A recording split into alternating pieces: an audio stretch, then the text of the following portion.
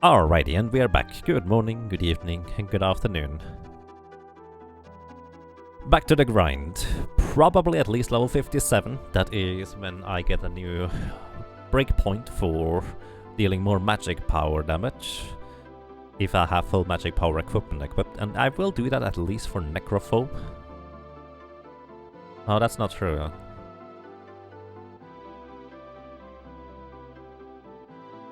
Necrophobia is actually the boss I want to use the diamond plate on, but I'm gonna lose Autumn 5 magic power, which is arguably worse than...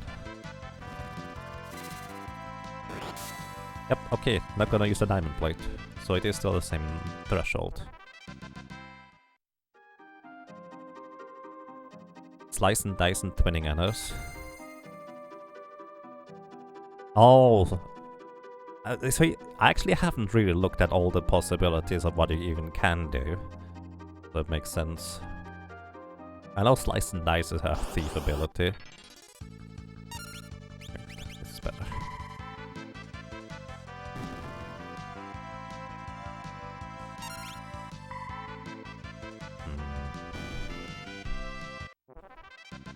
Either way, I'm still unlocking and actually trying to understand the Witch Hunter class for Heroes of Hammerwatch.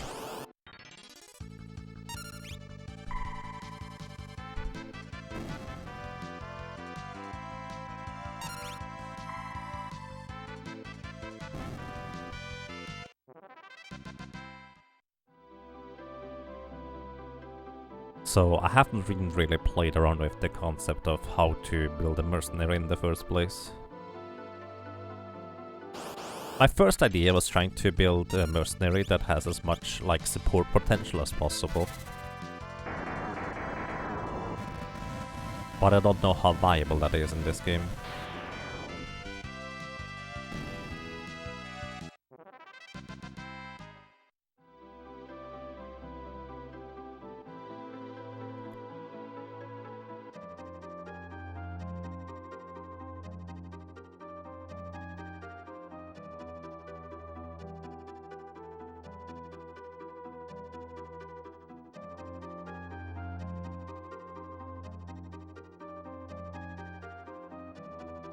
Usually went with sidestep, slice and dice, twinning arrows as passive, change it for the run. Can you have as many passives or actives as you want, or do you specifically need to have like 3 actives and however many passives?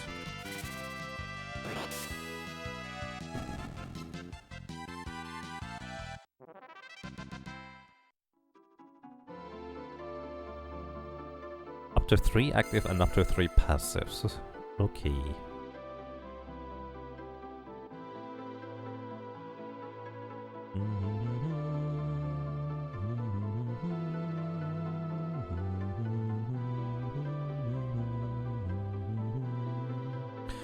Now I'm trying to think of something where I could use the charge of the paladin to some good extent somehow.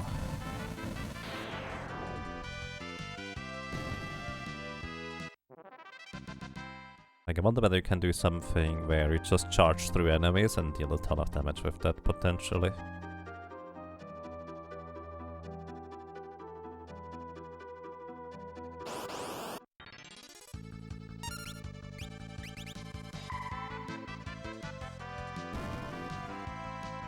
They nerfed that.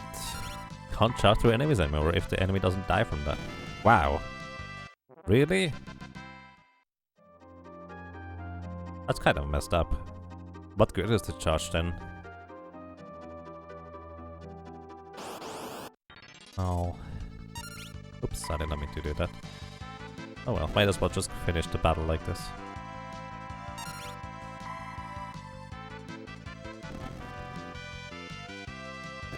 I don't know. I prefer a different kind of philosophy in terms of game balance. I like to just throw more and more crazy stuff at that rather than nerfing certain other things most of the time, unless it ends up being problematic. Kind of like how they used to do it in Ragnarok Online. Oh, this class is really good? Well, let me throw in some other crazy stuff for the other classes too, just so it stacks even more with other crazy things. That was the most fun I had.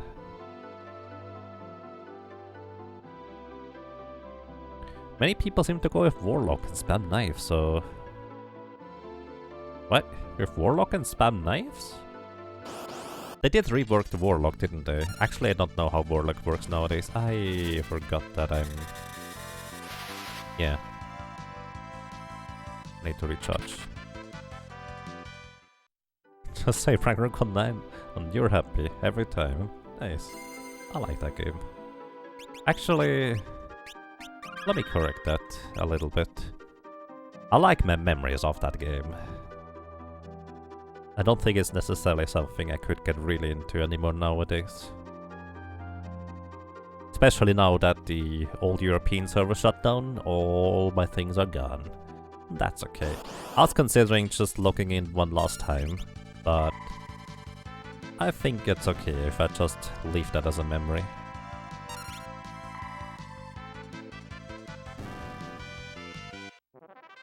Warlock Mercenary can take any class active you want, like Knights from the Thief, and that seems to be good damage.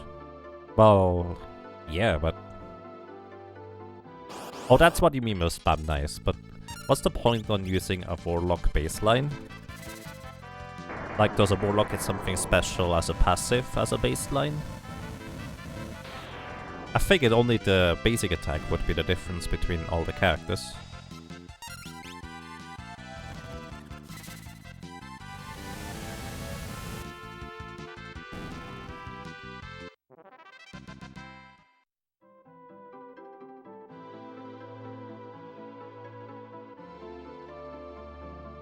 You loved how the merchant class worked in Ragnarok Online. It was cool seeing a market mostly dictated by the players in the game.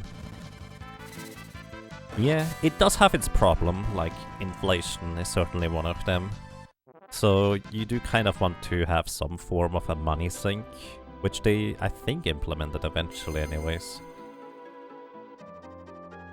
But it was interesting. That was before auction houses were a thing.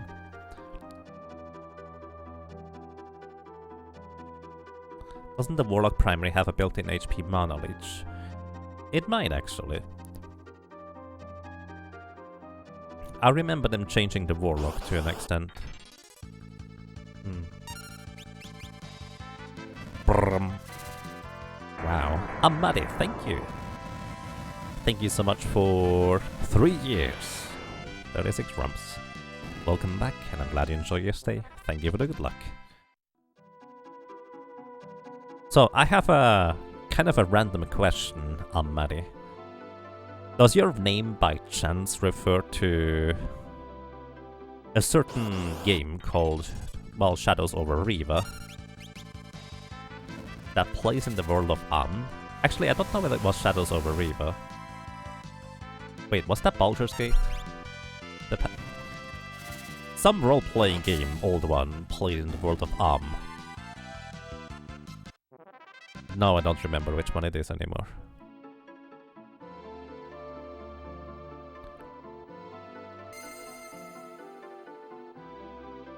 It was Baldur's Gate, precisely Baldur's Gate 2, I think. Nice.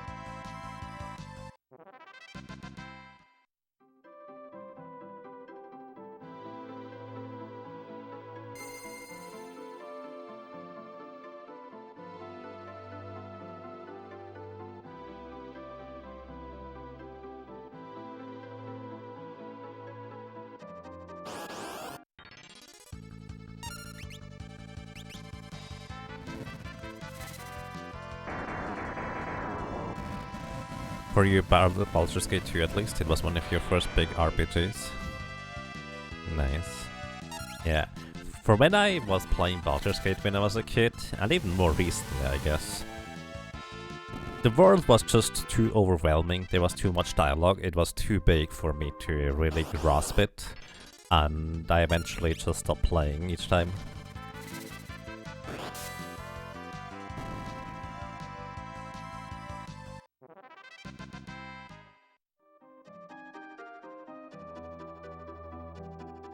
And the guards of Atkathla always had the sentence, "For the glory of Am," or something like that. Nice. Alrighty.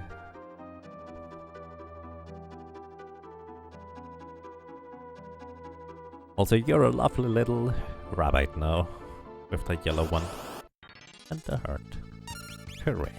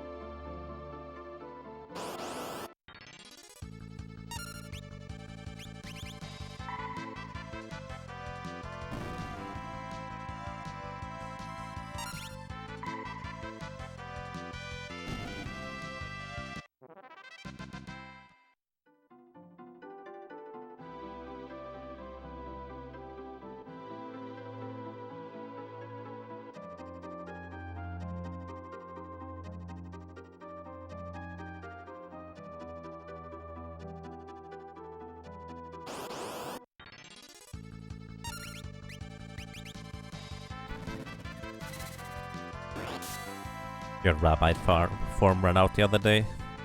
Oh well. It might come back someday. That's okay. Your non-rabbit form is still nice. I serve the flaming fists. I just don't know any of the sound bits in English anyways. Well, not anymore.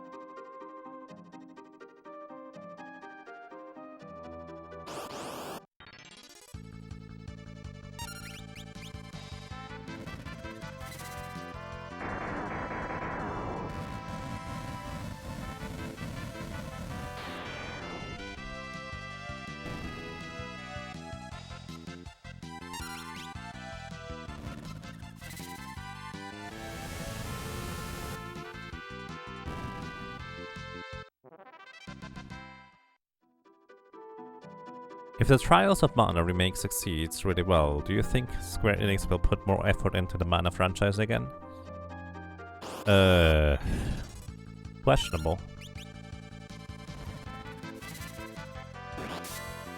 Generally speaking, I would like to see them, like, just generally put in more effort into their game to release them when they are done, rather than trying to hold an unreasonable deadline for their developers. That's just kind of my first impression after the Seeker of Mana remake. For Mana in general, the thing is, I haven't really played that many Mana games. That reminds me, I should actually continue the one on the DS. So recently, I received actually the DS mana game. So I should play that one a little bit more. It had an interesting concept anyways. What I personally would like to see is a virtual console release of Sword of Mana. That would be nice. That would be easier to play than having to find an English cartridge of it. It might be called Children of Mana, I don't actually know. I would need to check.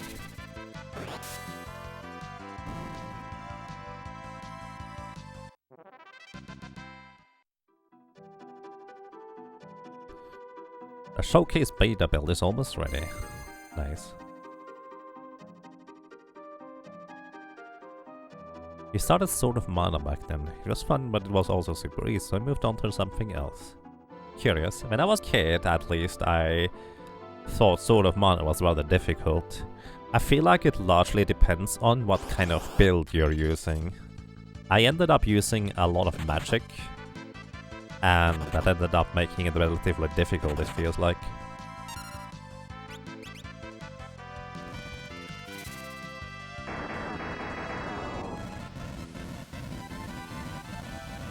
Spell Orb Logic.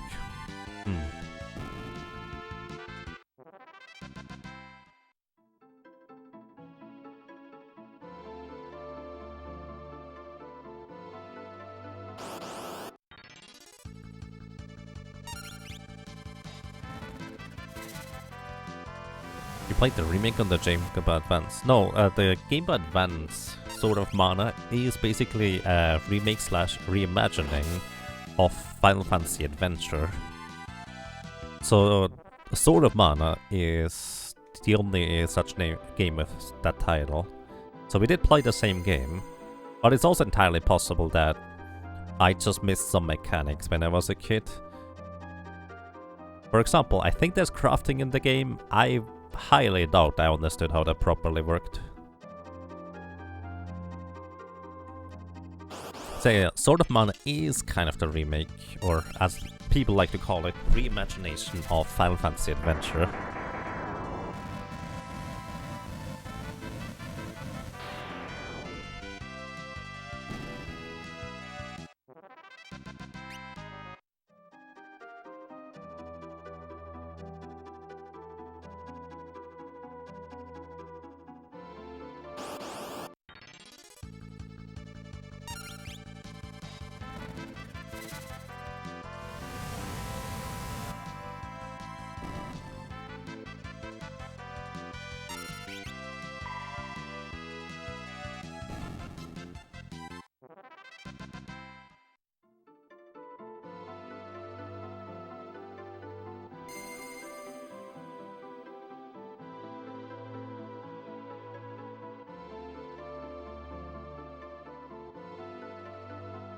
Hello, welcome to you, Kuro. How are you doing today?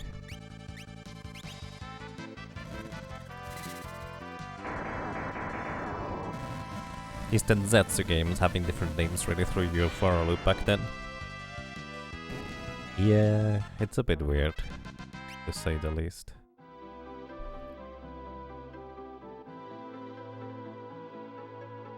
By the way, Crow, have you played any Secret Mana glitchless runs lately?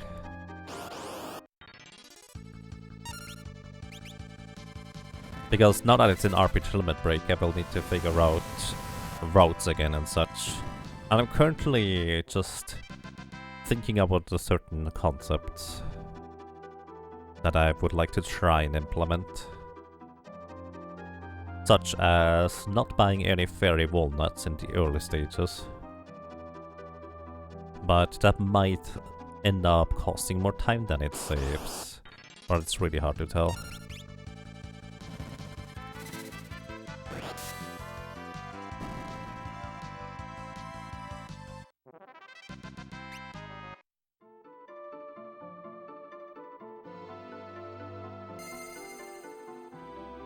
And yes, that's exactly the point.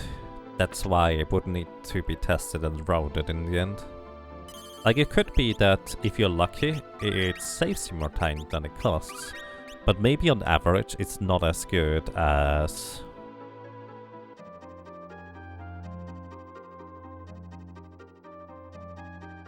just going for the good old magic strategy. Because the thing is, it's not just that it might cost more time in battles, but also maybe we don't get to level the magic as high because we don't use it as much.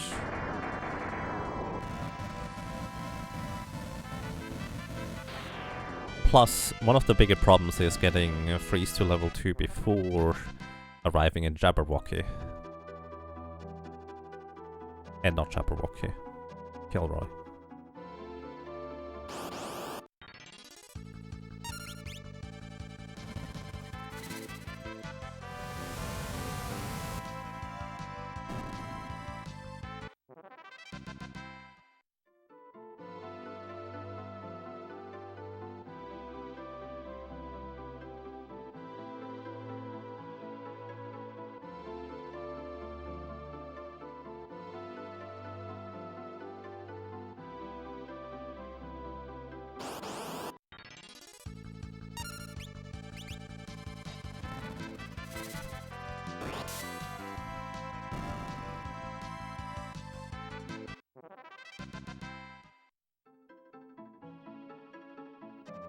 Wonder whether Break or Doom has a higher chance to hit. Let's see real quick.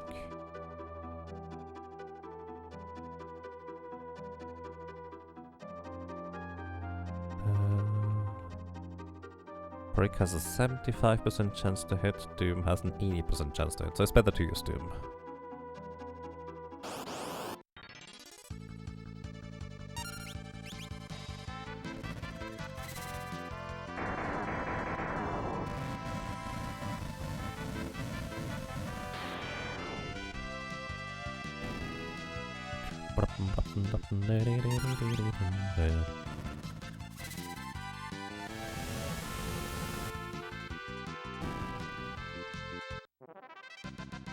Just kind of trying to think ahead on what I want to do against the next set of bosses. Actually, I might as well show you everybody, since we are just running in circles anyways. So let's see whether I can appropriately display this in my layout. Oh, it's probably going to be awkward again, but we'll see. Just need to remember to recharge the lamp. Yeah, let me check real quick. Yeah, this should be fine. Alrighty. Not that fine. I want to have it a bit wider then. This is fine. Not great, but we can work with it. Alright, so... for our red mage, the next bosses coming up are going to be...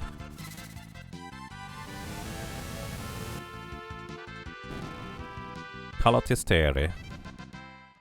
So for Calatisteri, I can take advantage of her being susceptible to ult, which is probably what I will be using, just to slow her down.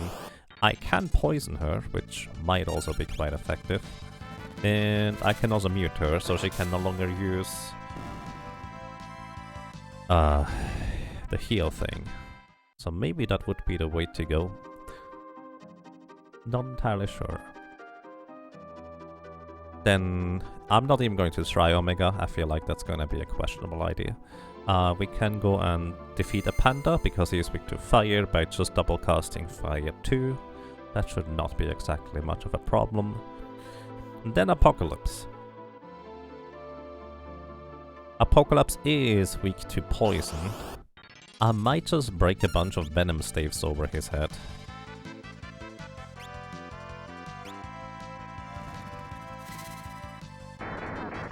Which I expect to deal about 3000 damage each. But then again, I might as well just use the chicken knife instead. What I will want to do for Apocalypse is actually, this is going to be the first time I really want to use Shell. Because a lot of his abilities that are basically an instant kill have a high chance of well, killing me, but are a chance to hit. And Shell would cut that chance to hit in half. So I will want to open up the battle with Shell, switch over to Chicken Knife, and then just start attacking, I think. It's probably going to be the easiest way. Also likely, let's see, what status effects can he do? Mind Blast is paralyzation, but we have the well, running shoes are equipped anyway, so it doesn't matter. Dark Shock would be really bad, because actually we can just use the Wonder Rod to reset, so it's whatever. Condemn, also we can just run the Rod. We definitely want the Bone Mail, because Roulette could otherwise kill us. We do not want to have a level multiple of 2, because level 2 old. Level 5 Doom. Actually, a level multiple of 5 would be fine for that, because he would just heal us instead. Level 4 Quarter, same deal with as of level 2 old. We really don't want to have him use the Mighty Guard. Tiny Song, well, we just reverse it. Flash, we just undo it. And this is the dangerous move here. His Revenge attack will deal damage equivalent to however much HP he has damage taken. So this actually means that the chance to hit with the shell is really important there. Arrow 2 doesn't matter. Emission, I guess we're gonna be weak to fire thanks to the Bone Mail, but it's kind of secondary. Missile, unpleasant, but only chance to hit. 75% damage of our current health.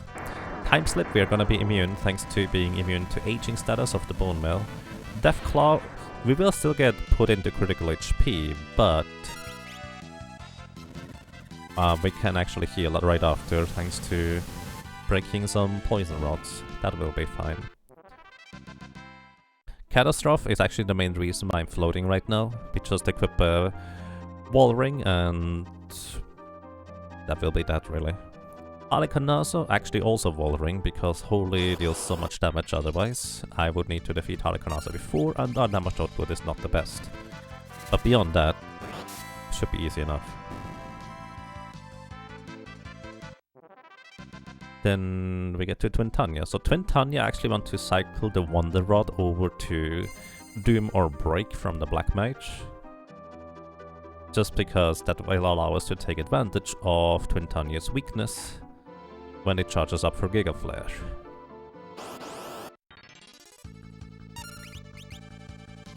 So that's gonna be easy enough.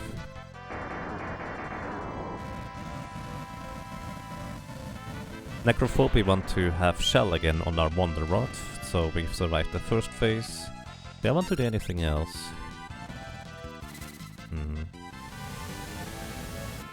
I may want to use the Magic Lamp for... Oh. I may want to use the Magic Lamp for Golem against Necrophobe, but then I have to walk all the way back outside to recharge it, which is going to take like 20 minutes. But at least it would make the battle a lot more consistent. I will probably try it once or twice without, and then if that doesn't work, we are just gonna use the Magic Lamp. And that's kind of mostly it. Fun fact, we do have access to Berserk if I were to grind out, or if I had grinded out a weapon to do so in Extras Castle, but I didn't. And that's kind of it.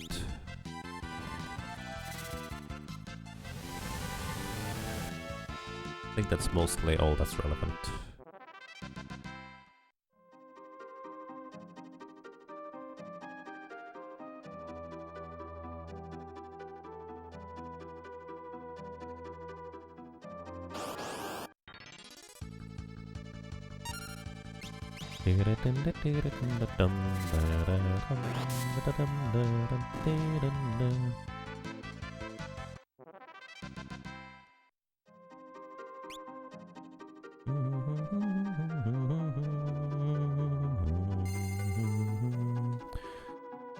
Level 55. Or 57.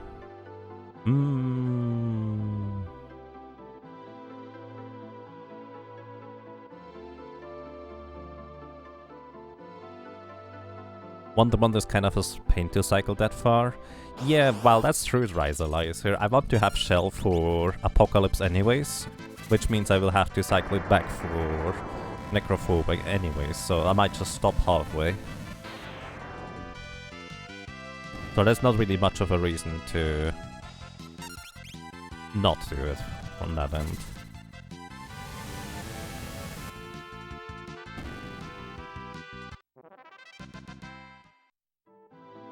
How far away is Image on the Wonder Wand from... Actually, can I... hang on. I can equip the Mirage Vest. That's probably going to be my strategy against Necrophobe then, I suppose. I was just thinking, maybe I want to cast Image against Necrophobe. That would make sense, but I could also just use that. Let's see, where is Shell? Confuse Blink, Shell. Oh! Haha! Blink is actually just before Shell. That would be awkward if I want to do that. I think I'm just gonna run with the Mirage Vest. So that will be fine. And I think we're going to go with level 55. Level 55 is likely going to be what I will be working with. Oops, I forgot to reset.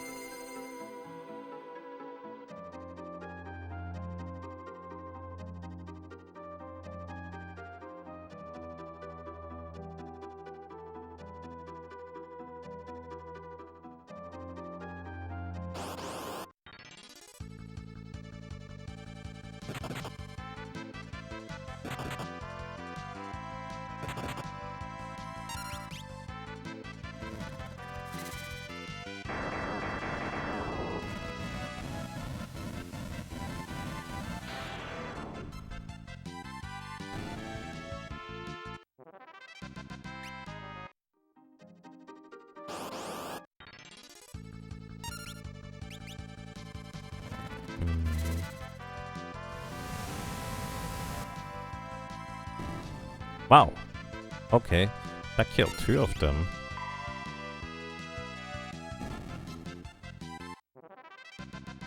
I'm mildly surprised that these things now die to a tidal wave too. It's just these guys that don't like dying to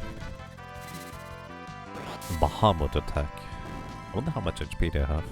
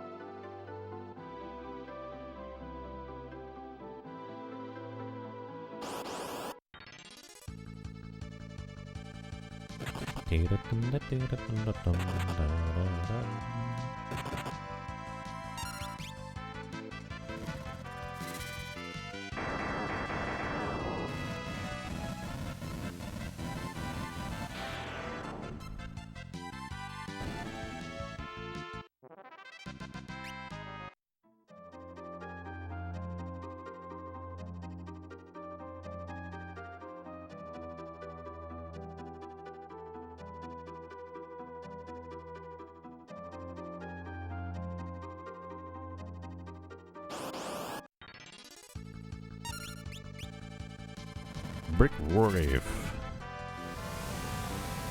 Bonk.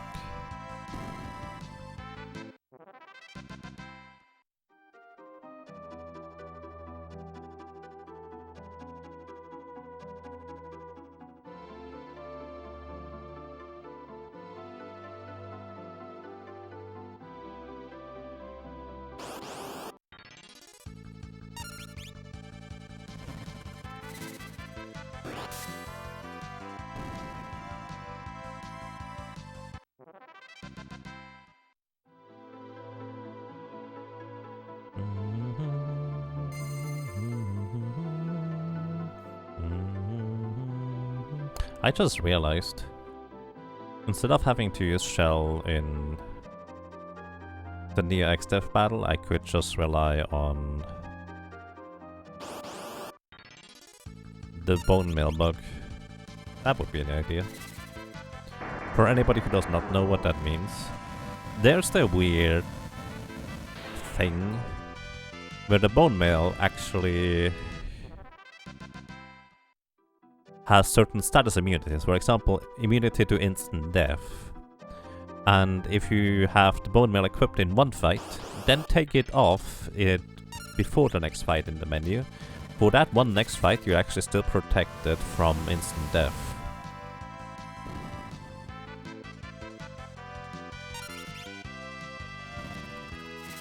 Rabbite was hungry. That's the only reason why you want Quad Light.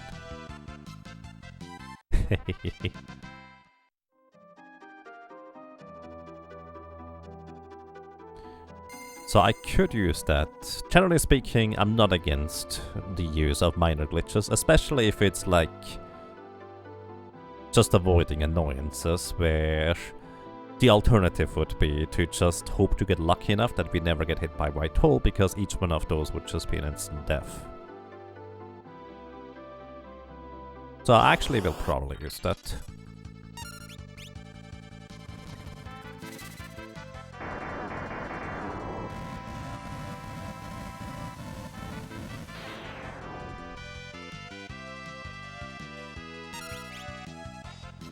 Big Reef.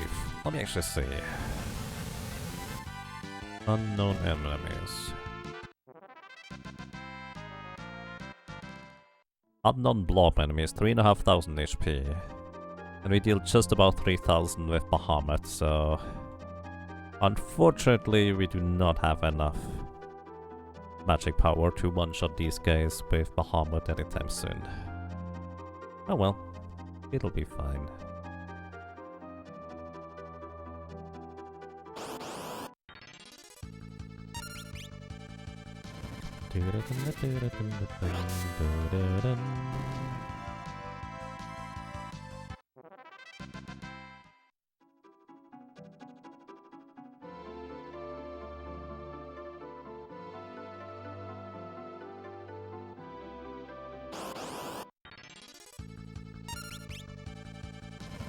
Oops.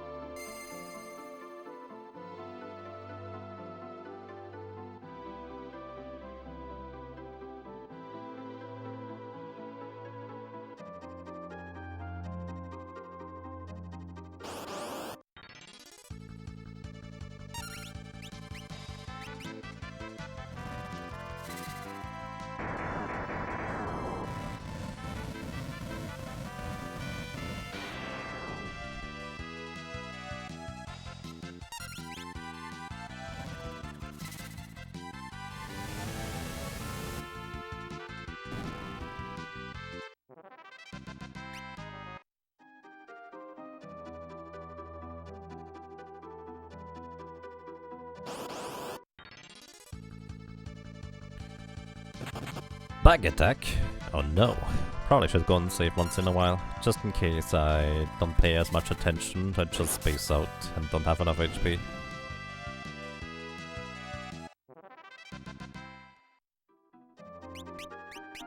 Level 51. Okay. Space!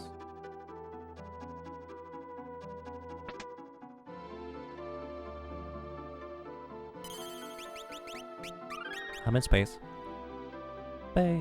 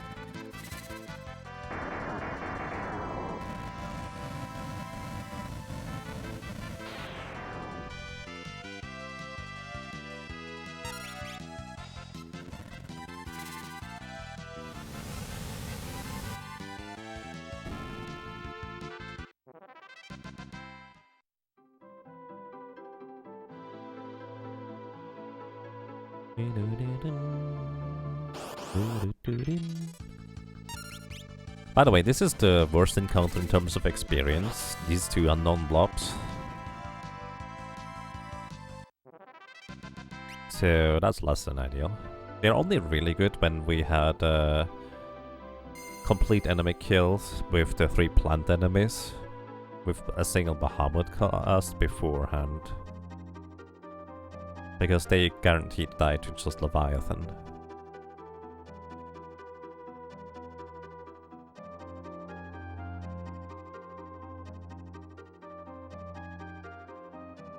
Oops.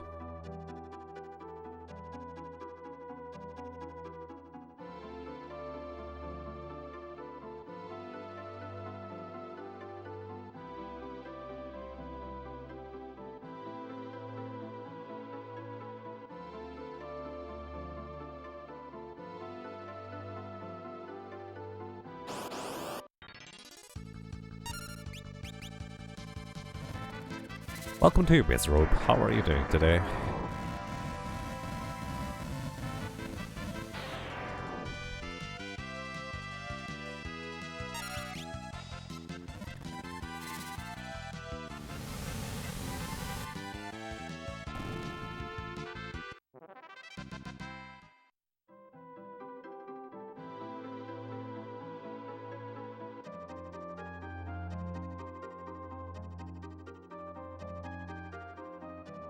Doing alright, that's nice.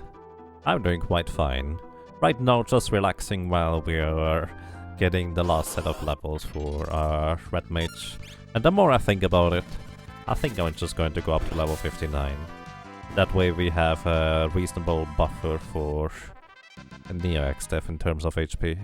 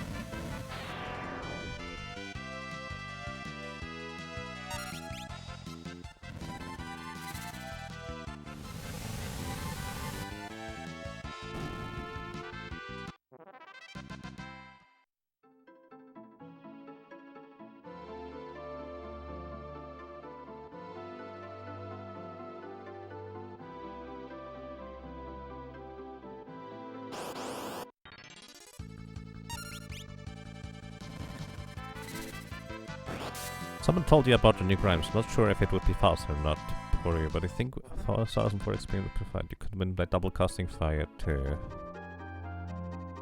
Oh, where would that be?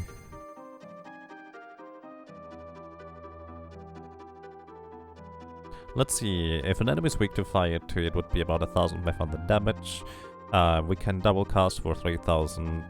Actually, we could go to the fire flames in the void, I suppose, the trees in the void. They are pretty good experience.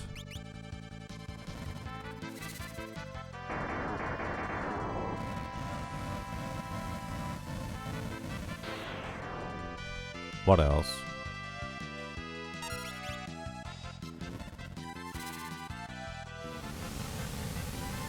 Oh, that's right. That's what Magus told me about. I forgot about these things already. Always the same encounter. Yeah, I remember now. Alpha Charcoal. Let's try that. Sure, why not? Change it up a little. Yeah, I do remember that now. Which character was it that we used that with? I forget. I think it was the ninja, where we ended up just grinding the last set of levels by throwing fire scrolls there. I'll probably use... I'll just go and re-get... Actually, I don't know what is in here. I'll probably just go and re-get... floats, so I'm just gonna use a ton of captains instead. Hey, bye. Yeah, I've used it for the ninja in order to grind out the stuff. Actually, it was not just slugs. It was slugs which are weak to fire and spiders which are weak to ice, if I'm not mistaken. South of Jackal. South? Really? Isn't it north? Like where the werewolves are, or am I thinking of a different place? You haven't tried it yourself. I see. Fair enough. Actually, sage stuff is fine. We can just wipe up some enemies if we feel like it.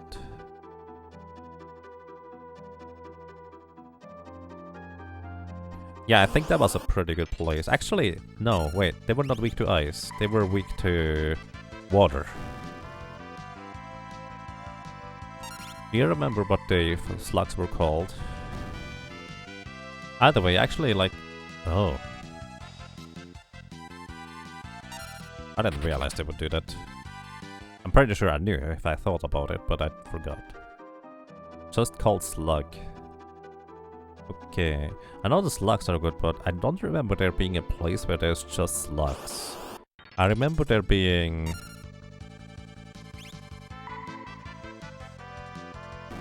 a place where there is just...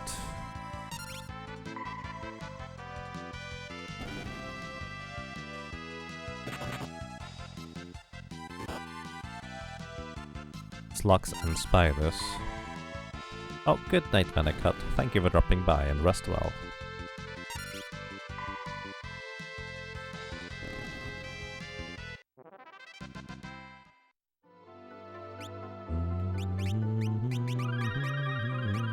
Yeah, we don't have access to water-based damage outside of Leviathan summon from the magic lump.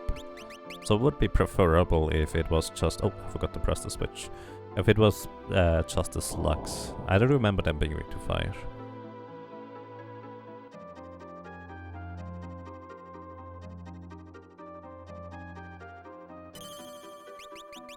$52. Yeah, just kind of to have a bit of change of pace. This is basically, down here, the place that literally any solo character can grind for reasonably easily. So it's a bit of a shame that we are bound to it as a red mage. If we have other abilities as well. Welcome to you, Brimas. Thank you for the good luck and good morning. I hope you have a good day so far, or, well, had a good night.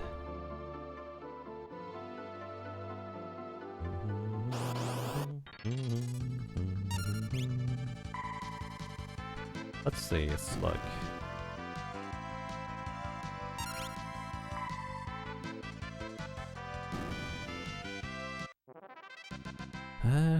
There is a bunch of slug encounters, but nothing where it's just slugs, from what I can tell, in the enemy sets. Honestly, I might just go to the void. I like the idea over there.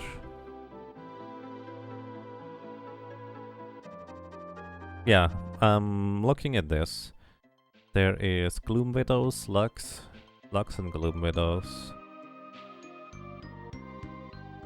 But nowhere where there's just slugs, for that matter. Well, thank you, Primus. That's okay, we're going to the void. Thinking about it, the trees should actually die reasonably quickly, just to 4 separate casts of fire too. Which we can cast in 2 turns. Alright, I'm going to... Let's see, let me think.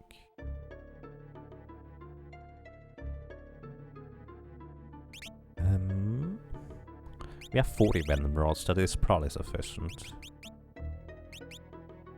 Don't really want to sell anything. Actually, the Flame Ring. Fine. Okay, then we buy some elixirs, because I will need them, I think. Stock up on the rest of potions. Yeah, I see an encounter in the table as well that is all slugs, but there's no encounter region that is guaranteed to be all slugs all the time, is what I'm saying.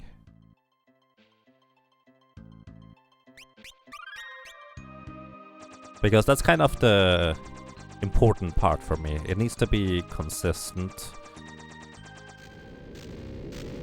So I don't have to run away from half the encounters. Spell Orb logic is working. Nice. Do you have some screenshots to show you progress, if I may ask?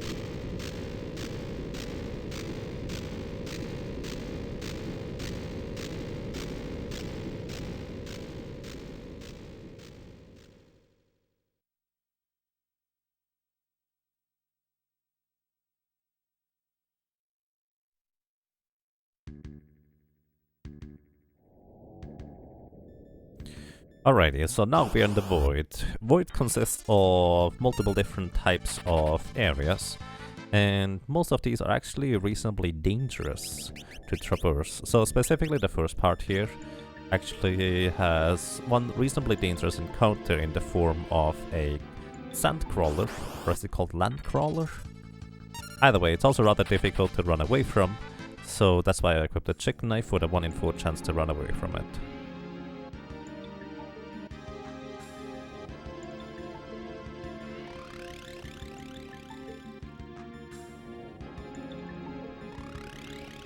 All the time. It was great for the ninja actually, because the slugs were weak to fire and the gloom widows are weak to water.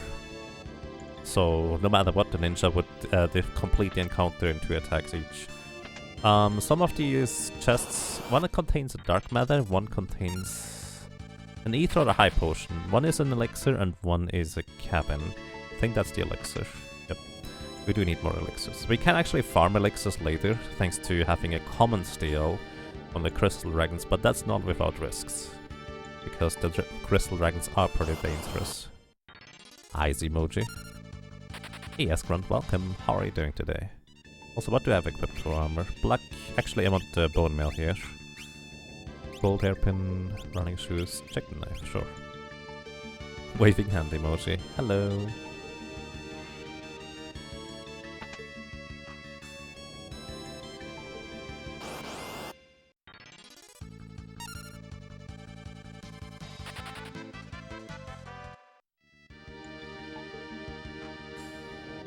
The enemies in here are not too dangerous if you can equip a bone mail. Some of them can use instant death moves, but the bone mail protects you from these, so that's nice. And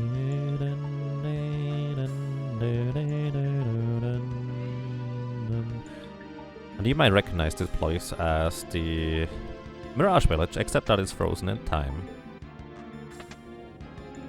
And just outside of here, we actually can go into the forest void that I'm looking for my experience gain.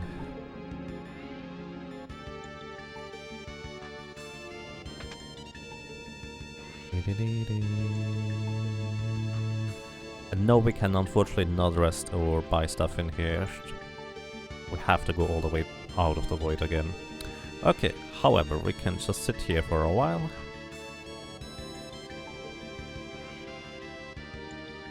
And see how this works out. I think I wanna be in the front row in case I get a back attack. Actually, I don't know whether I can wipe out all enemies in 1 turn or 2. Screenshots for now are fine, Minblock. I don't get to play it for a while, so these are exactly what I'm looking for. Okay, so what I want to do is equip the Wizard Rod to deal more damage with elemental spells. They are weak to fire, so I'm actually using fire too. Twice. Ooh. Oh, I didn't think that one through, did I? Okay, so they are weak to fire. The catch is, I deal single target 1500 damage to them. Not multi-target. So they are not gonna die in 1 turn. I forgot about that part. Okay, we're gonna get back out of here.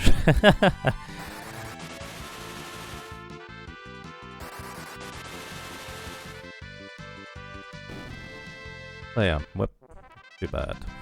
4,500 experience for a lot of spell costs. It also costs MP, which means I would need to replenish my MP, which is relatively easy. Thanks to there being an MP pot over here, just on the way. It would remove my float status, but I can just go and get it later again. But... yeah, even the slugs would take 2 turns, it looks like. Yeah, for some reason I completely blanked on the fact that I don't just need 2 turns because I deal 1500 damage to a single target, not multiple ones.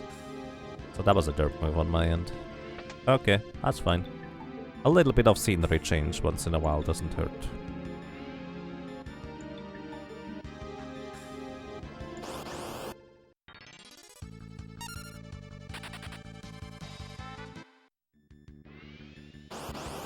At least you kill them before they take a turn. So yes, that's the thing. I got a preemptive strike on the enemies earlier, which is why I killed them before they got a turn.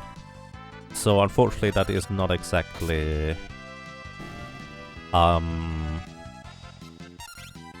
what's the word? That's not how it's going to usually go, is what I'm getting at.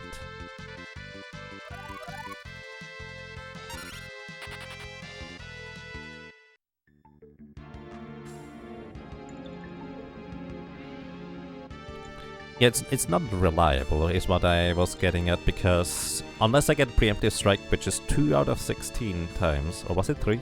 I think it's 2 out of 16. I'm not gonna be able to defeat them before they start attacking me, and they hit like a truck over there, these mushroom things.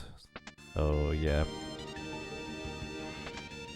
Like, we can defeat pretty much everything in here, if we fight it. Without too much trouble, we can put it to sleep, we can poison them, etc. It's just not terribly efficient in the long run.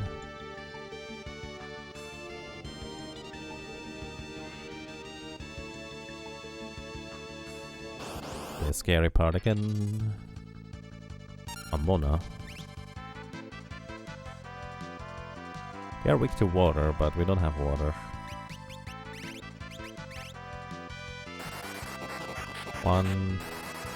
Only one asleep. That's okay. I know they are a pretty good experience, but because our magic damage is kind of lacking, it's not that amazing after all. You're a tracker channel. Alright, thank you.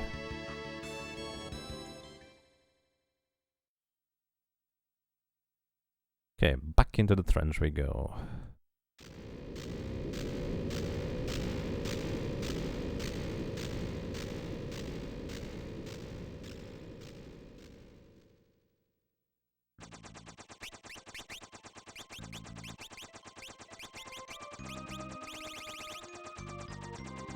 There's the safe stuff.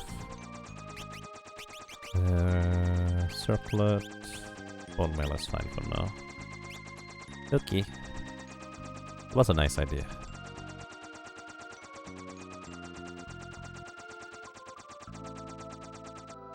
Oops, wrong way.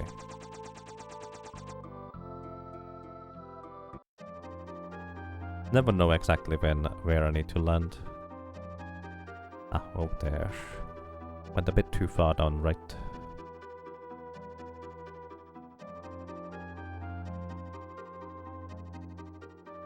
What encounters are in history? Let's see.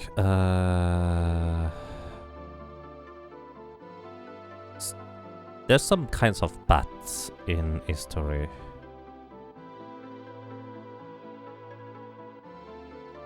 Now there's a bunch of stuff that is weak to lightning.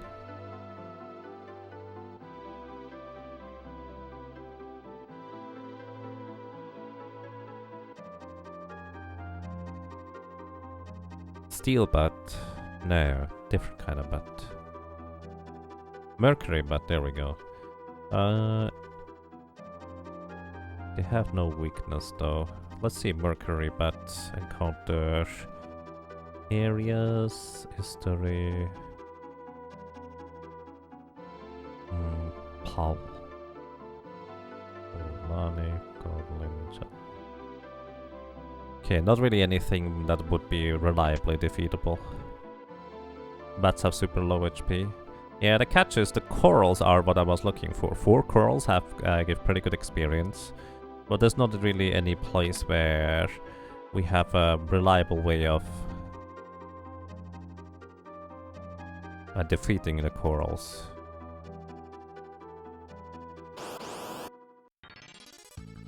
Yeah, it's not bad. That is definitely true. Just not as good as I would like it to be.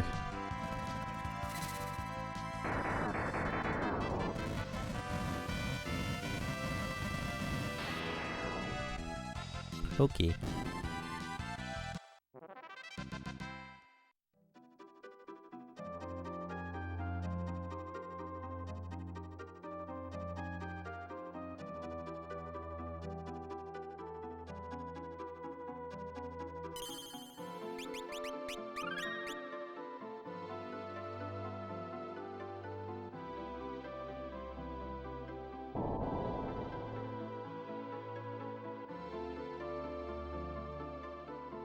Oh.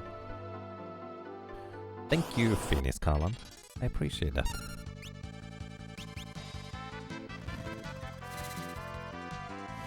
I hope you continue enjoying your stay.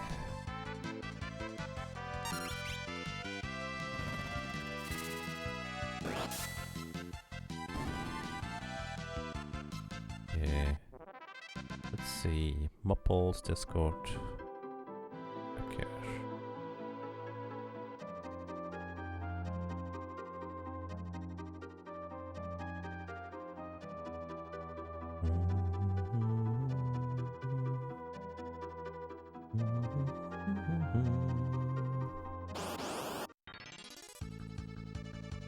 Actually, I can kill these guys with a preemptive strike.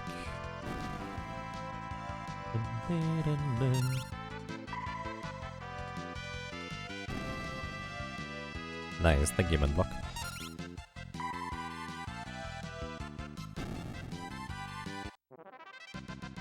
No, I think what Block is referring to is the drawing that he posted before that. It definitely has like a robot face. So I think that's kind of the first impression.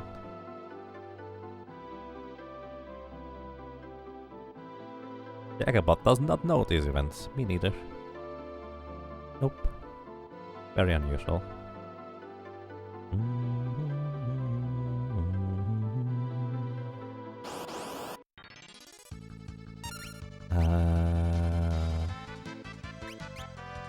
Sleep. Again. Oh, that actually works. All of them are asleep. Wait, how much damage do they take from fire? Wait, how much damage do you take from this? Does that even wake these things up? They have like 5000 HP. Not even worth that much experience.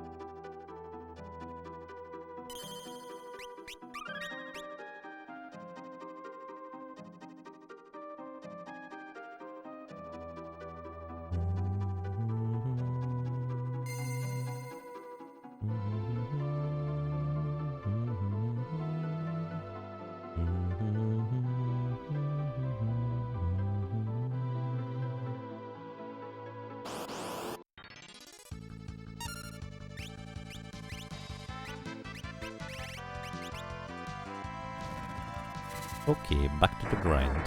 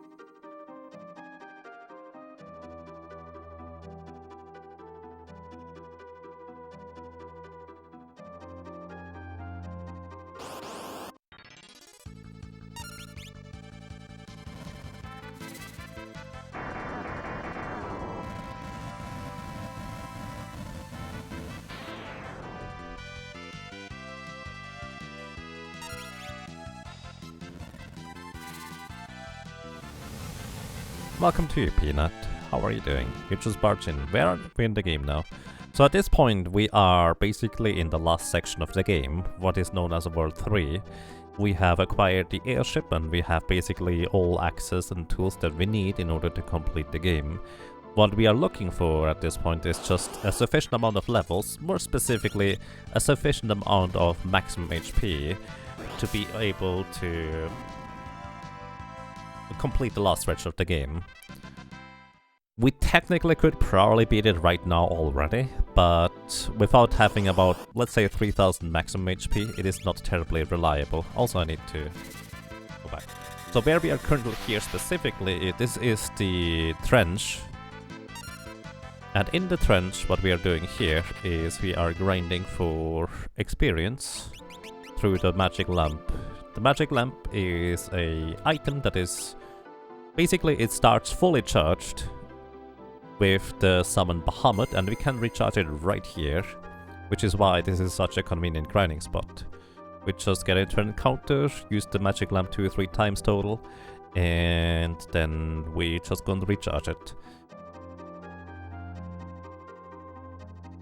The magic lamp starts basically from the strongest summon, then cycles all the way through the weakest one. Here we start with Bahamut, which actually should be enough to take out these plant enemies. Then we get Leviathan, which the blob enemies are weak to Leviathan's water damage, but the plants do not necessarily well, go down through that.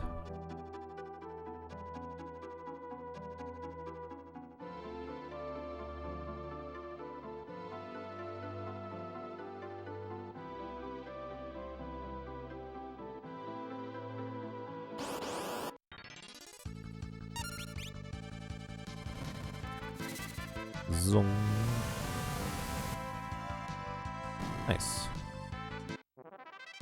And the third charge of the magic lamp is actually an instant death kill, or an instant kill on anything that is not considered to be heavy in the game's code. Heavy means an enemy, or even if you can become heavy as a character through certain abilities with the chemist, you are gonna be immune to certain instant death abilities that set your HP to 0.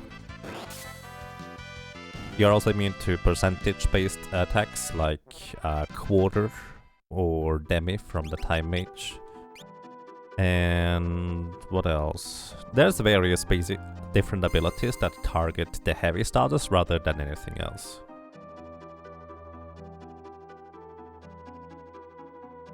That's the short version.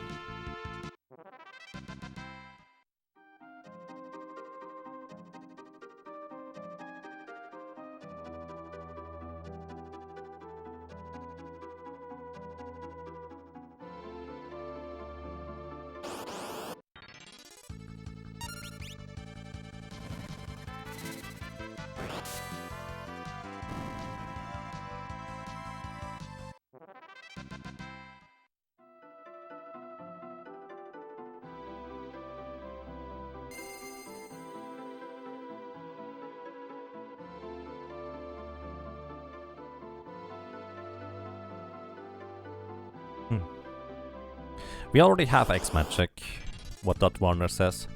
Imagine they might not have necessarily a sound. The level is currently like 54 or 55, something along these lines. But yeah, Red Magic, X-Magic is relevant, but we already have acquired that level of power at this point, so nothing to worry about it for now. Let's see, what level are we? 53, and we are about 11-12 encounters away from level 54. So still a ways to go, which means we're gonna probably spend about another half an hour here. My goal is level 59 for now.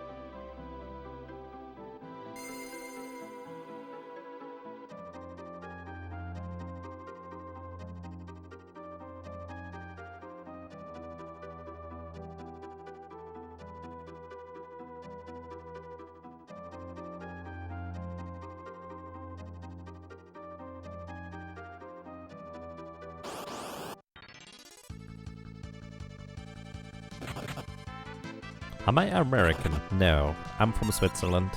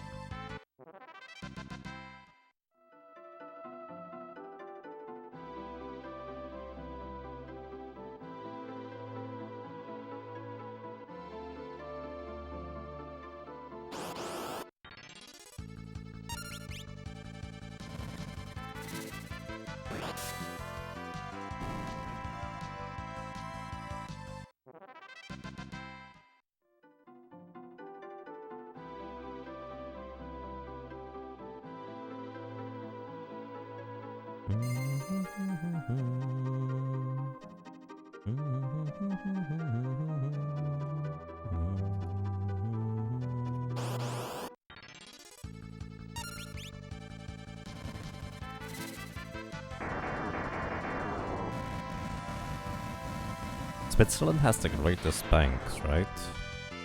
I dare to say the banks are not really anything different than in other countries. There is the concept of like the bank secret or something like that, but I have to admit I don't actually know really anything about that, because I never really had to care. Do Swiss people speak all the official languages fluently? No. I can tell you no. We do learn. So here's the thing, I grew up Swiss German, so I do speak German fluently, no problem, as you might expect. However, we do start learning French from 5th grade? Sure, let's go with 5th grade. And we start learning English in 7th grade. There's the option to learn Spanish as well as Italian in a lot of schools too, though. But only really French is mandatory. And nobody really knows Romansh for that. Switzerland has the best Sagamore. Thank you. Probably also the only one. Well, in Switzerland anyways. No, I don't know Romansh at all. I mean, I have to admit, I don't think I've ever really even heard it. It's not traditionally a language that gets spoken much at all. Like, it's somewhere, I think, a small part of northwestern Switzerland or something like that. But even that might be wrong. I just know so little about it.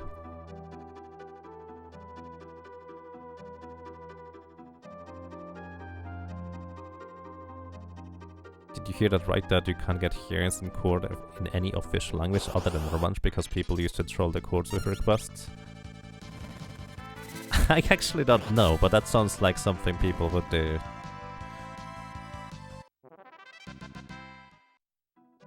Never heard of that one. Switzerland has the best chocolate and watches. Funnily enough, I actually like the chocolate in Japan better. But then again, I like the simplicity of chocolate. Like, there's a lot of really fancy type of chocolate around here, really. But I just like the simple stuff that just tastes good. I don't care about looks or even the more, let's say, chocolatey stuff. But that's just me. Personal preference.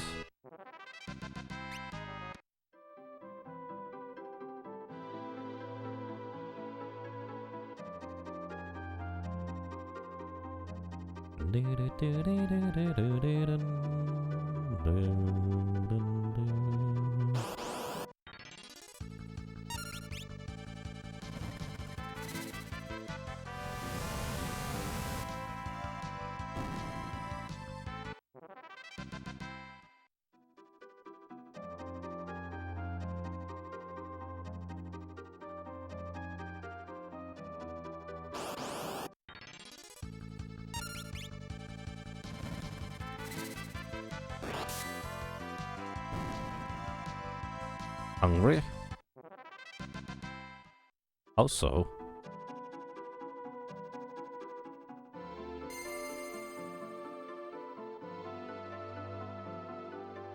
But I hope you have some good food.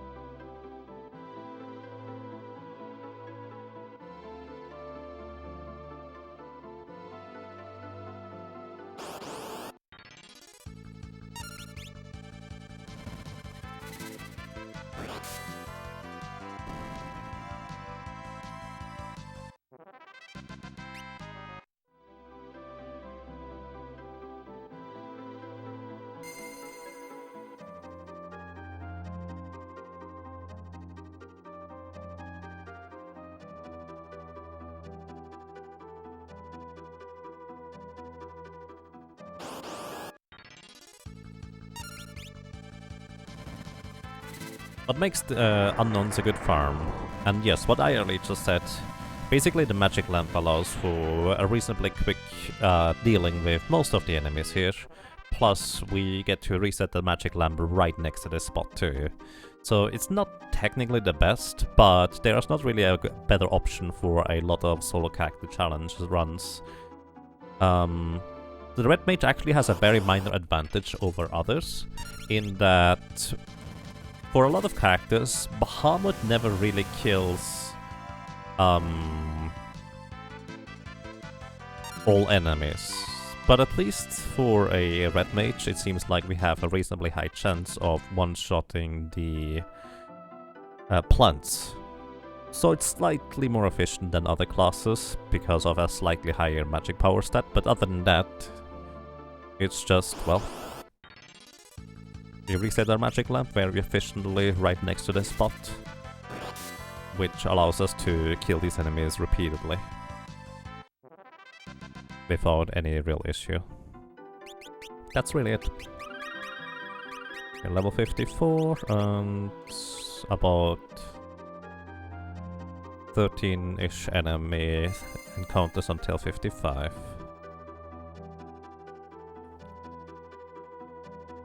What is the counter for the lamp before it breaks or stops? So the way the lamp works is basically it has a certain amount of charges. It always starts with Bahamut, Mega Flare, and then goes to the weaker summons, which the next one in line would be Leviathan, then you have Odin, then you have Sildra, and basically it goes from the strongest summons to the weakest ones.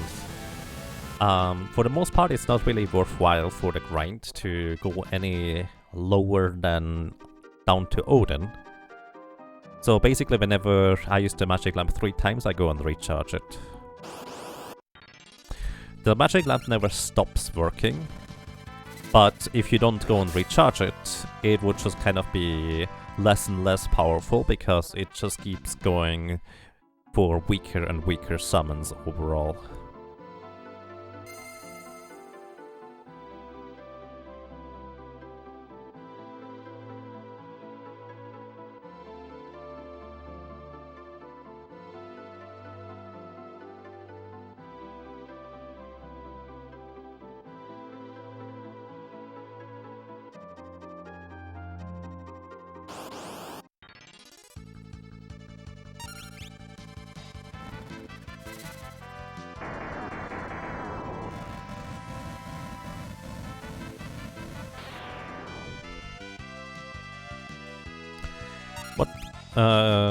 What if you go to end? Does it reset?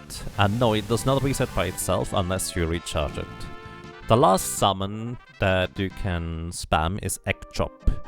Basically, normally the weakest summon that you can possibly have is called Chocobo. That is the very first summon you ever get as a summoner. And if you use that one, I think 20 times, it gets actually an even weaker summon that you cannot normally have even, and that is called the Egg Chop. I don't really know what it does, to be honest. Yes, Chocobo is the weakest summon. And then, technically, the magic lamp actually goes one step further after you use Chocobo 20 times. It's a bit strange. I've never actually seen it. Never tried. Take care, Menblock. Thank you for dropping by, and have a good day.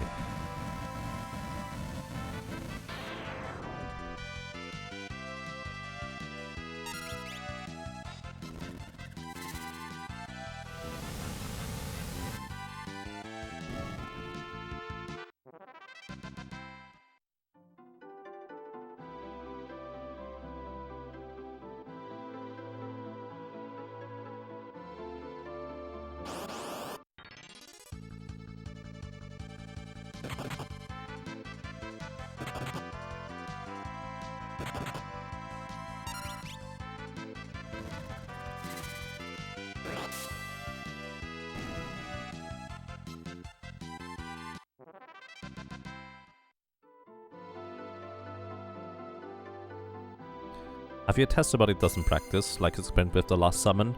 No, I have not, actually. Let's see what the thing says about it.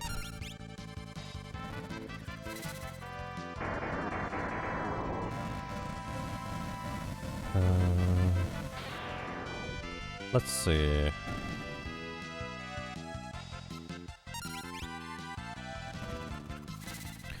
Using the magic lamp in battle casts a summon spell starting with Bahamut. Each subsequent use causes the lamp to use the next less powerful summon. For example, Leviathan, Phoenix, Odin, etc. Once it reaches Chocobo, it will continue to summon Chocobo on subsequent uses.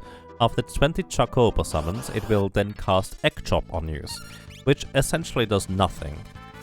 Thanks to NetDay for confirming the number of Chocobos. So basically, Egg Chop literally doesn't do anything. So it doesn't even deal damage. That's kind of silly.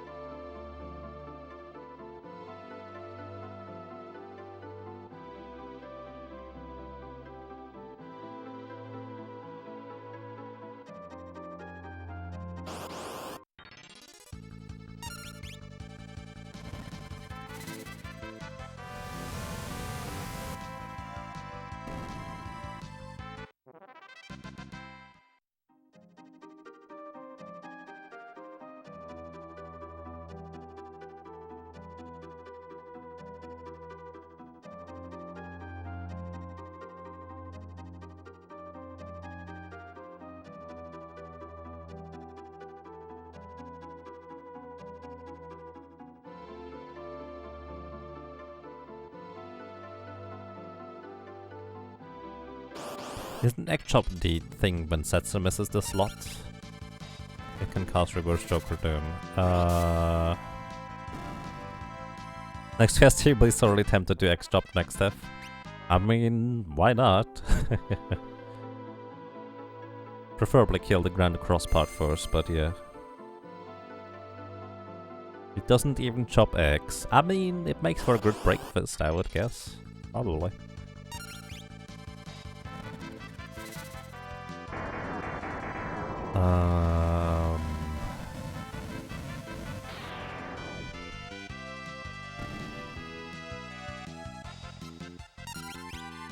Mugu. So the English Final Fantasy 6 when Setsu misses is called, well, it says Mugu, and I think it's the Mysidian rabbit. Kind of like if you use animals in Final Fantasy 5.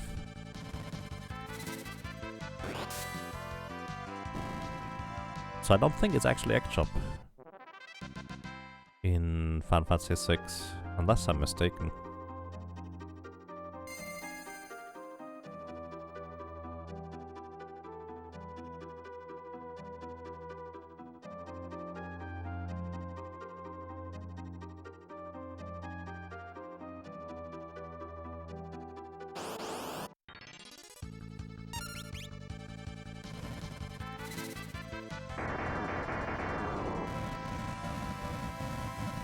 Original was Lagomorph, it translated as Mysidian Rabbit. Oh, it's retranslated? The reason why I say Mysidian Rabbit is because that's the fan translation's name for that animals move in Final Fantasy 5. Right, it is called Lagomorph.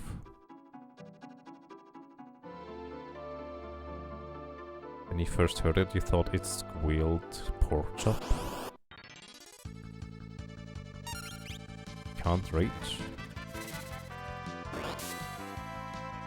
Right.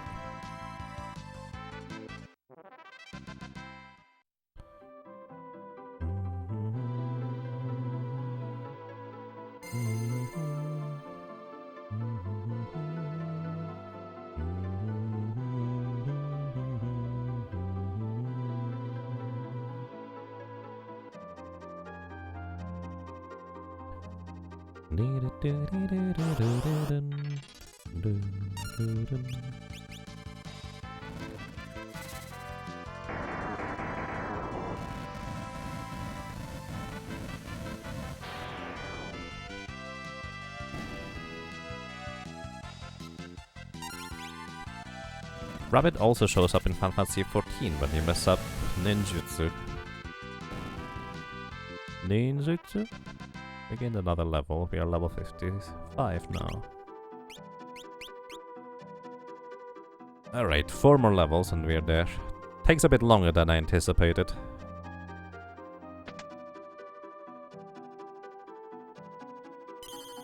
I wonder whether it makes a difference if I go for something that gives me magic power. Healing stuff gives 2 magic power. I'm actually kind of curious about the keys of... I think there is a rod in...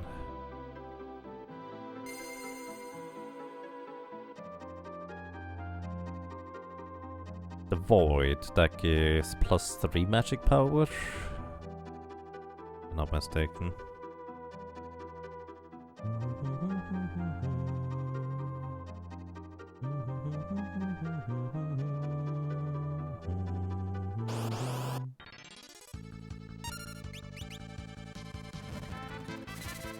The idea is that maybe Mega Flare deals just enough damage to one-shot this unknown.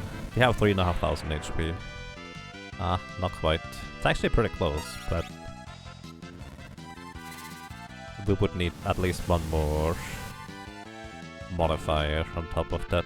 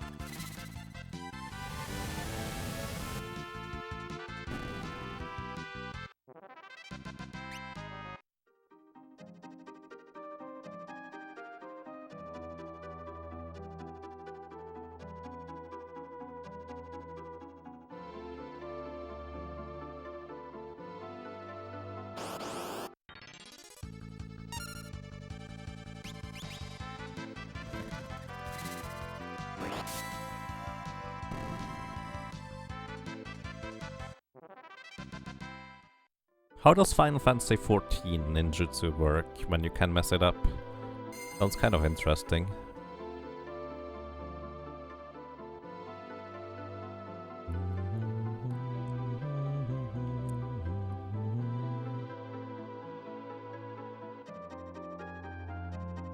Rabbit is grilling pork chops.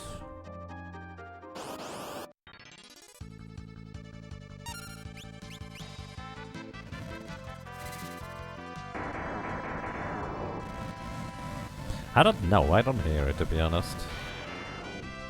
But fair.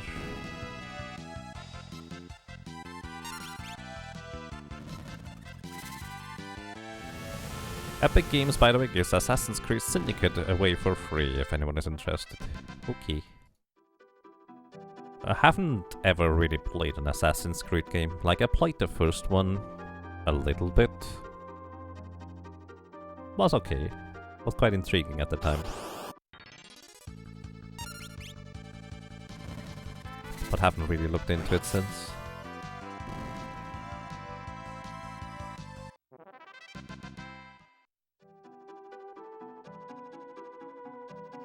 Oops. What am I doing?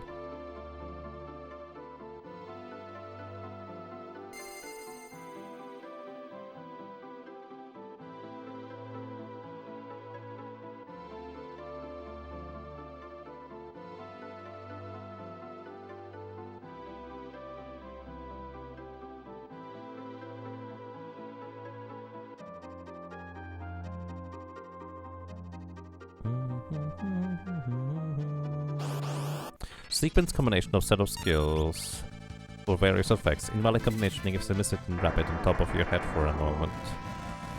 In 14, ninjas input a series of commands or mudras to use ninja spells. That's nice. Sounds interesting.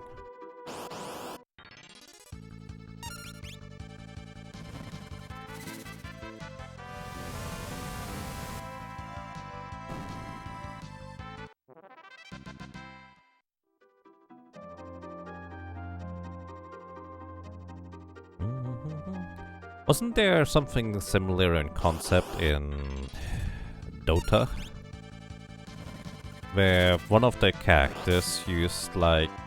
Since you only had 4 or 5 abilities in Dota, one character actually could have many different types of effects if they just used the abilities in different order and such.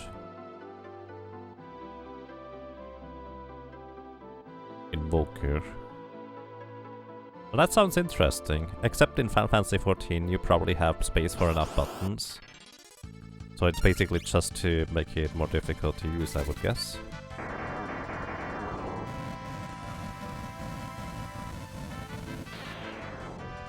I mean, Carl, I have no idea who Carl might be.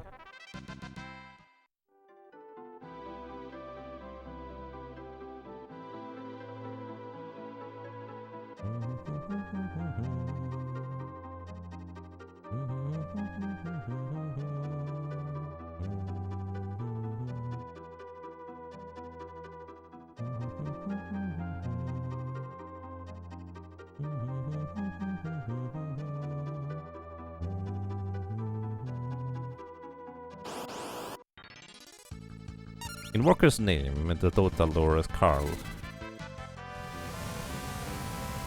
Okay. Good old Carl.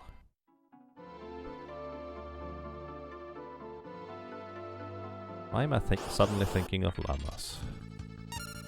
I don't even like that part. The internet has corrupted me.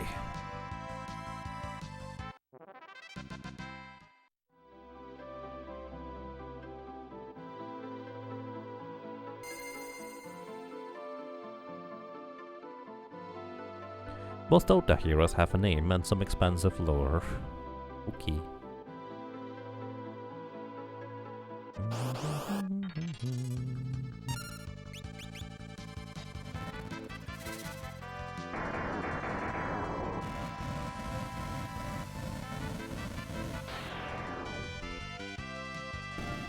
Oh!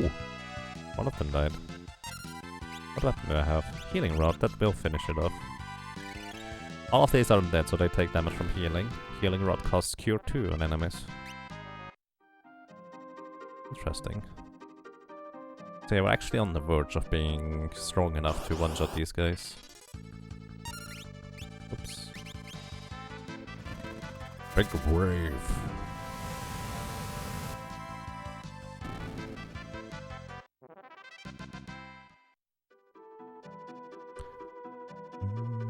Using up the lamp here? Yes, you can always recharge it in this specific spot, which is why using the lamp is a viable strat for all but the Berserker in terms of grinding here efficiently. Only Berserker can't grind efficiently here, because, well, you probably are level 92 when you arrive here at the earliest.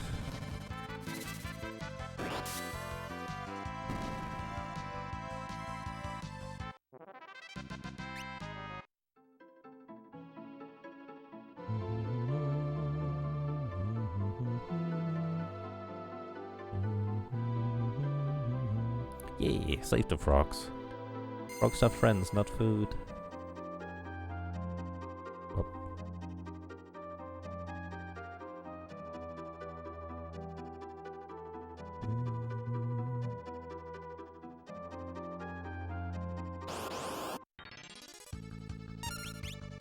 Bonk.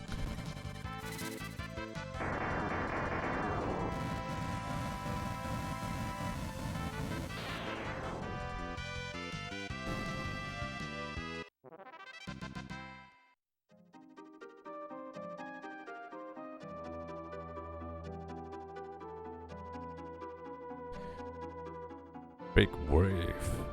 I think Big Wave should actually be able to defeat all enemies at this point. In this section here anyways.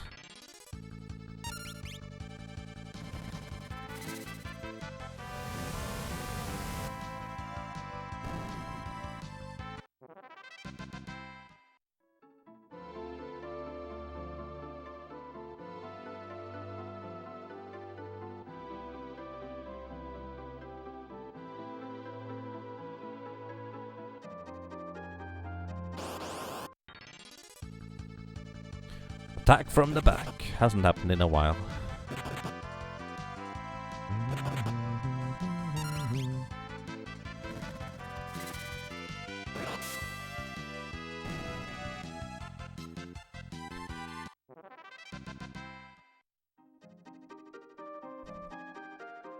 Wait, I just heard the... I'm just entering battles holding down the A button and space out. But I definitely heard the Odin sound effect just now. What's my level now? 55, almost 56. So that means 3 more levels after we level up is the current goal.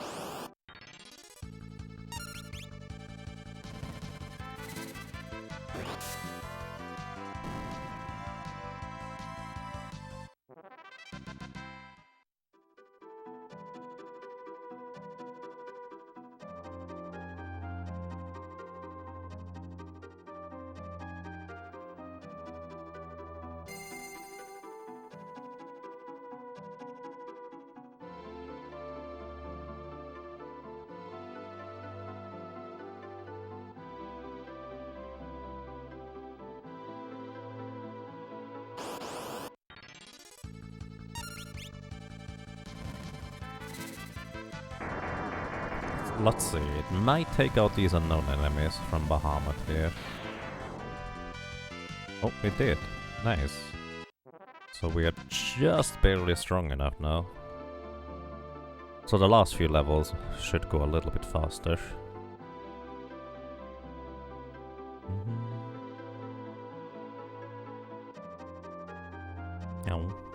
Still on cooldown, let me help you.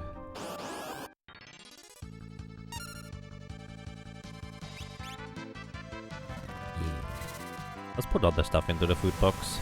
That way the rabbit can find other things that are not frogs, in case there's accidentally frogs still in there. Oh, well.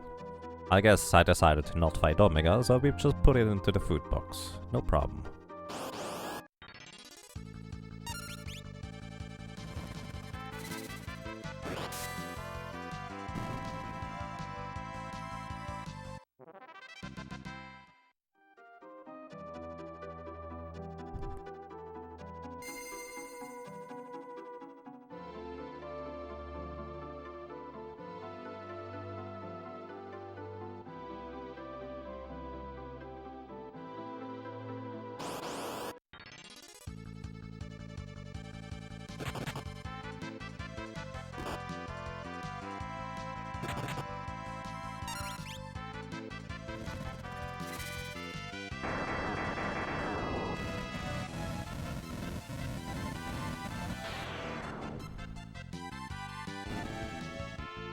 Oh, not quite enough damage. That's okay. I suppose I could cast a spell instead. Nah, I'm too lazy. Just hold down the A button. That's all we need to do.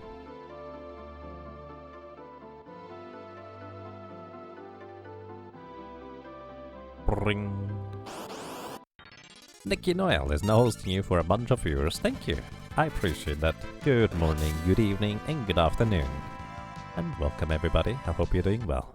We're currently playing Final Fantasy V Solo Character Challenge with just a little red mage.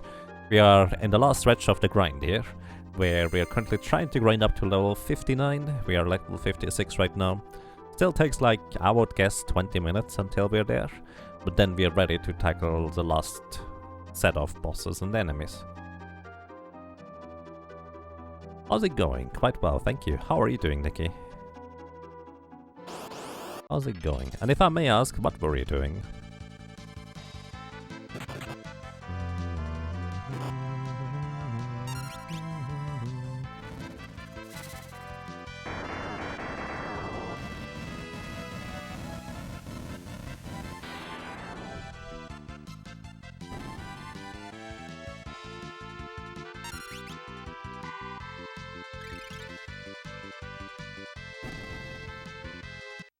Tomorrow morning. Nice. Good luck to you. The run is getting earlier and earlier. 6:18 AM. Oh god. I personally would just stay awake at that point for that. But then again, my sleep schedule is kind of off.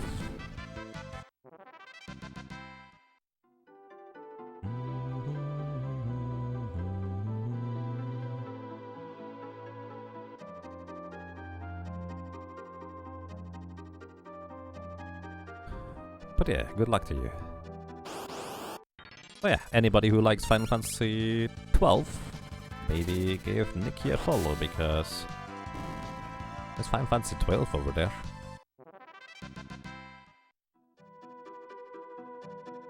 That's the weird one with the invisible weapons, isn't it?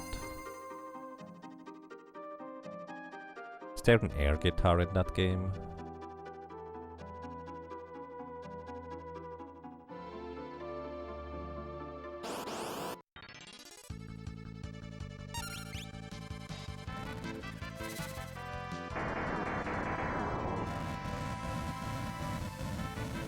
There's an invisible OP bow. Right. But on the PC version you run, you can't manipulate it. So I guess you just don't go for it? Or do you just try for it once and then if you don't get it, that's too bad.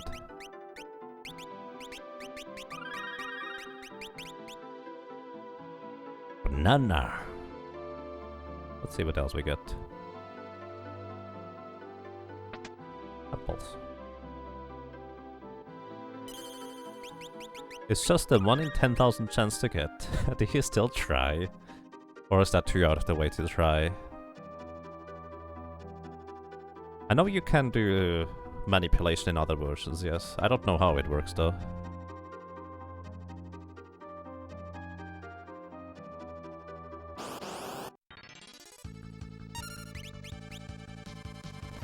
Brick Wave.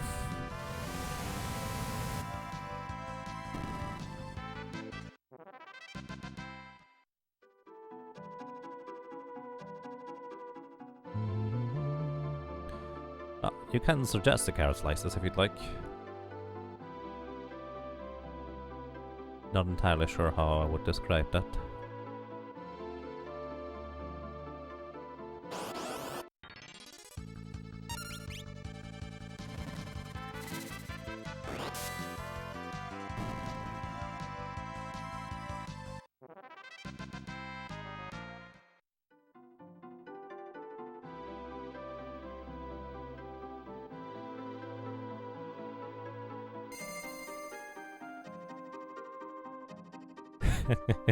I mean, why not? I actually really enjoyed the memories of that carrot slice invasion. Because it was like, we come back into the room, the game lags like crazy because suddenly carrot slices everywhere. That was great.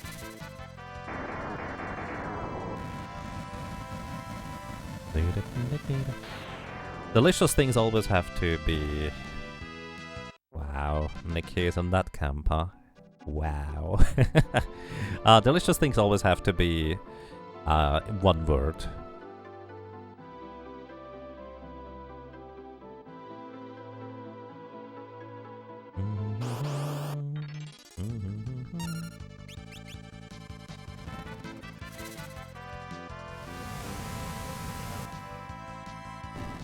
The old man didn't give any progression. Into the food box.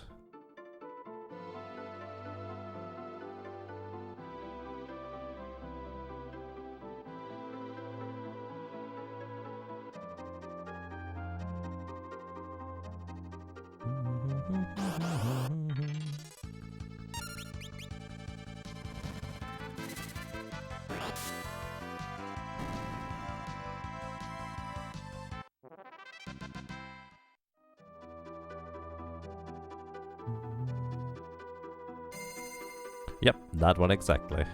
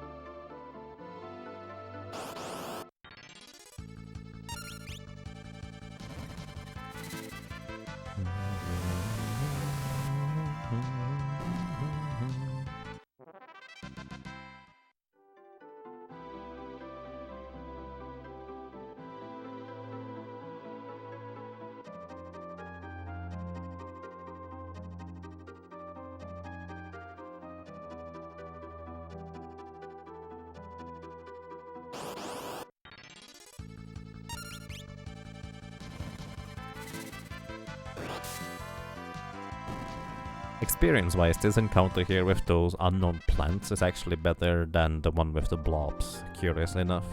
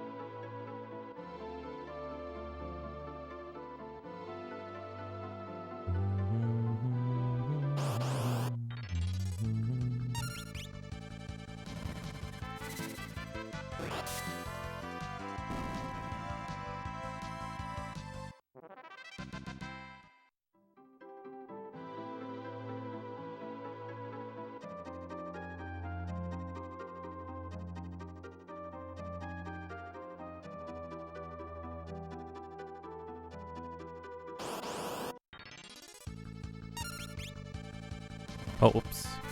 I needed to go back.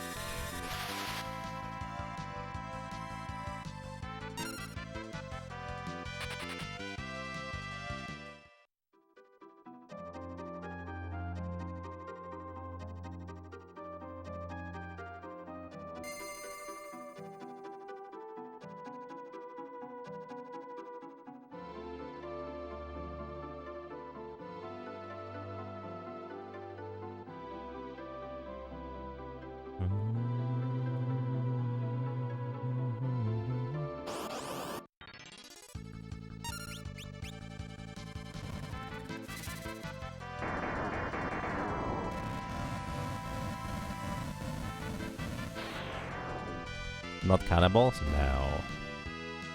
Rabbit is just going to start eating the food in there. What did you expect? Not everything we put into the food box is necessarily food.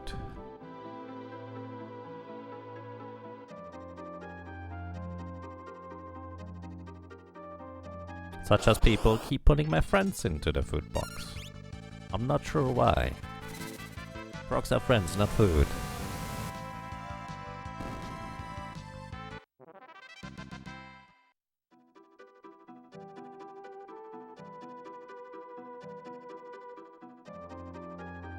Chat is also food. I'm not sure about that part.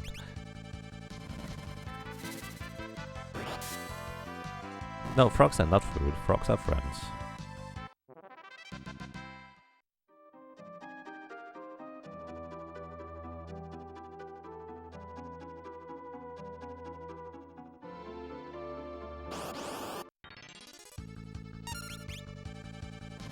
Wow, I missed it again, didn't I? Oh. 3,500, not quite enough. If we dealt like 2,500... Yeah, 2,500 would be sufficient. Could you please let me run? Getting real awkward here. Alright. I'm just gonna take you out then. Side stuff for 8 times damage. Boom. Ignoring defense.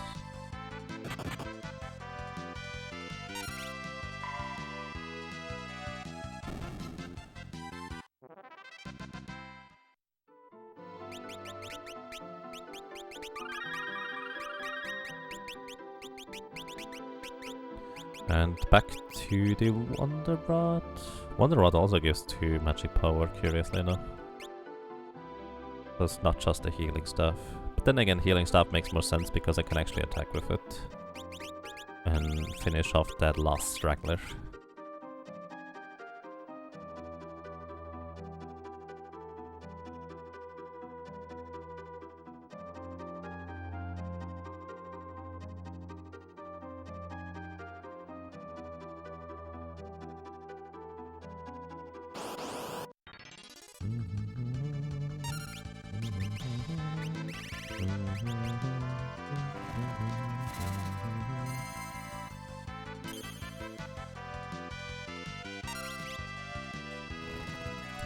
I still didn't recharge it. Big derp.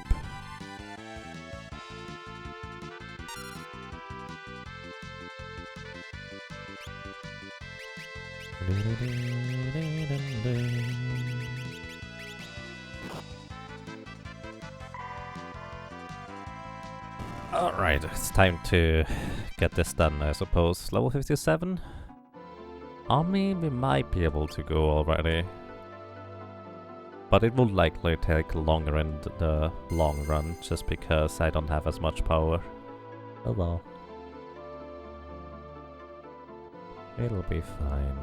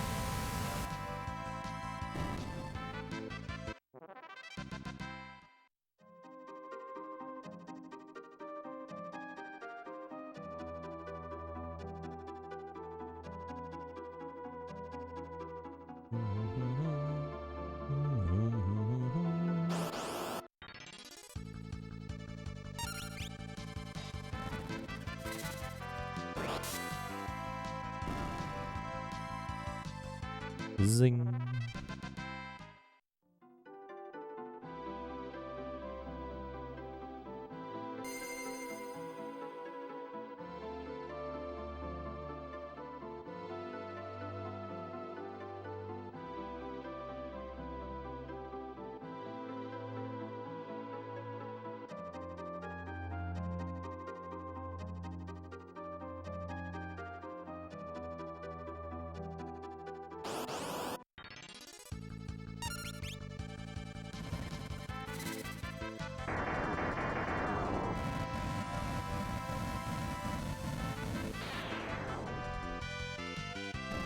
Hey chat, no more typos, because they're all in the food box.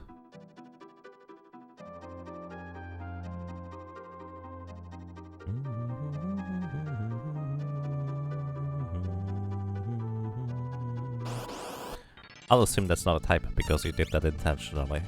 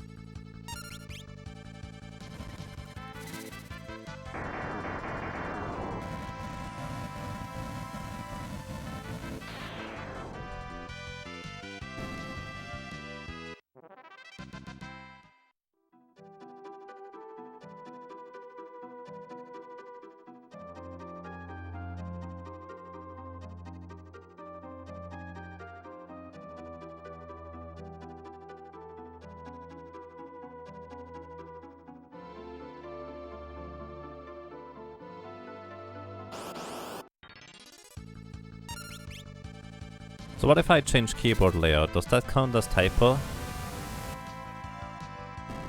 Well, it's still intentional. So in a sense, it's like spelled wrong, but intentionally so.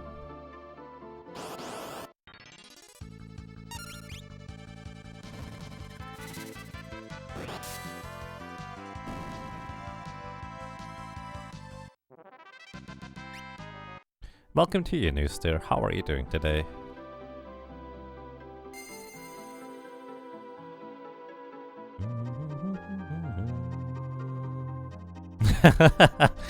I like that one, Nikki.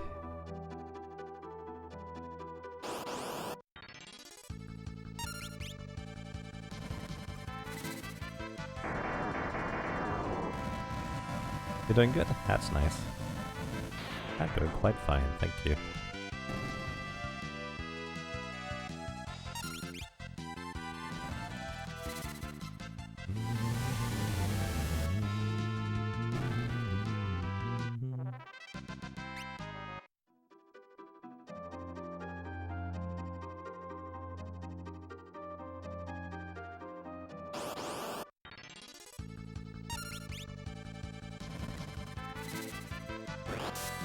Zing.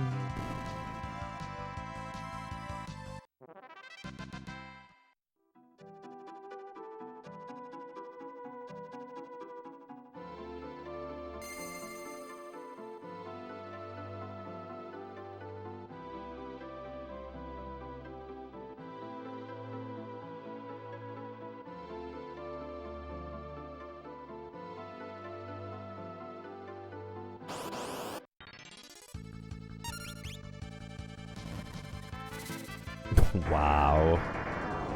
Unfit, please. Please no smooshing my frogs. Don't step on them, please. They're kinda squishy. They also friendly. Very friendly.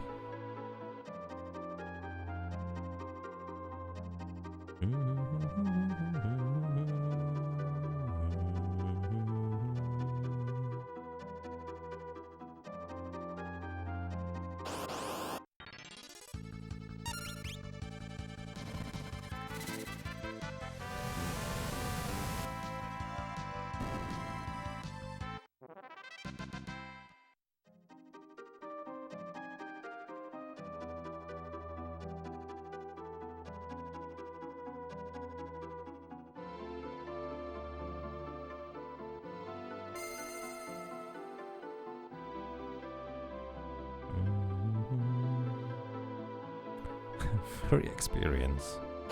Maybe.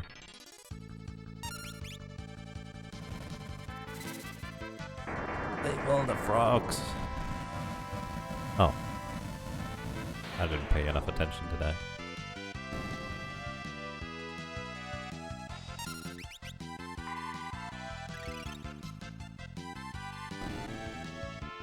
Moogle! Moogle, Moogle, Moogle.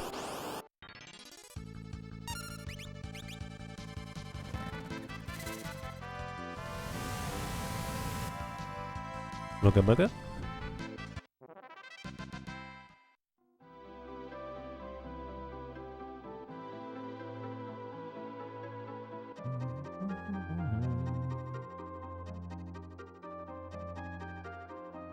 What fight are you grinding for? Basically the final boss fight.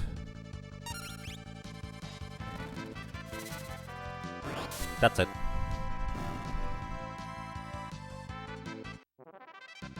Not really anything else in particular that I'm grinding for, it's just...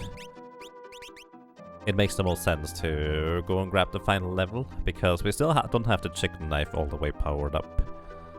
So on the way to the final boss we'll probably get it powered up too. This I think is not quite powered up yet, is it? Ah, it's actually really close. Maximum of 4 more runaways and we got it. But for the most part it's not really terribly efficient to fight stuff along the way, because a lot of enemies, while we can reasonably deal with them with our toolset, it's, well, inefficient. The short version. Oh, I didn't restock my stuff. Oops.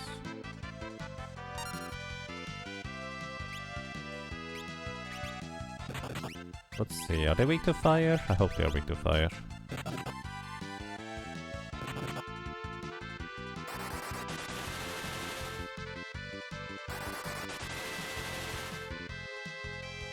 Okay, that works too.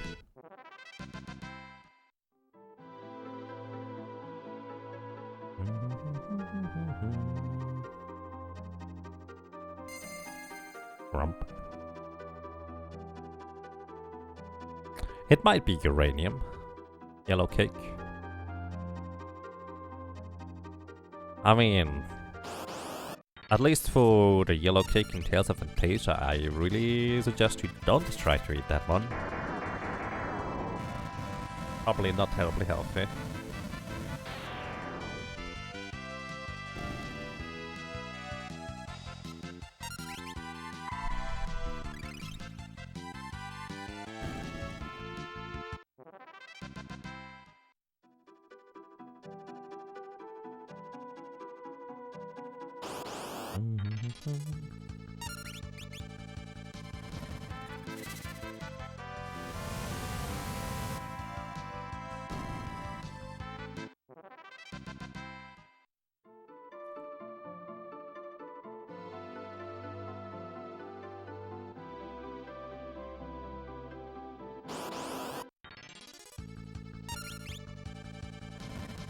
Zing.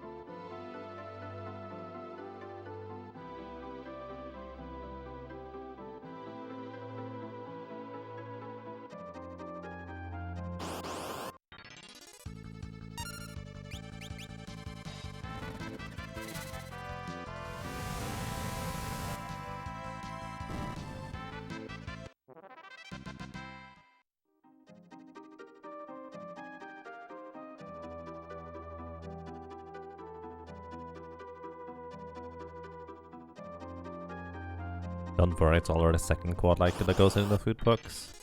Yeah, it's a placeholder after all. Can't just have one placeholder.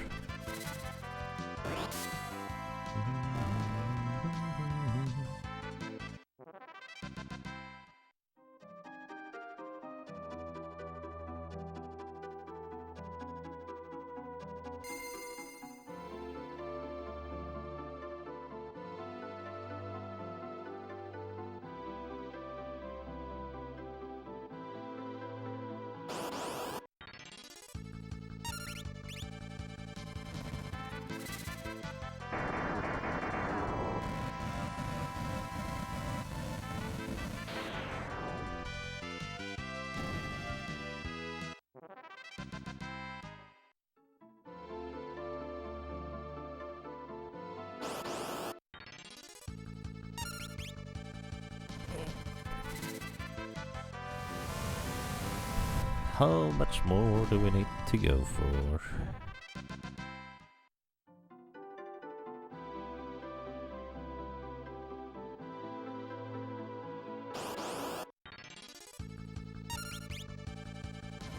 Time-wise, I definitely was not particularly good at guesstimating on how much time I need to invest here.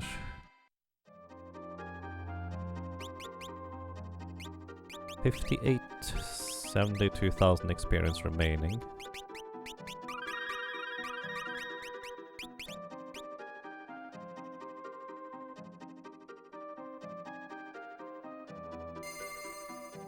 How many do you need? 59 is my goal.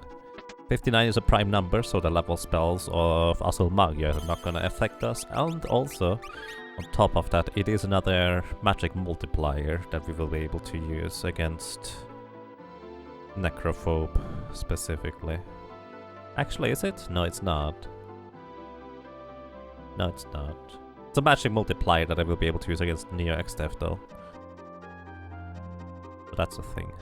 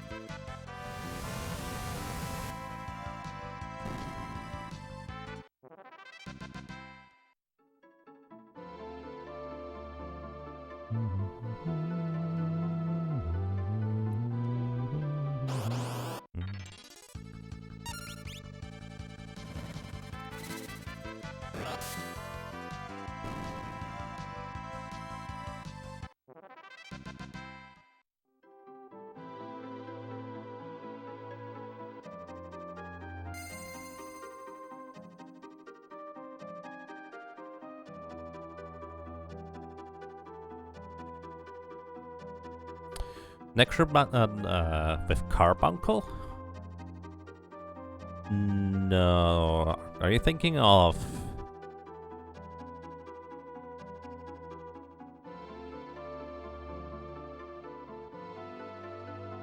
Eh? Confused sounds. Are you thinking of Golem?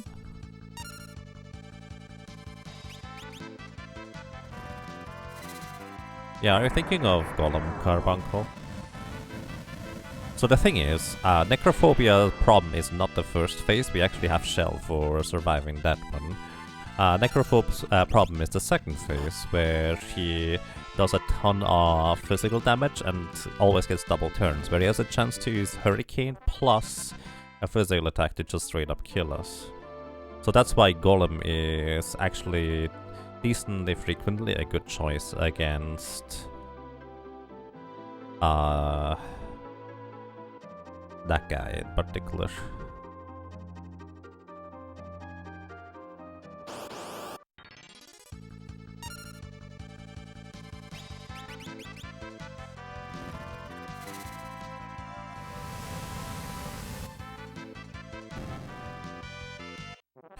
Carbuncle doesn't actually help in the first phase, in case you're thinking about that one, because the enemy barriers actually reflect spells off of their own reflect, and it only ever bounces once. So reflect does not help you in any capacity.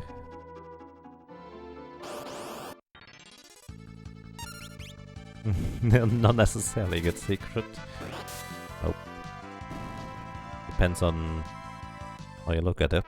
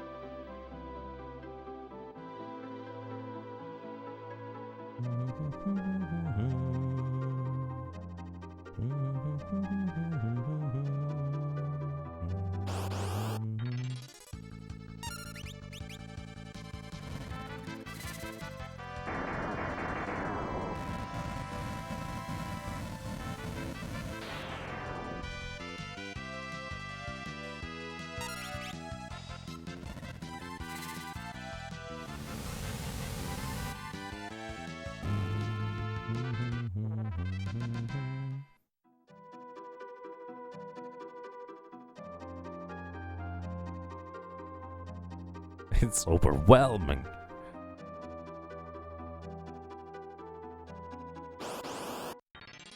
Might be.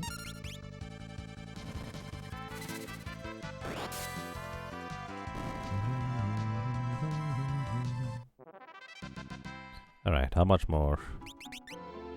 49,000, so that's...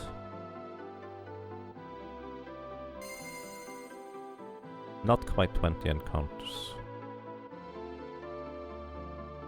Almost there. Almost there. Getting there.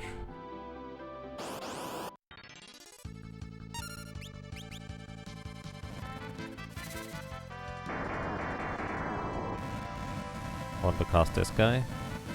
No, not Golem. Golem. The guy that protects us from physical attacks. Golem. Golem is a bit of a different case entirely.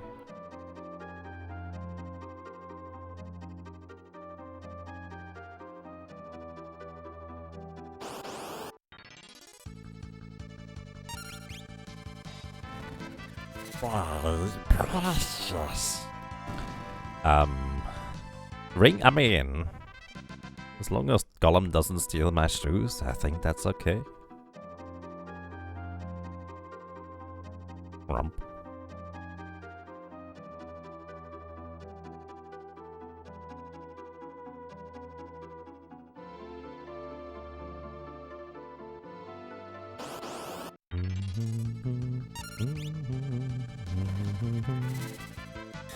Oh, I didn't reset. Derp.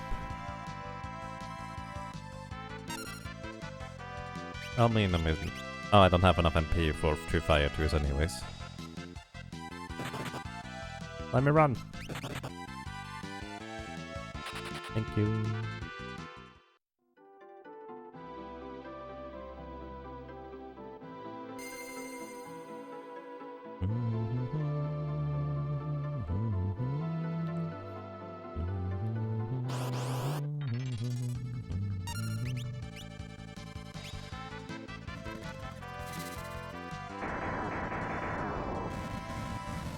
Zing.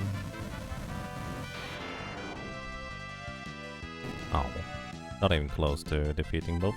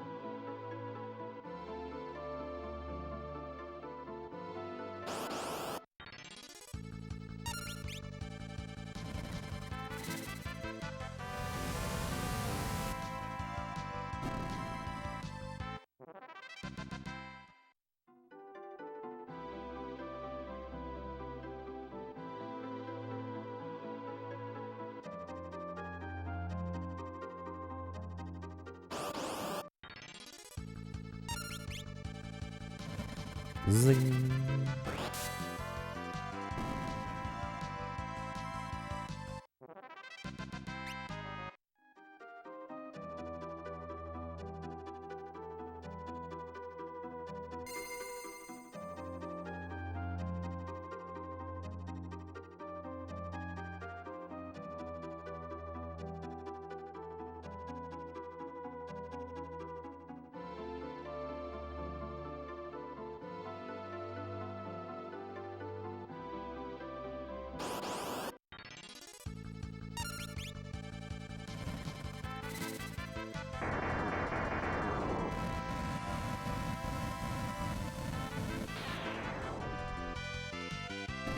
Bonk.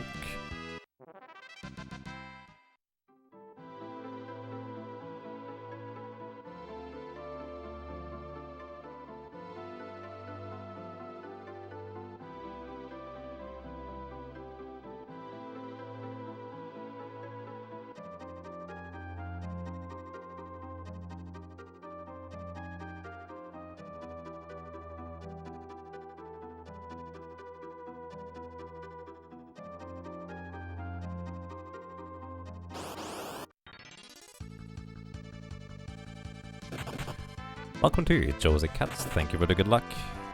I will need that very soon once we finally hit level 59.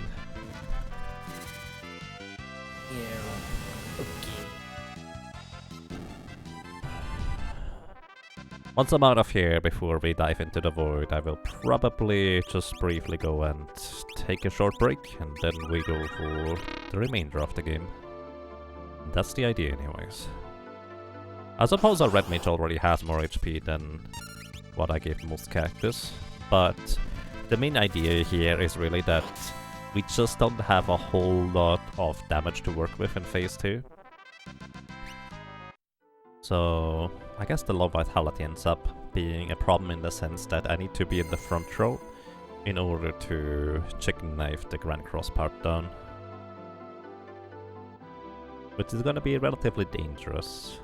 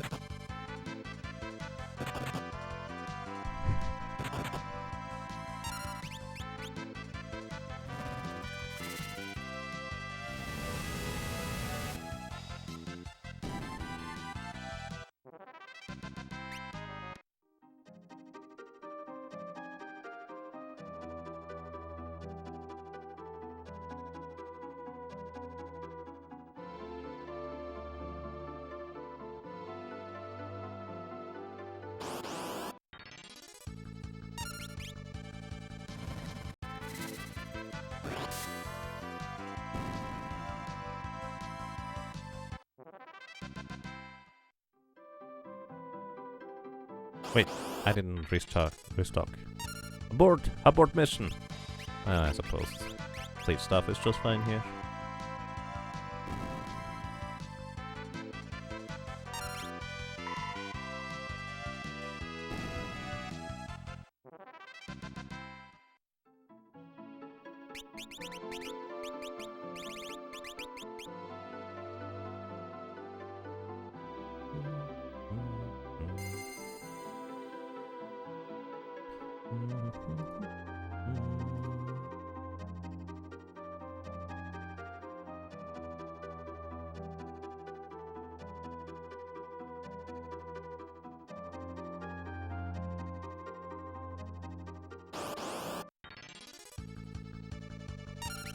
Oops. Curious that the item didn't get replaced by its own placement.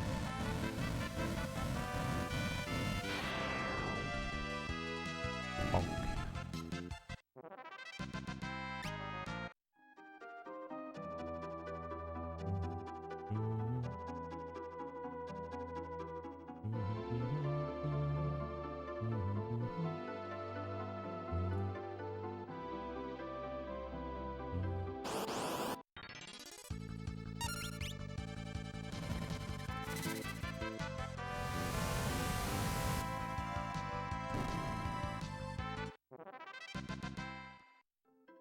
How many more? Oh, wait.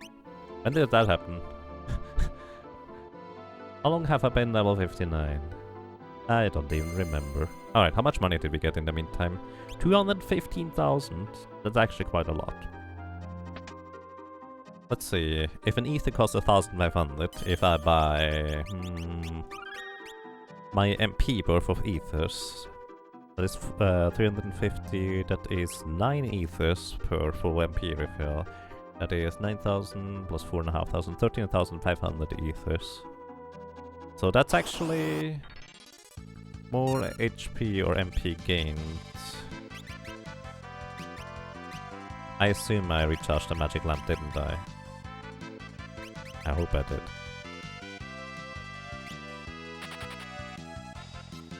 I'll also assume I had saved.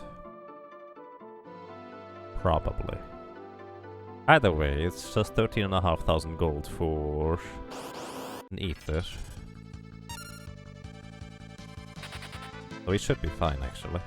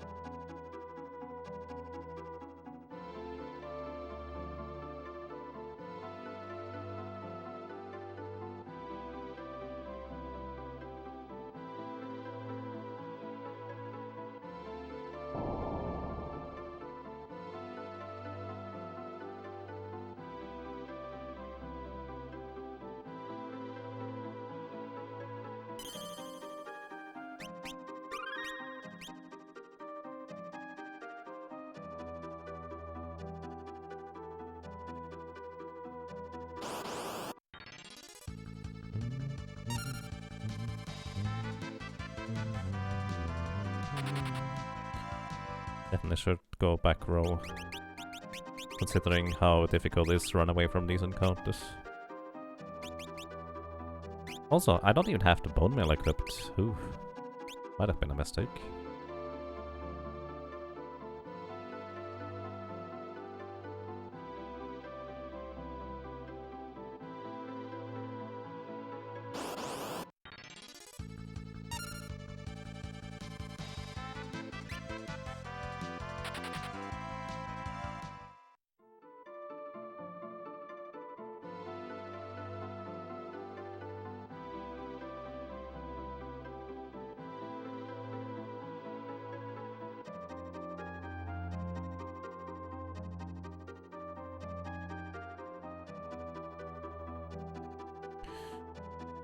Okay.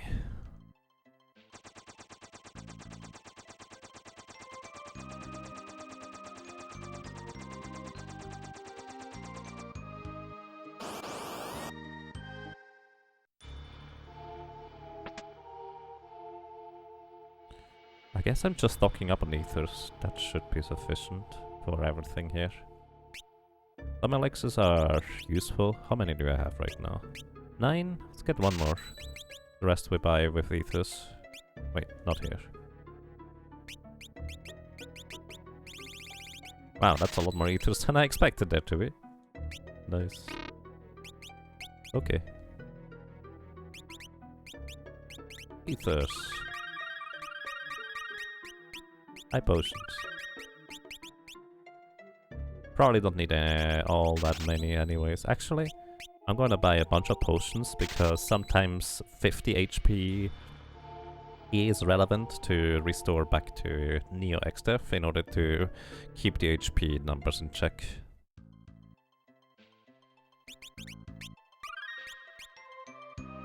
Alrighty, let's go into the void. I hope I didn't forget anything.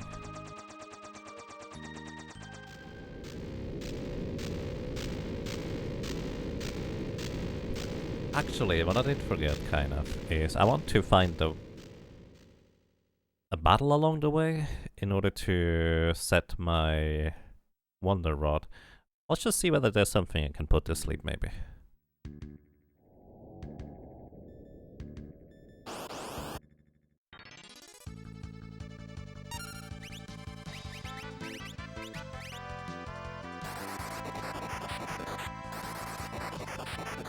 Not quite.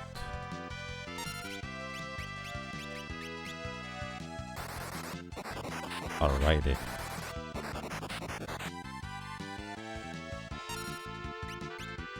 So, now we just cycle the Wonder Rod. How many times? Wonder Rod. Alright, Wonder Rod starts with Cure.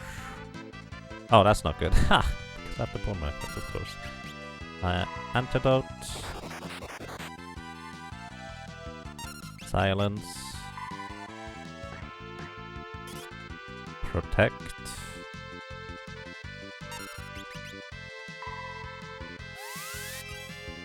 Mini.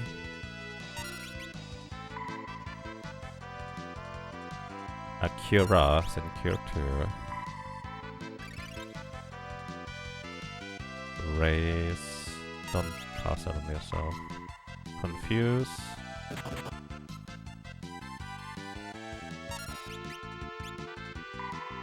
Then we get Blink and Shell. Do I want Shells or something?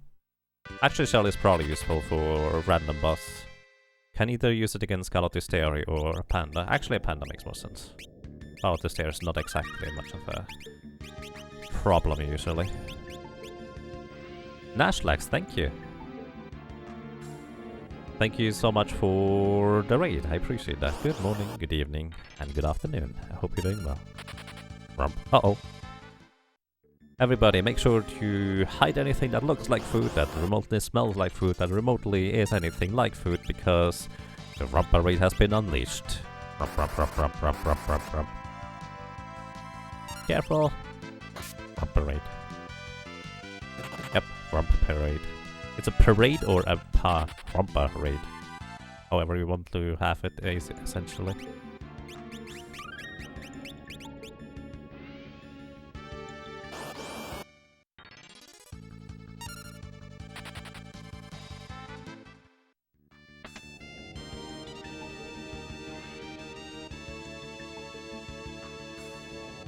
Also, how are you doing today, Nashlax? Welcome.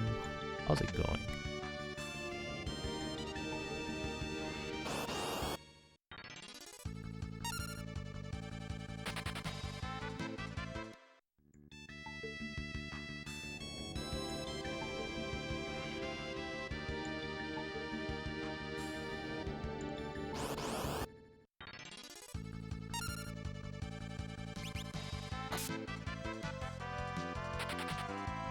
The whelming has been overboard.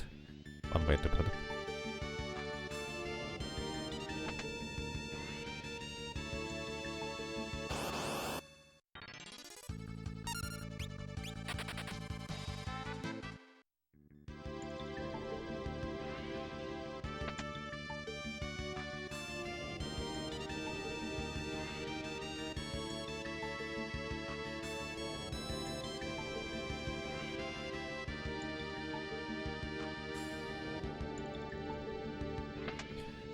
This is a full HP and MP refill, but it also removes my float, so I kind of would like to not have that.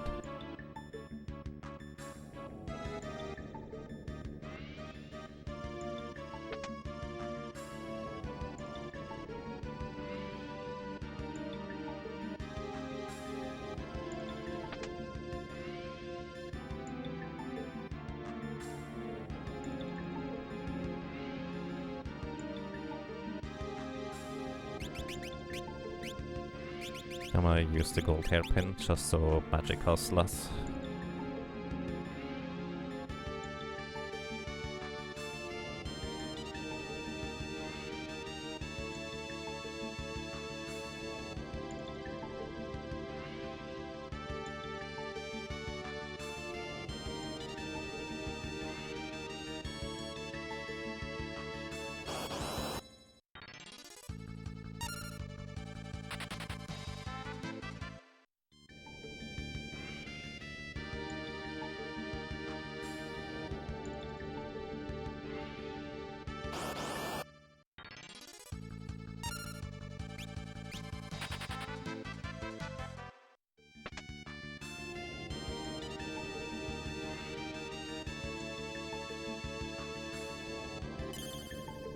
Alrighty, so here we go. This next boss can be relatively easily cheesed by...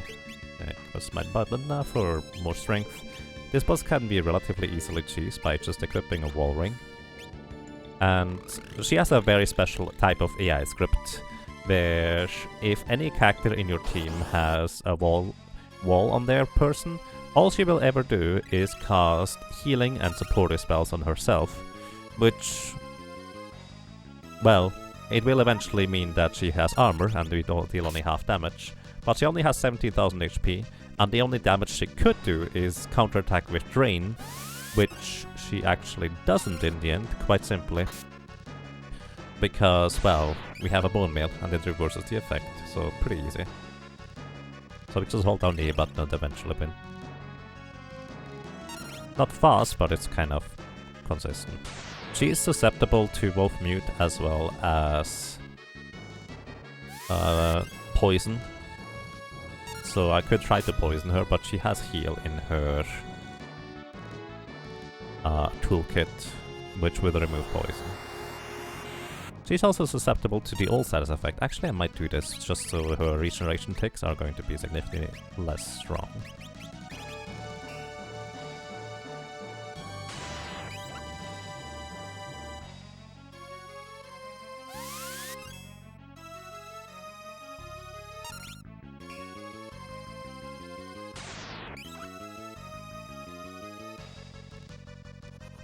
Heal would remove the aging status, so I will try to mute her after I hit a heal, hit the old status. Haste? Oh.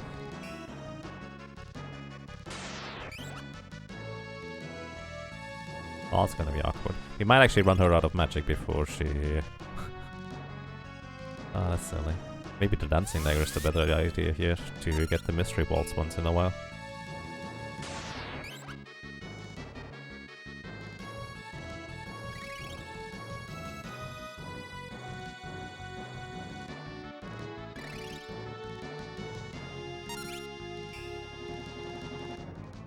Ah.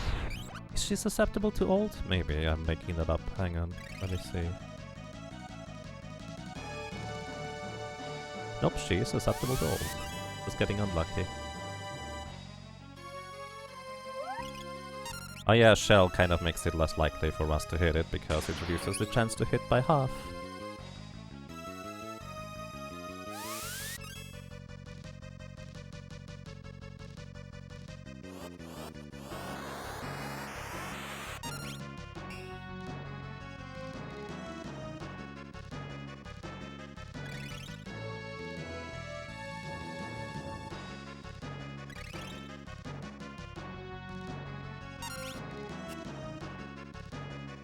Alright, I'm just gonna go back to the chicken knife. It's probably more efficient in the long run here. Probably would have killed her by now already.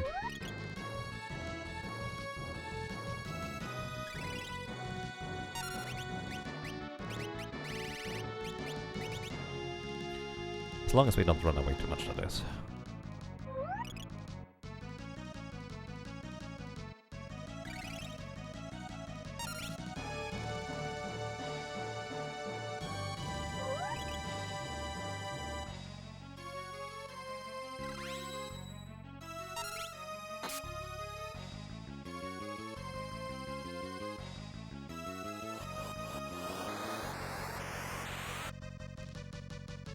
Maybe I should have just kept the haste boots on.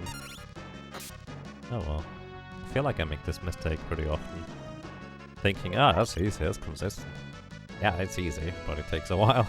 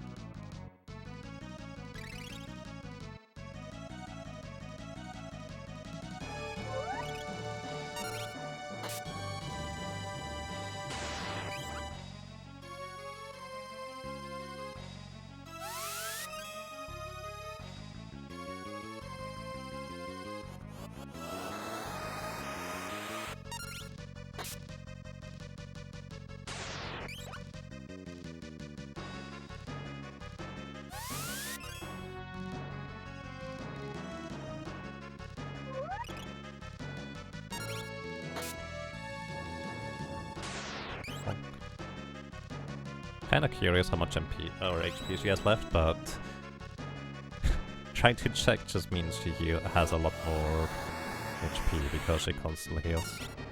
She only has 17,000 HP total.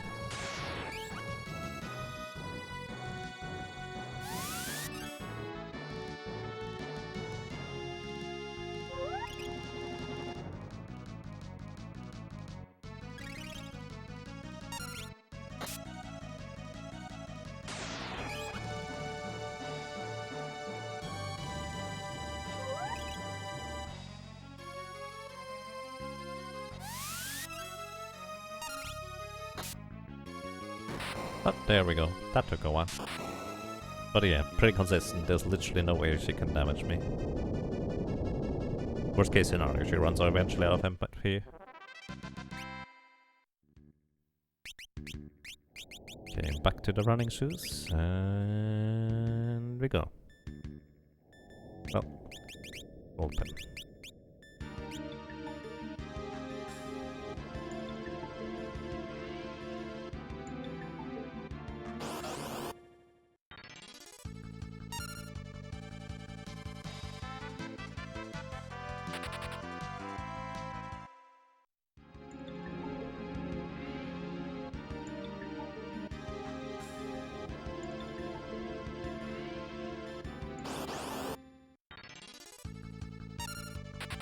Oh, bye Golem.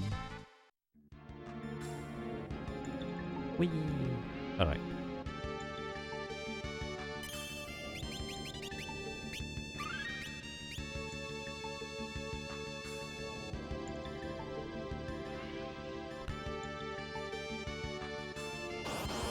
Alrighty.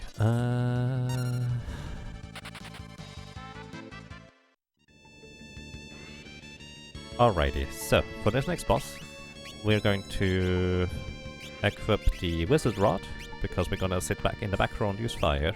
We're going to keep the gold pin just to not waste as much magic, go for the black robe to have more magic power, running shoes to go faster. Actually, we start with the Wonder Bot just for the additional blink charge. Might as well use it here.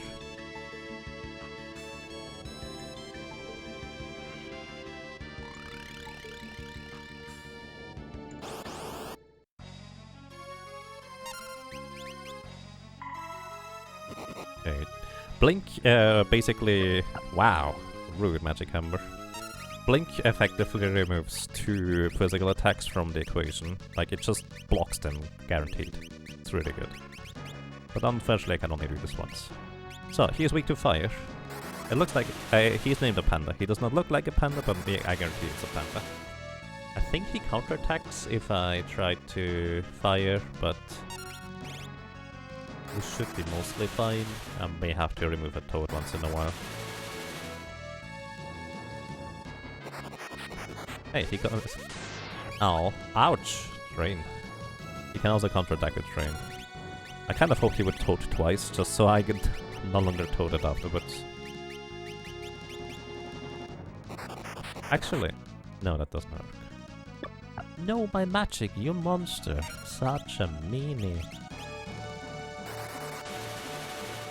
Yes, I think about 27,000 HP. Something like that. Welcome to you, Sid. How are you doing today? Toad again. Yeah, he just untoads me right after. That's an unusual one.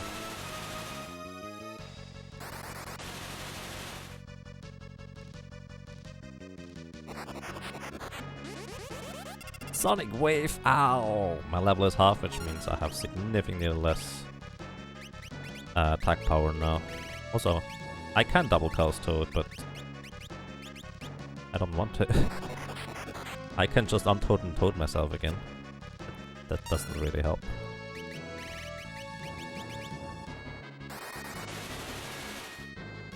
Yeah, I was initially thinking the same life tactics, but it doesn't quite work that way.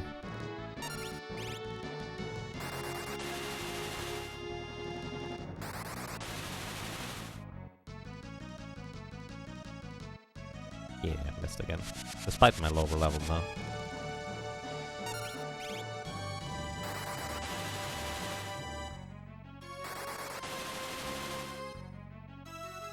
Boom. Alright. Not terribly difficult, especially since we do have its weakness. But we definitely want to go back and save because it's not a particularly free battle, so to speak, and it's also not particularly fast. High potions, ethers to replenish all my MP, and we walk back real quick, trying to not get killed on the way because it is possible. Not likely, but possible.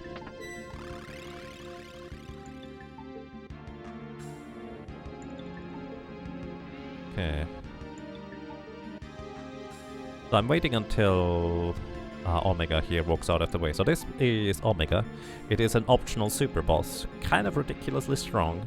There have been 2 solo characters who managed to take this guy out by themselves. One was a cheese method with the Time Mage, the other one was a chemist without the cheese, in case you're curious about that. I did not use Kiss of Blessing. So yeah.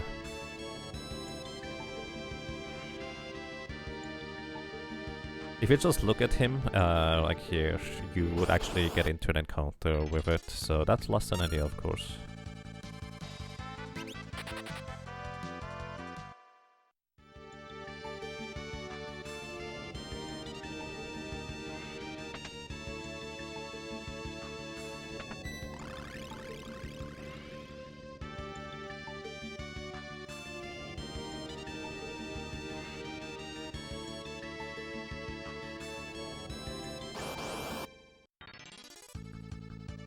Wow, Avius Dragon.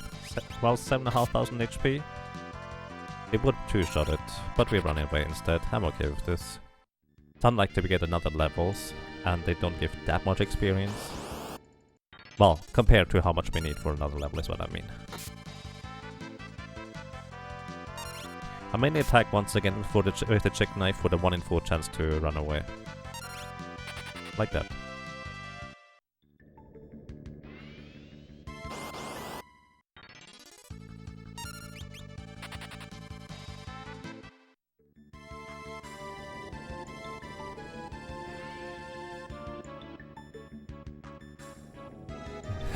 Limit break thing, and no better time to than right now. Hello, welcome to you, that's it. Yeah.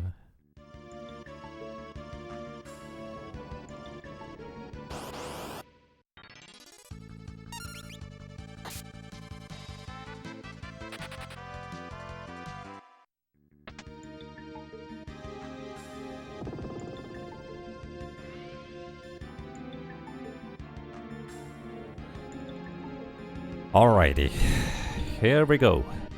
This is the reason why we have the Wonder Rod to cast Shell at the very first opportunity. And we're gonna... Am I gonna use a Bone Mail?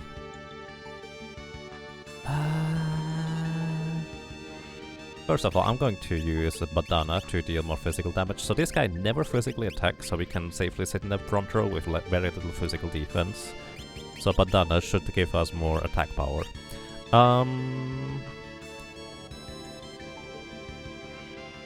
The Bone Mail does prevent a bunch of status effects, so I'm just gonna keep it on. And let's see. So, he is a blue mage. He has access to a ton of different types of blue magic, including stuff that is significantly debilitating and also can potentially one-shot us. So basically, we just hope that doesn't happen. That's kind of mostly what there is to this. And yeah, he doesn't really have any particular weakness we could really take advantage of. We can, in theory, break Venom Rods. He has a weakness to poison, which is actually the only boss who is weak to poison, if I'm not mistaken. But yeah, we use Shell immediately to halve the chance of his attacks and spells landing. So, and Guard Off reduces my magic defense by half. It's not magic evasion, it's magic defense, so it's actually still okay on that end.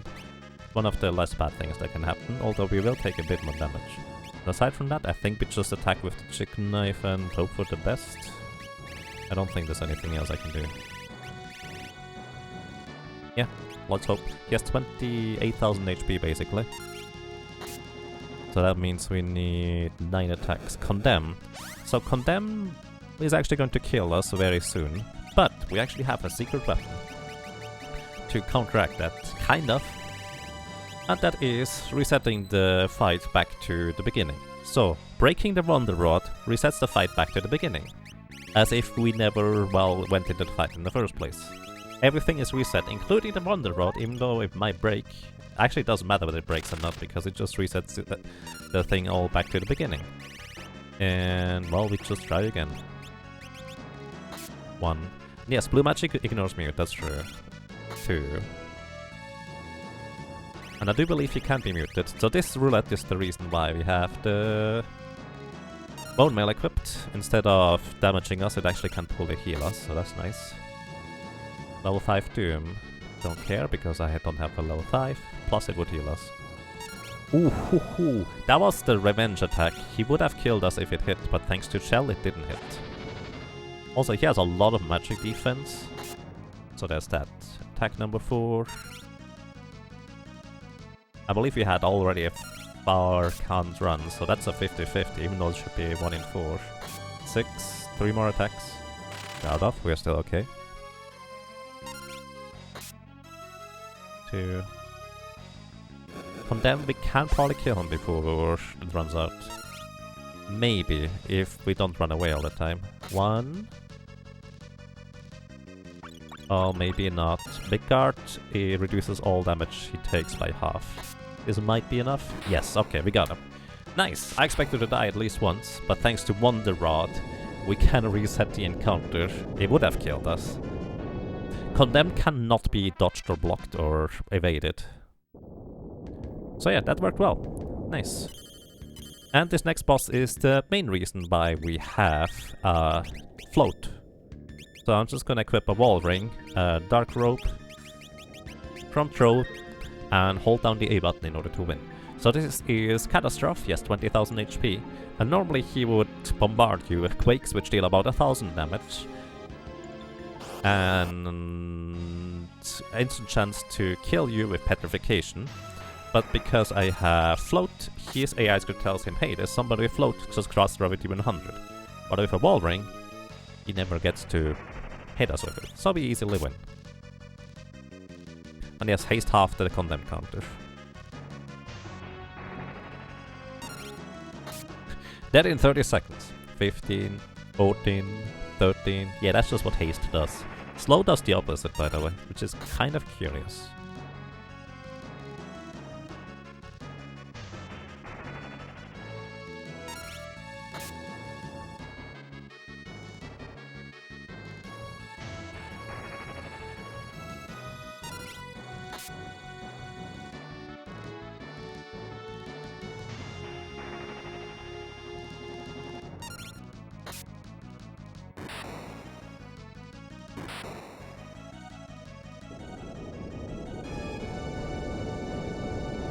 Okay.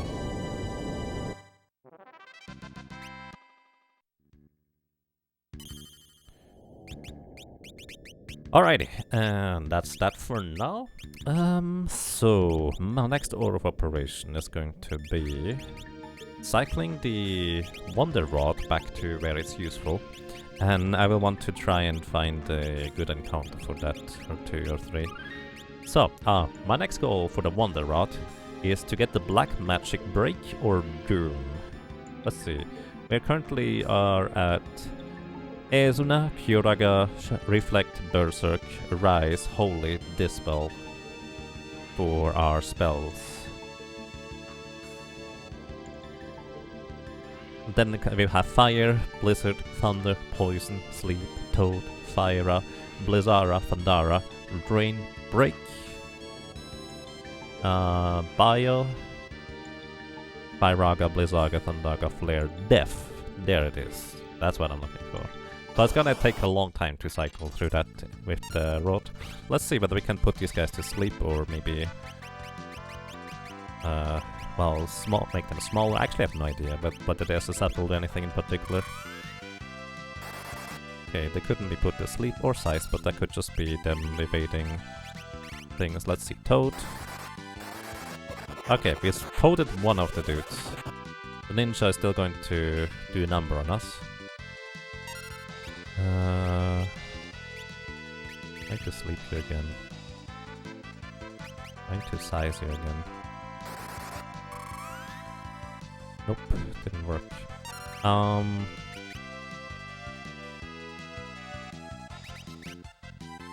do I best do this? I'm going to...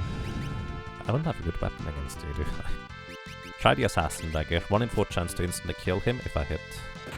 I probably should armor up.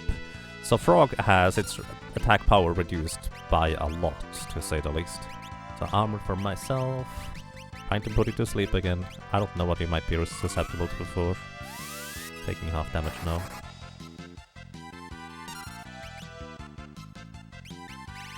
Okay. Actually, let's just keep going. Ezuna. I want to be in the back row though. This is a bad idea to sit here. Kyuraga. I don't want to get hit by Kyuraga, actually, curious enough. Because I have the Bone Mill equipped. Maybe I should not have it equipped. Reflect.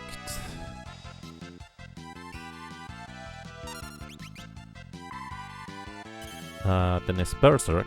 I can Berserk him, which means he's not gonna do any other shenanigans. But he also deals 50% more damage, which is good. Rise, Holy, Dispel.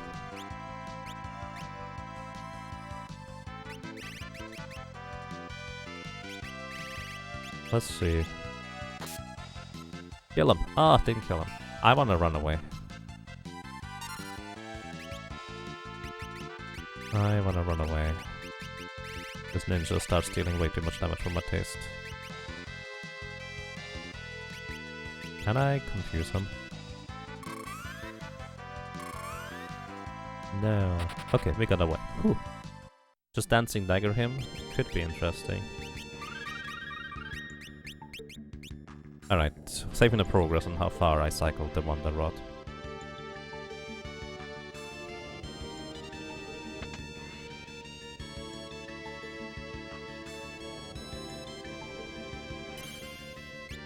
So what I would like to do is get 2 Yoshinbos or something like that. Also, I should be in the back row, really.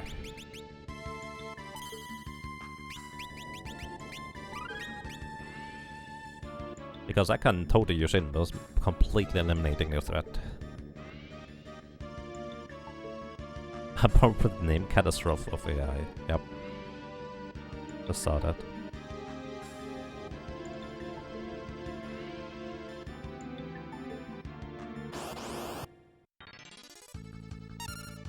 Alright, so we're gonna toad you. And... can I poison you? Nice, toad it. Probably should have armored up instead. Alright, what are we gonna do? Wait, before I do that. Gonna equip the Wizard Rod. Going to armor up and then just fire him until he's done.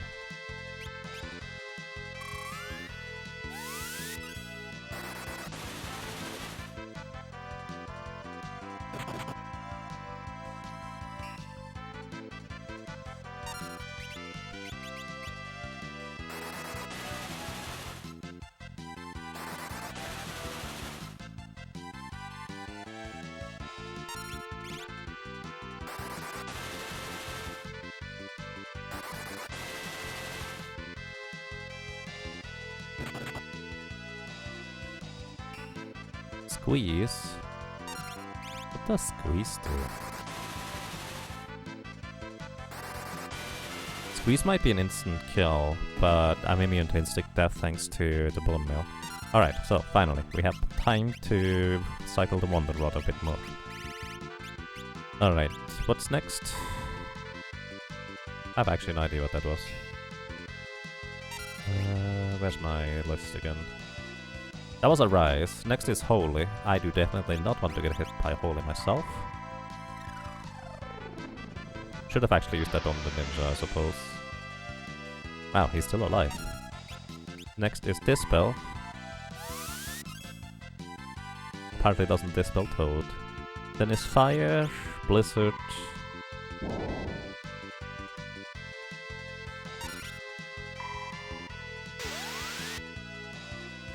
Thunder.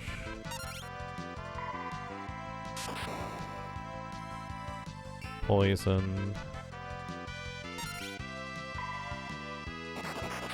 Oh, apparently can be poisoned. Sleep. Apparently can be put to sleep.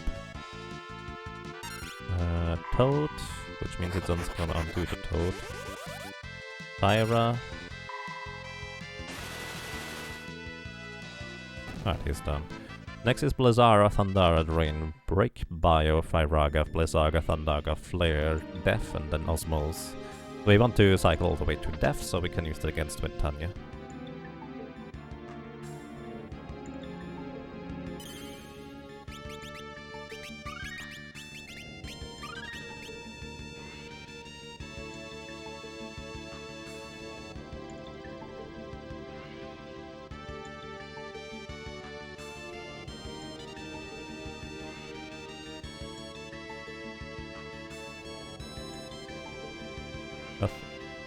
I can actually just use this against the next boss. That'll be fine.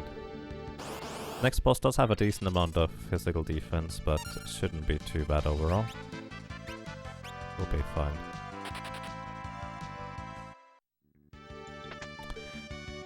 Alrighty, next boss, Cannazo. I think has about 30,000 HP? A bit more than that, more probably. Either way, it is mildly dangerous, I would say. I'm gonna use a Black Row. Actually, Mirage West is fine. And equip the Dark Hood for a little bit of agility. In the back row, also equip the Wall Ring. Alrighty, so here we go. This is Cannazo. Really high level. It will basically do like 9 different moves. The first one is always going to be turning me into a frog, or turning the entire party into a frog, which I will have to undo. And then it has a number of dynamo moves, which means if you're in the front row, you're gonna put in the back row and vice versa. And that's gonna be the main issue about this. So my idea here is I just wanna sit in the back row and mainly survive, really. Because it will eventually cast Holy, and Holy will cycle all the way through and guaranteed use Holy. Holy is pretty dangerous overall. Also, I just took a physical damage attack, which means my one charge of image is gone, right? Well, here's the funny thing. If I switch my weapon out, I have it back. So that's kind of oddly convenient, isn't it? Because this way I can completely and absolutely avoid getting hit by physical attacks. This is a minor bug, I would say. But again, I'm not too terribly worried about using these kinds of things, because solo character challenges are tricky enough as they are. We could do it without if we really wanted to, but I feel like we would be kind of restricting ourselves a bit too much. Once again, I'm not against using minor bugs and glitches like the bone meal glitch. Alright, here's Bio.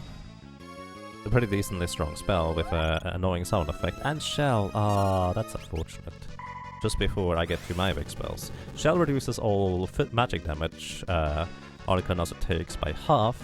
And Cannazo always casts that can cast that 1 in 3 chance just before Holy. That Holy would absolutely knock me out even if I didn't have the bone mail equipped, which I don't, I guess. But yeah. You get the idea. Alright, actually apparently it still casts Kurururu.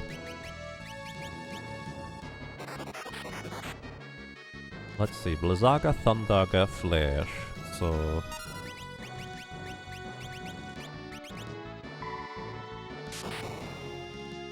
Thundaga. This spell. Wow, there goes my float. To be fair, I don't need the float anymore. Flare. Alrighty, next is Death. Death is the ability that I absolutely want to keep, so I'm going to exchange my rod here. And we're just gonna start attacking with the chicken knife in a second. Haste. Oh, that means there's going to be a lot more attacks coming my way. Cannazo has a decent amount of physical attack power, so this is not to be underestimated, to say the least. But I also have decent attack power, if I ever attack, that is. Back into the back row I go. Well, that's kind of mean. I'm actually going to stay in the back row just because the physical attacks are going to be less. Well, against me and the other way around, I suppose.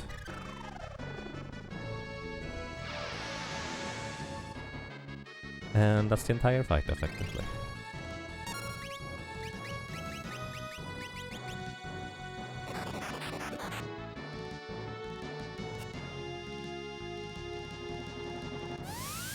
This spell? How mean.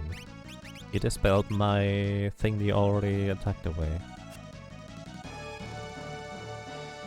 Ouch. 234? Actually not as much as I thought it was going to be.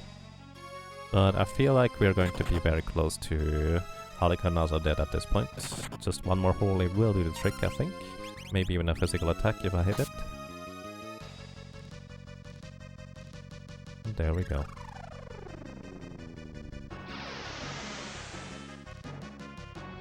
Or not. I was mistaken.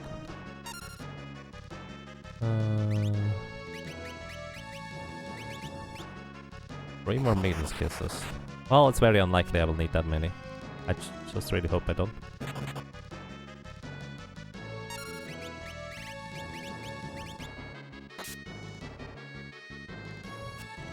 Critical hit. Haste again. You're already hasted.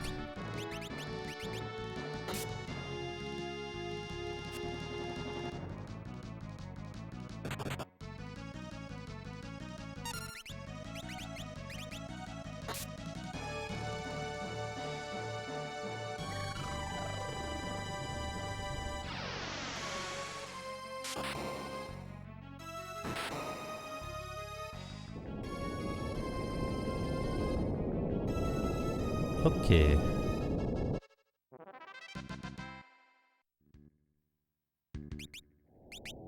Let's go.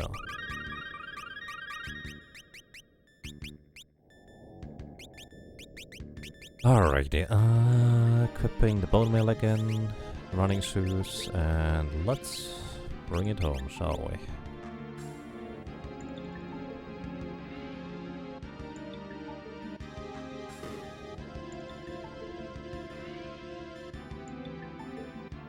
Hope we don't get crushed in the way back down here.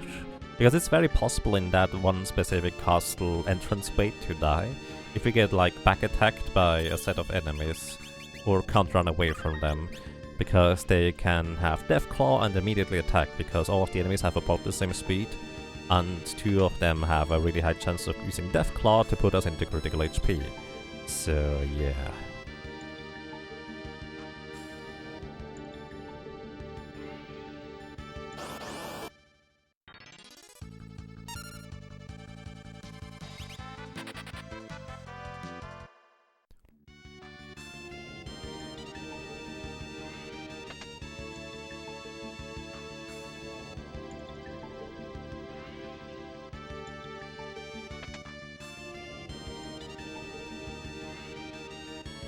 Alrighty, so next up we have Twintanya.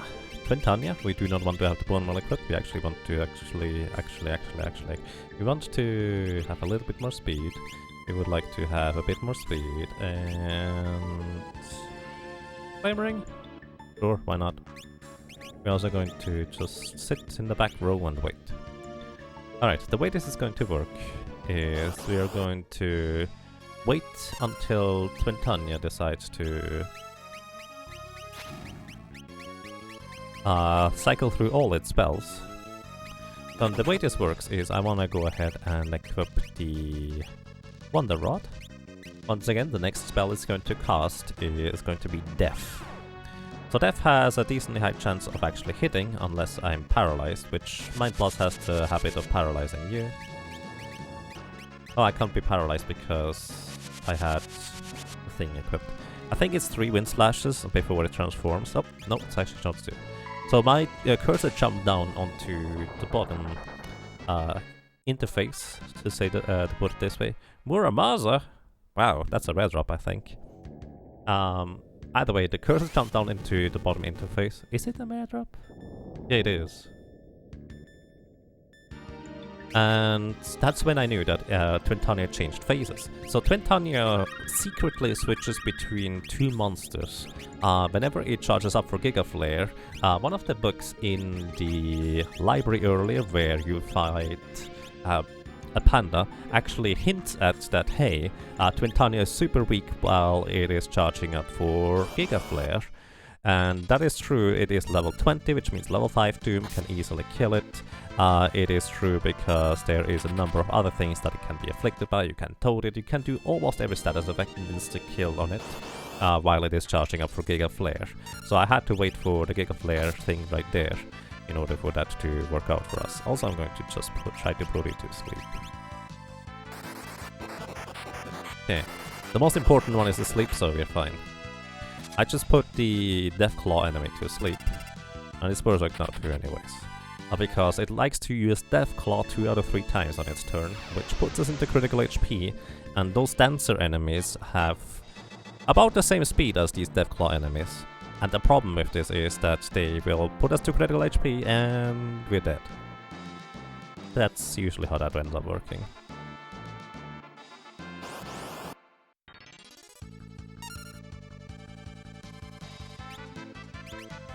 So you do not want to use spells on the King Behemoths here. They are very unpleasant. They, I think, react with Meteor if you try to cast a spell on them, so do not do that. Alrighty. However, we have a mini-boss here. Am I in the back row? I'm gonna sit it in the back row, this is fine. So, this is Gilgamesh. Gilgamesh, he's not supposed to be difficult or dangerous in any capacity. He has, I think, like 8000 HP here until he gives up or recognizes you. It's just a decently long cutscene fight anyways. And the idea here is that I can steal something from him. So here's the thing. I haven't showed off the Thieves' Knife so far, but it has a 50% chance to try and steal and then a 40% chance to succeed to steal.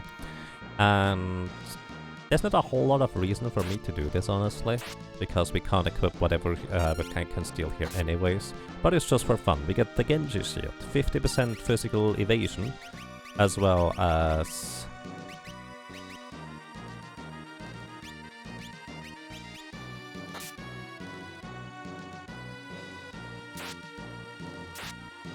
50% physical evasion, as well as I think some immunities to certain status effects. It's a really nice shield, actually. Yeah, he's the minimalist. I mean, you have to hit him until he comes to his senses and recognizes you. So, there's that. Rico, it's you, isn't it? Why didn't you say so? Red mages notoriously can't talk. The monsters here are scary. And I can't find my way out. I'm about to cry. You found a wild Yagamoth. Traditionally, I can be wild. In the wild, thank you very much. But usually only on Twitch. So yeah, this is a decently lengthy cutscene, and it's also a decently long walk until we get to the next boss. So what I will be doing is I'm actually going to walk all the way back to the save point save, because I really want to make sure that we have as easy of a walk over to Necrophobia as possible, because it's very possible to die in that boss. I will also need to charge up my Wonder Rod back to where it needs to be. Bone Mail. I'm actually going to keep the Bone Mail. I need to charge up my Wonder Rod back to where it needs to be in order to be ready to use Shell. That's going to be very important.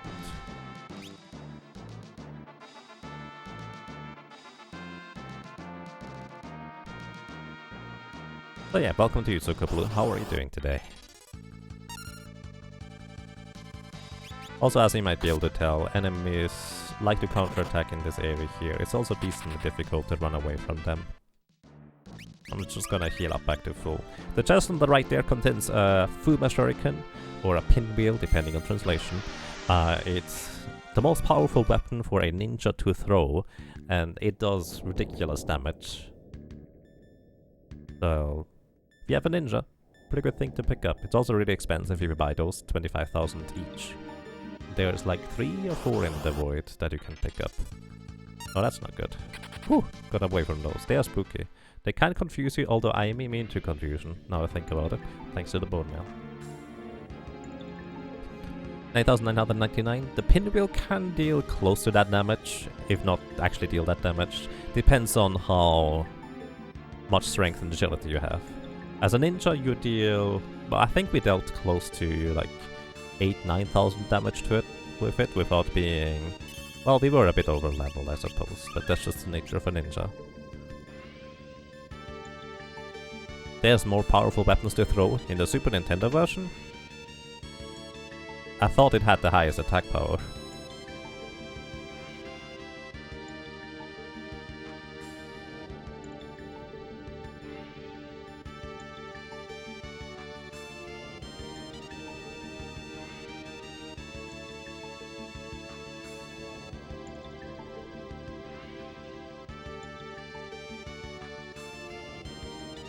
Alrighty. Excalibur is not as strong.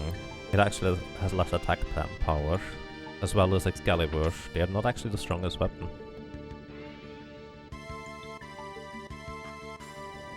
Excalibur's Ragnarok is 140. Alrighty. I was wrong. Curious.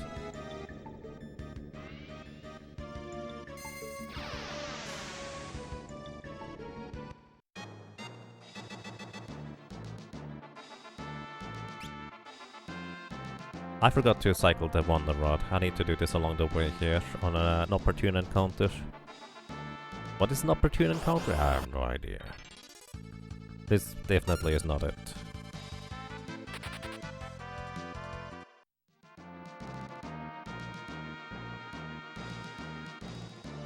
You don't remember if you can throw spears. I'm actually trying to think of that myself just now. I don't know. You can throw spears at least. Most of them. Okay.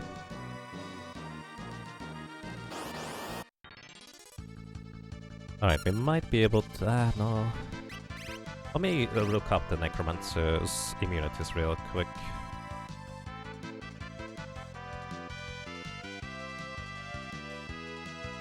Necromancer... status immunity none. So, I can frog you. Toad. I don't know whether I can toward Gore Chimera. Oh, didn't hit that guy. Come on.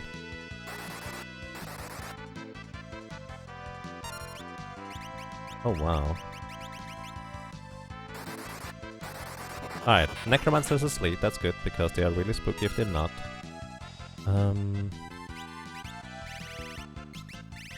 So let's see. Wonder Rod, where are you? We don't have to cycle too far, so we should be mostly fine. But before I do that, I probably want to use armor real quick. Just because the Chimera can use some physical attacks. Alright, now I do have the Wonder Rod equipped. Good. So this is Osmose next. That's the last black magic spell. Gives me some magic back, so that's nice. Then we start back at the weakest spell for white magic. So next is going to be Antidote. Then we have Silence.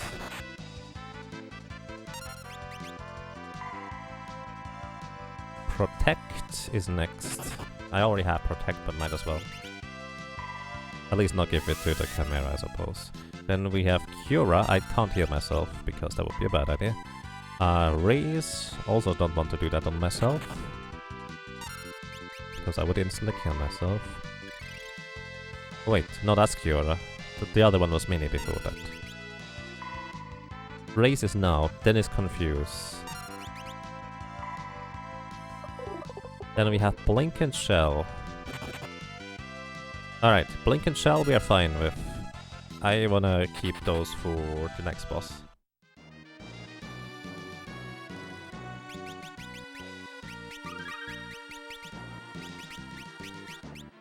Back to the chicken knife and... Circlet for the end. Oh, wait, wrong way.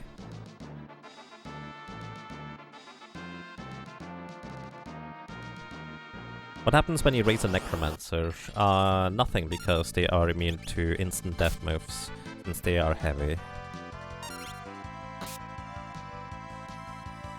Let me run! Ow! That's a lot of damage, holy moly.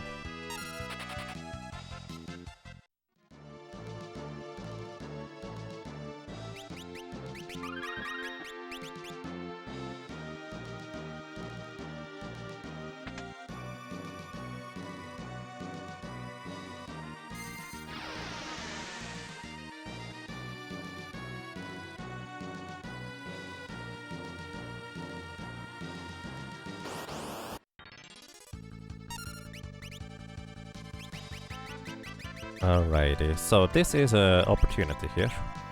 This is a crystal dragon. They hit like a truck and are pretty dangerous overall. I wonder whether I can use anything against them. Crystal dragons, let's see, they are immune to Toad, Mini Float, Poison, Zombie, Stone. Mini, Toad, Poison. I don't know how you can ever use Zombie yourself. Sleep? They're not immune to sleep.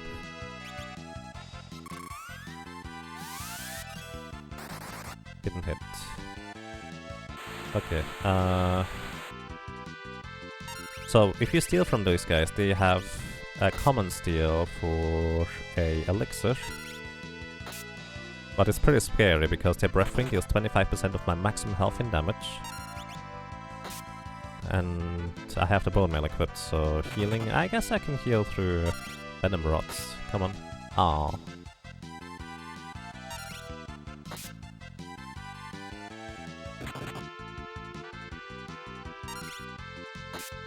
Okay, we got the elixir. Nice.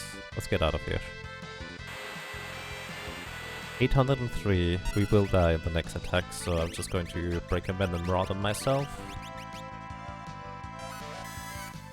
Heal.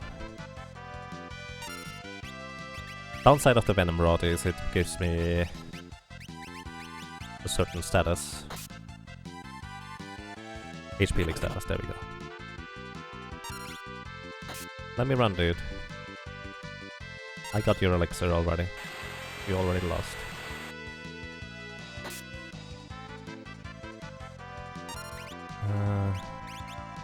Come on. Let me run. Oh my goodness. Root! Venom Rod.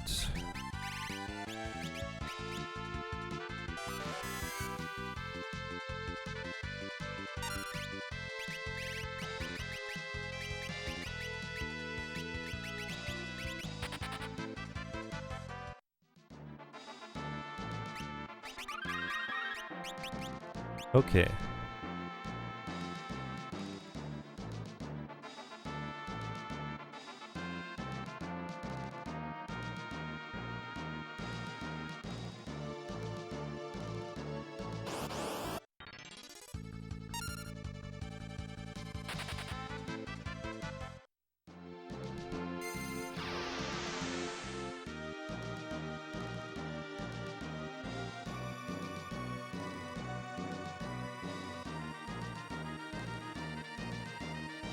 Okay, let's see whether we actually make it over to Necrophobe. Pretty good chance so far. Alrighty, we have arrived. So this is Necrophobe. He sits on the save point, in case you're wondering why it has been so long since no save point. And this is gonna be mildly dangerous. Gonna equip the Mirage Vest for the reset of the... what's the word?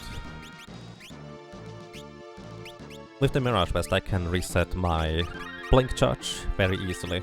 That allows me to very easily just absorb one physical hit, which is very very important for phase 2. But before we get to phase 2, we need to stay in phase 1. Mirage Vest, Circlet, Chicken Knife. Chicken Knife for speed for the very first turn. And here we go. Alrighty. Let's see. The problem is I absolutely need to use the Wonder Rod on myself twice. I guess I should have maybe set it up differently. So Blink gives me now 2 image charges, rather than just 1. And the important part here is I have to have Shell. Because these little barriers, the first turn they either cast Flare or Holy.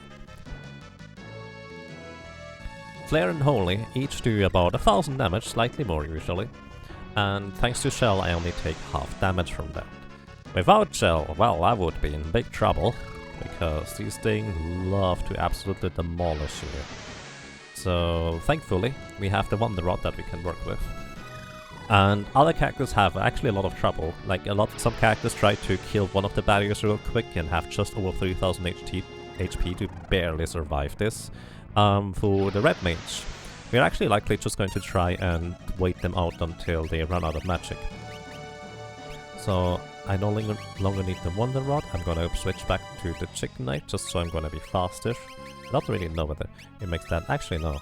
We're gonna cross magic or X magic and heal ourselves.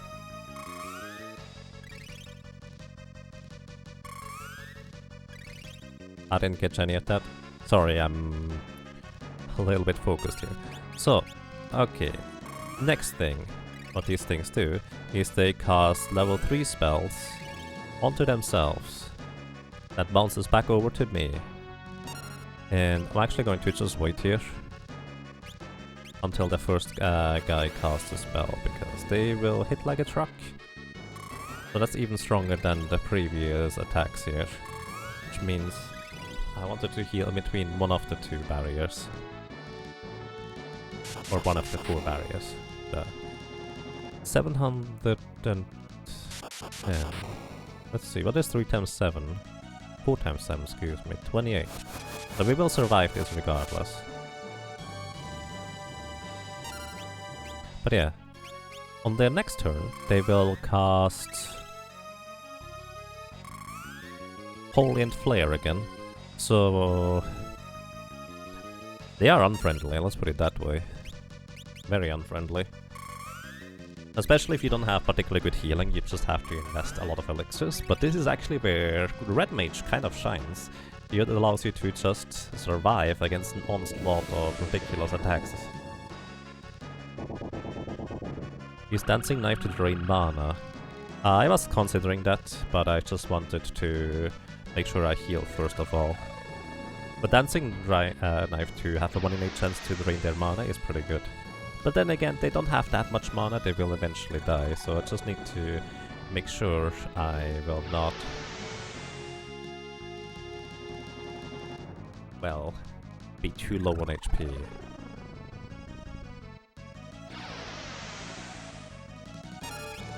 Yeah, we should be fine here, I think. I was a bit worried about their level 3 spells, because if it's basically focused on a single target, we take a lot more damage.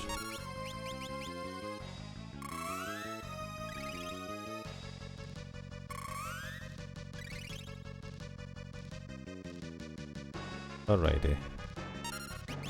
Going to move into the front row for now. Oh, that's right. I wanted to equip the Diamond Plate against this guy. That was the original idea, until I remembered, oh yeah, Mirage Vest is way better.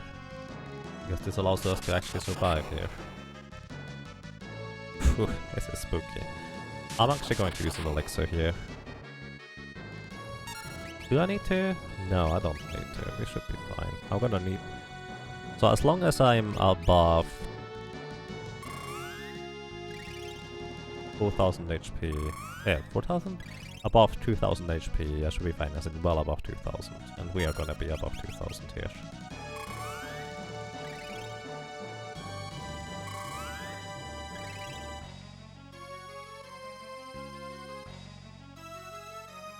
So now this is gonna be 2,000 damage. We'll heal for... Okay, I'm gonna use an elixir after these ones here.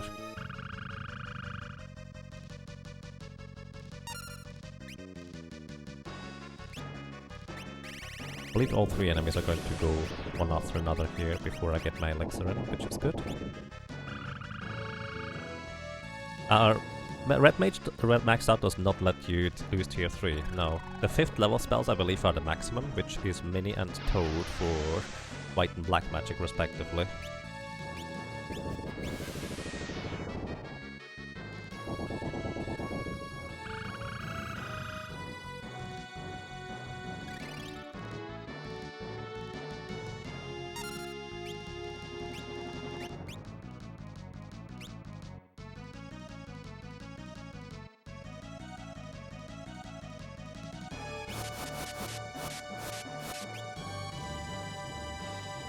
Alrighty.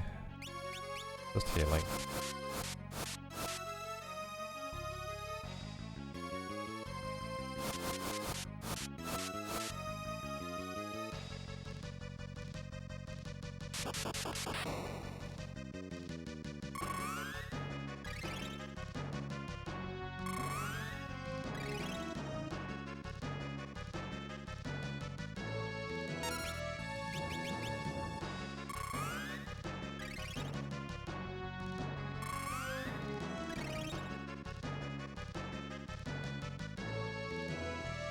Yeah, I'm going to heal after the first one hits, right here.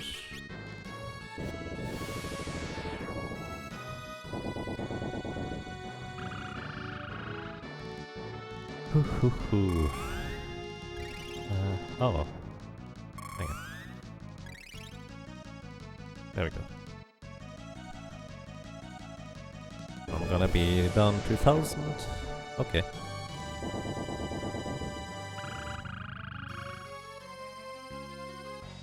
So the little barriers don't have that much MP. They should run out relatively quickly. I think it will only have 200, but 200 is still worth a few more cycles than I initially thought it was.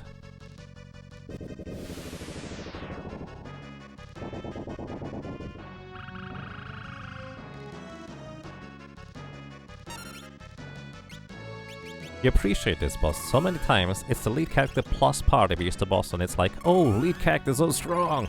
In the dialogue. Here, at least the boss has a party of its own. I mean, they're not wrong. Okay, I can set up armor already, might as well. Armor is going to be for the second phase in case he gets some physical attacks in. He still has more MP.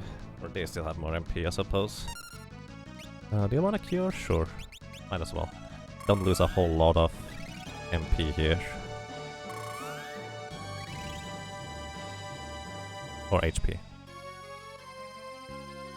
The last boss is a party like ours too. I mean, I suppose that's not wrong.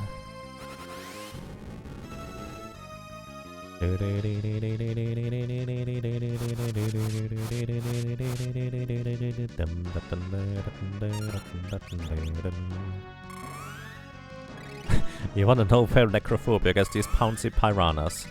I believe Necrophobia created those himself. Probably. Makes the most sense to me anyways.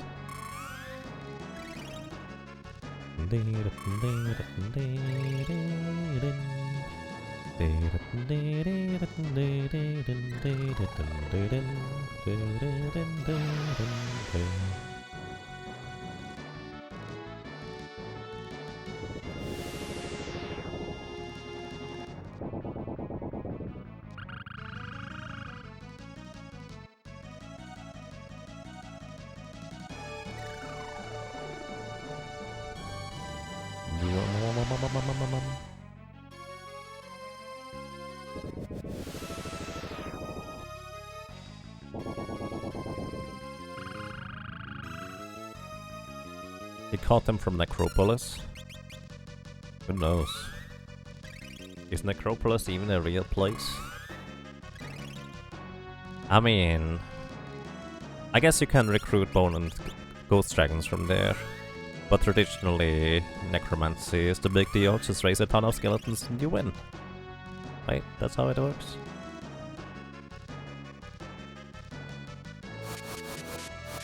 I feel that segment is tactically easier than the Berserker. I mean, the Berserker just equip stuff and then you wait.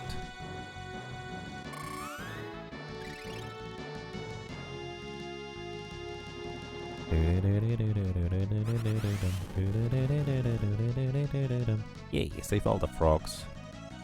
Frogs are friends, not food.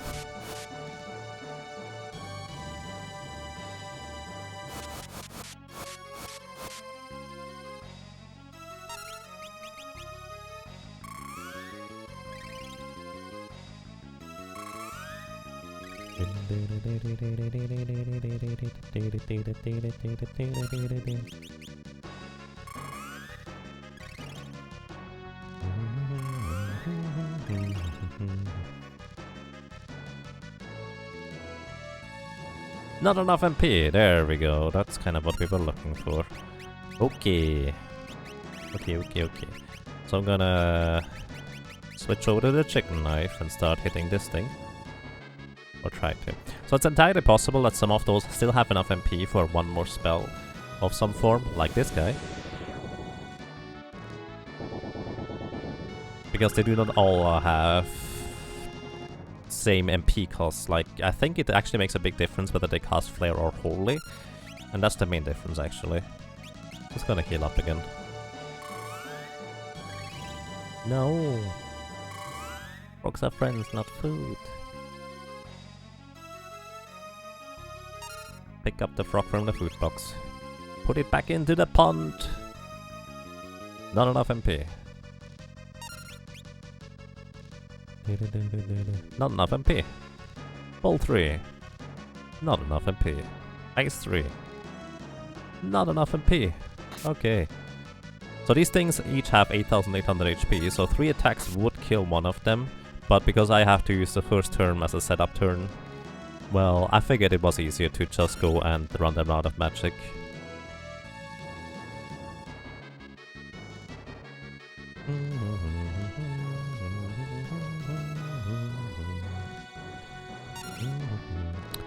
I mean, I don't mind the can't run away message now, because it's better here than later, really.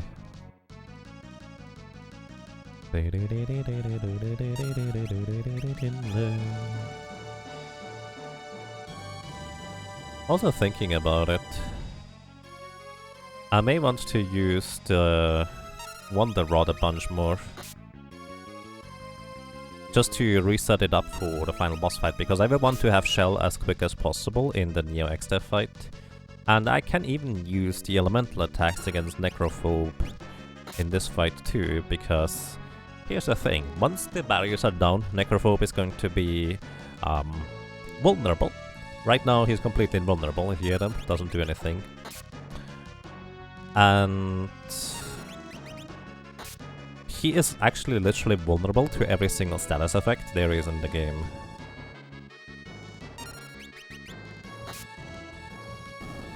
And not status effect, element. So if you have water, throw water at him. If you have fire, throw fire at him. If you have lightning, throw lightning at him. We will sit in the back row in order to avoid his physical attacks. So the first part here is relatively easy, let's put it that way. As long as you manage to get past the barriers, you're fine. So you have plenty of time to set up for phase 2. Phase 2 has the problem that Necrophobe always acts twice on his turn. And he can use a move called Hurricane. Hurricane puts you into critical HP. And because he can act twice, he can put it into critical HP and right afterwards, just boom, you're dead. With a physical attack. So, we kind of really want to avoid that from happening. He also has the ability to cast Doom, but we are immune to Doom because we had the Bone Mill equipped in the previous fight. So we should be fine on that end too. Aside from that, he does deal a ton of physical damage. He has both Vacuum Wave as well as just rather strong physical attacks, which is why armor and back row. Plus we have the Mirage Vest, so we can repeatedly reuse our, well, Mirage Vest charges. So we're gonna be fine on that end too. And yeah. There we go. So actually, where is the Wonder Rod right now? Wonder Rod. Gonna use this on here. So this is Ezuna. Then we have Kiraga, which is a full heal. I'm gonna just use that on myself. I don't think I'm damaged though. Then we have Reflect, which doesn't do anything. It actually is going to wear off rather soon. Then we have Berserk. I do not want to Berserk myself, that would be a horrible idea. In fact, we would just kind of be in forever fight. Berserking Necrophobia doesn't do anything, it just plays the status thing, but it doesn't do anything. Arise. I had no idea that would also play the status thing. Holy is next. I do not want to target the barrier of Holy because it would bounce over back to me. Then we have this spell. Alright, and then we start with the black magic spells. Fire.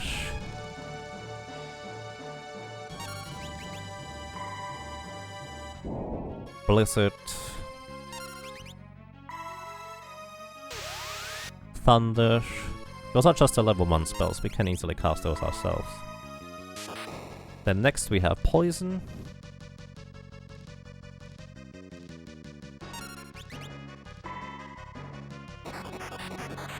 Sleep. Toad.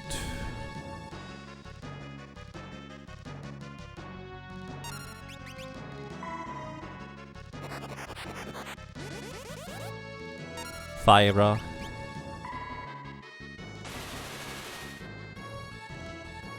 Blizzara.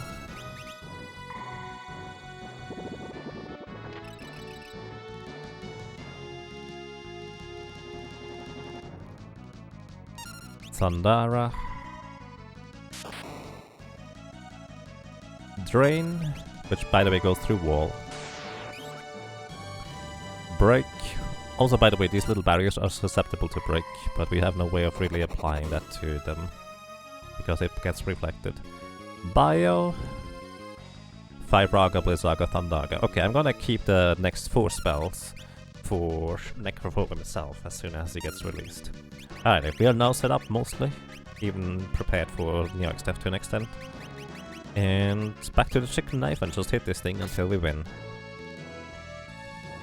Could have reflected it off myself. So wall actually only lasts for 3 turns, so I did not have wall anymore at that point. Unless I used the wall ring, which meant I would go significantly slower, which unfortunately is not a particularly good idea. I guess there's 2 bosses that are weak to poison. Necrophobia is just weak to everything, but only Magia is specifically weak to poison, I suppose.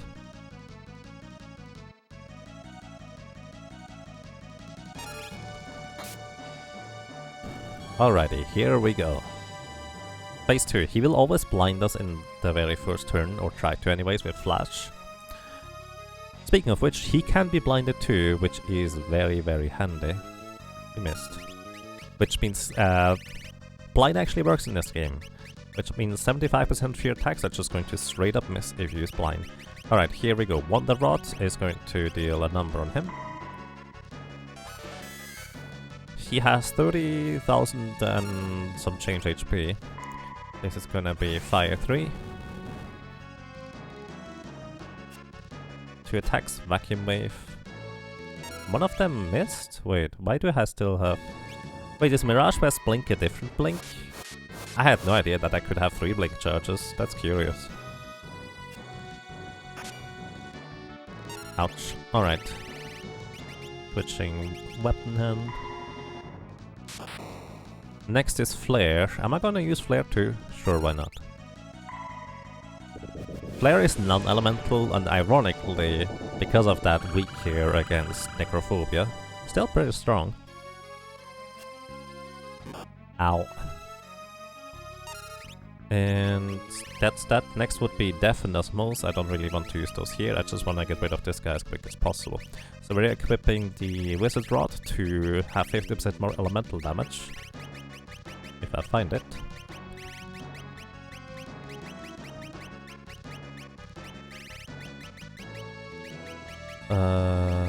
Where is it? There it is. Alright, but before I attack, I'm actually gonna wait. So the thing is, right now I have HP leak. If he hits me with a Hurricane right now, while I have the HP leak status, I would be in bad shape. So I'm gonna wait for his turn.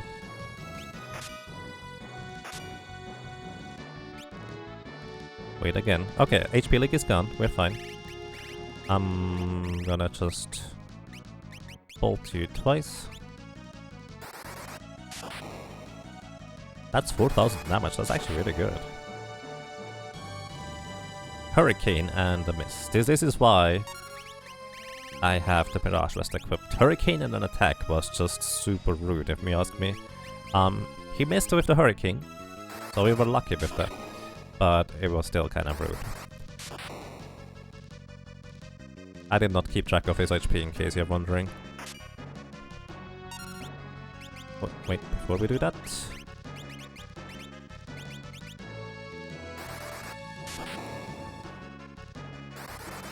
Mirage counts as one and Blink gave me 2 more. I had no idea that works like that.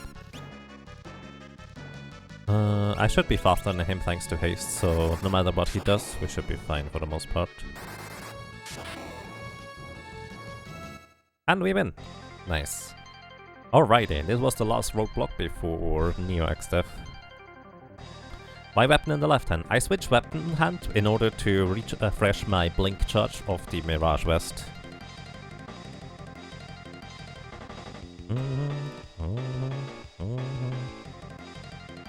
So I can steal another piece of Genji equipment from Gilgamesh here, but we don't really need to do that.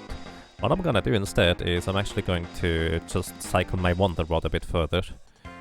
Next is Death and Osmose, then is Cure, Poison, Silence, Protect, Mimic, Cura, Raise, Confuse, Blink, Shell. That will take a bit of...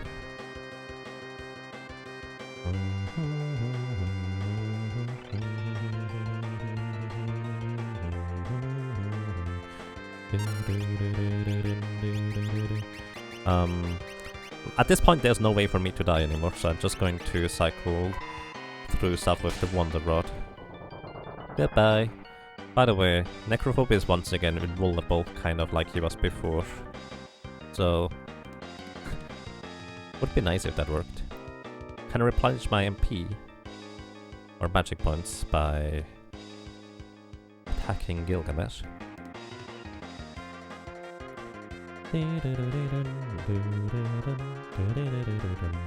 Yeah, actually, fun fact, you don't even need to swap a weapon in your inventory. You can just swap an item around randomly in your inventory. It will refresh it as well. Which is actually bad in some instance. Wait, where did we learn that it was bad? How did we learn that?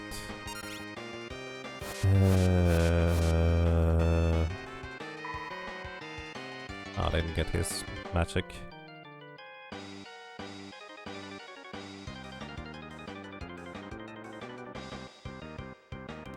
Yes, Drysize, you can just switch around weapons in or items in your inventory. There's no restriction to how you can do it on that end. There was a reason why we learned that this is a bad idea. I forget why that was. Like when I did not want to have something refresh. Oh yeah, I think the chemist it was. Certain buffs actually ended up being dropped from the chemist whenever you switch items around in your inventory.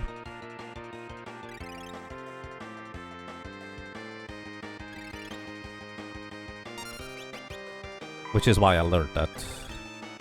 Alright, that's Cure. Next is Antidote. Mystic Knight loses spell from blade from it too. That might be actually why I figured that out. I don't remember. Either way, You don't want to trigger this in certain instances, effectively.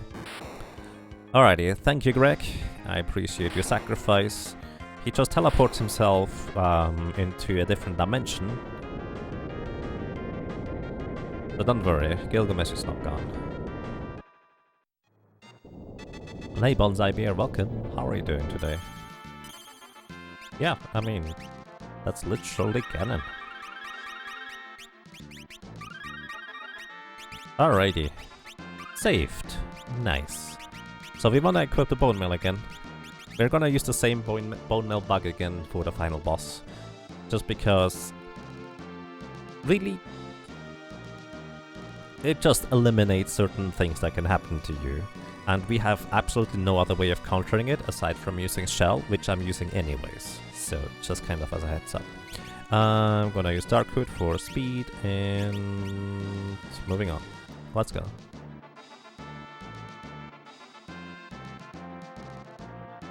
I was kind of watching it on the side. I didn't quite catch a whole lot because I was fighting bosses.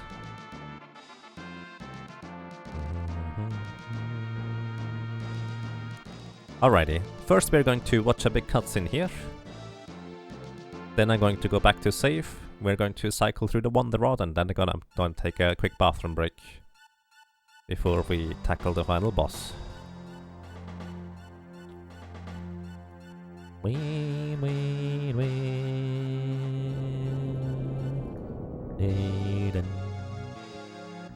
So the question is, do I use the Mirage Vest on the final boss too?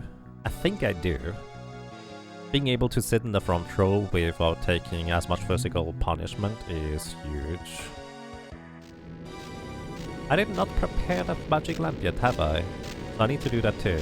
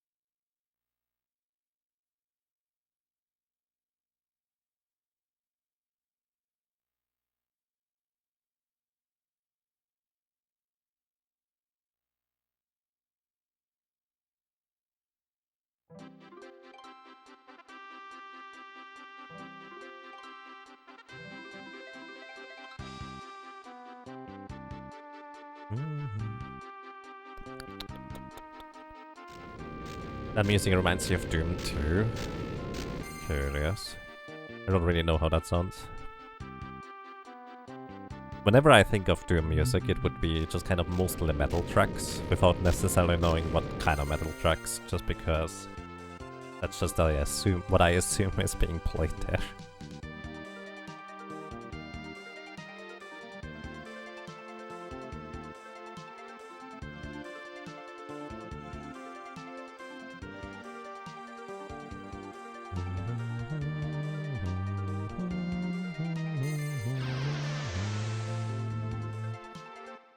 Alrighty, let's go! This is the time to shine! And run away to save before we have to watch the cutscene again, because that would be awkward. Okay, nice. Got here without a fight. So, now we need to cycle our Wonder Rod a bit further. Once again, we want to have Shell guaranteed in the next encounter. This is pretty much a requirement. And let's see, how can I do this boss officially. Wonder Rod, we are currently on Antidote if I'm not mistaken. Yeah, it's gonna take a while. Before I do this, I'm going to try and put everybody to sleep. I don't even know whether these enemies can sleep. Let's see. Oh wow, the thing on the bottom left can sleep. The thing on the top right can sleep too. How convenient. Alright, I'm gonna... what can I do? I never use Toad on random enemies, because why would I? Gonna Toad and armor up. Didn't hit anybody. Sad face. Alrighty, so now Wonder Rod, next is Antidote. Then we have Silence. We have Protect. Then we have Mini right afterwards.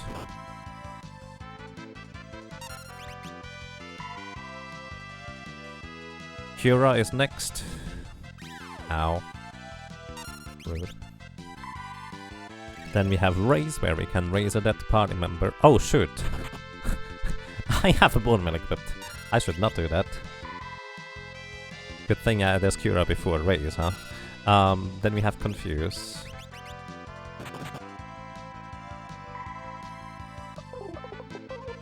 Then it's Blink, and then we finally have Shell. So this time I will not want to, even though it's kind of nice to have Shell as soon as we get into the next area, it's not particularly healthy, all things considered. So I'm going to scratch that idea. And what I need to do here is I also need to prepare the Magic Lamp. Magic Lamp, we need to have the third charge. So that means one more Magic Lamp and we are prepared. Thing is the best enemy, it's a thing. Yeah, they have 4 HP. If you capture them as a Beastmaster, you can cast Mighty Guard on yourself, or your entire party in fact. It's actually really good. Big wave. Okay, and we are done here. Let's go. You can knock yourself out if you want. But I don't need to watch you trying. Okay, nice. So with this, we are ready with Mirage Vest as well. Do I want a gold hairpin? No. Yes? I think I want a more defense and more physical attack power. I haven't really calculated how much I would get out of this. We always get running shoes. Haste is way too good. If you can go 3 times for the enemy going once, this is insanely good. So haste is too good to lose out. We used the chicken knife in order to deal a lot of physical damage. And that's kind of all there is to this, really. So, it's actually really important now that I do not get into any more encounters with enemies. Because I would lose my bone mail boost, so to speak. So right now, I'm immune to death and on a number of other status effects because I had bone mail equipped in the last fight. That's basically a minor bug, it carries over from the previous fight. But if I get into any encounter here, this will kind of get removed. Alright, we didn't. So that's good. Okay, before I'm going to try this, I'm going to take a very quick bathroom break, so be right back and we're going to move on in just a moment.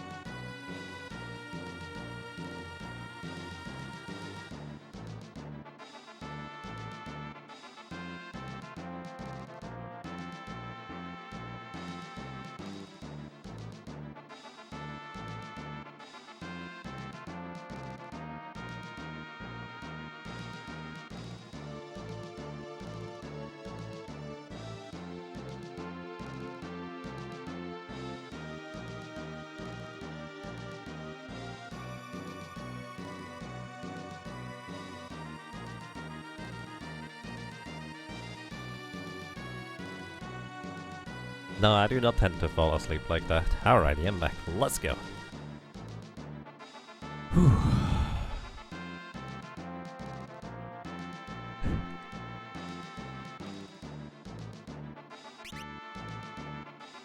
Yep, that's my loadout. Let's move. Let's dance. Alrighty, here we go. We are at the final boss fight. This is a two-phase fight, but there is phases within the phases, if you will. I will want to use the Wonder Rod to give myself Shell. So in the first phase of the first phase, he has 49,000 HP. White Hole is an ability that causes both instant death as well as petrification. If you are immune against one or the other, you will not take any. You are immune to it. This is why we have the Bone Mail Bug equipped, basically. So we are immune to instant death, so White Hole will never hit.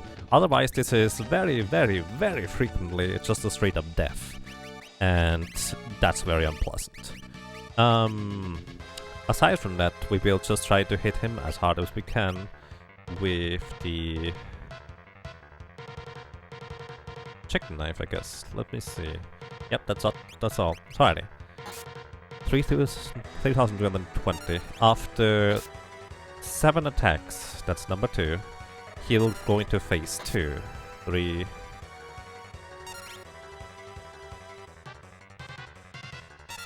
4. So White Hole is the best thing we can see right now. 5. Wow. 6. Each one of those White Holes would have like a 30% chance to instantly kill us if we didn't have the Bone Mail Bug. So, alrighty. Now, he is in phase 2. Which means, he always starts off using Flare, or Holy, or a physical attack in this phase. And we don't really have a whole lot of time to heal up, so I'm just going to use an elixir and then truck on. That's kind of the entire idea here for now. So, he also likes to use physical attacks. Also, he can use Doom in this phase here, but we just hope he doesn't. Once he drops below 10,000 HP remaining, he will have a 1 in 3 chance on each of his turns to cause Meteor. We will most likely not survive Meteor whatsoever, so we just try to truck through these phases as quick as we can. That's kind of literally all there is to it. Also, I should probably have used armor on myself. So he did not cast Doom. He can also cast Doom in one of his turns if he feels like it. So just trying to go through this phase as quick as I can. And there's Meteor. We are dead pretty much. There's a very slight chance that I could survive this thanks to Shell, but it's very, very unlikely. Well, I guess I would have actually survived it in this case if I had more maximum HP. Oops.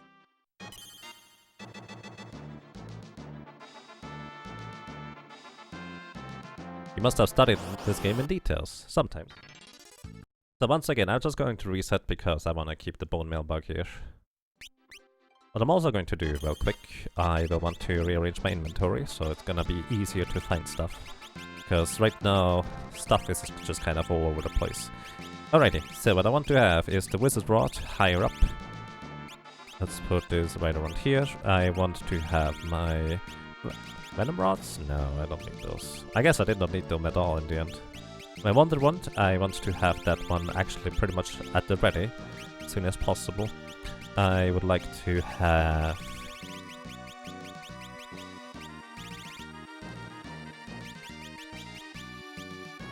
the Guardian Dagger, potentially. That is always very interesting. And... that's mostly it. You have the chicken knife equipped. Let's go.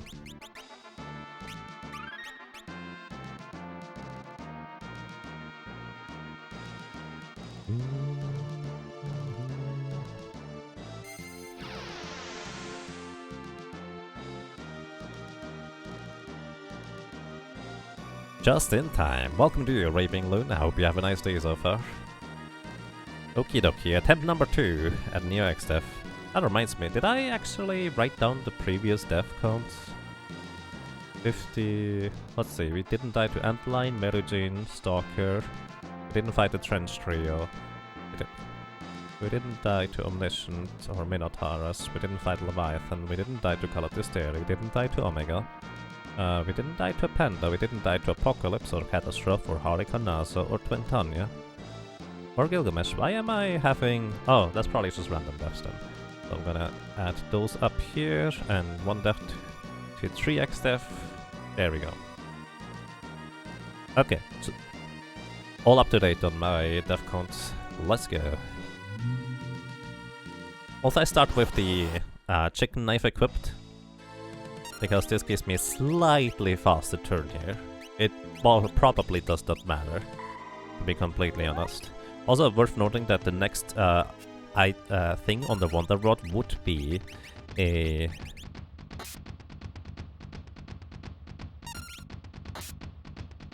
would be Asuna, which can remove the aging status effect in case I'm gonna be afflicted by that.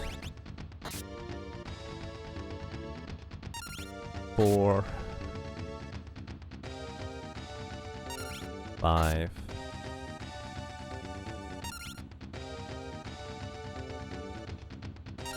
6, 7. Alrighty. Holier Flare is going to come here, or adjust the physical attack. I'm okay with this too. 8.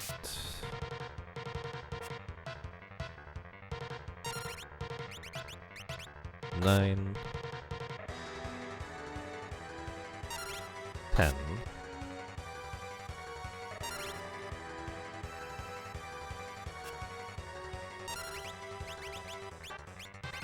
11. Wow, we can miss. I wasn't entirely aware that you could miss here.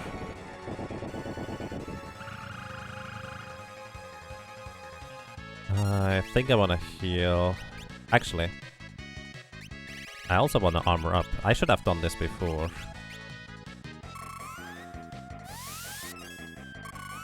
Because in case he gets a physical attack through for whatever reason, that would be less than ideal. Where was I? 12 now, I think?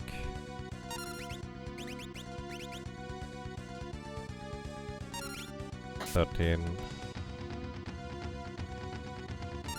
14. 15.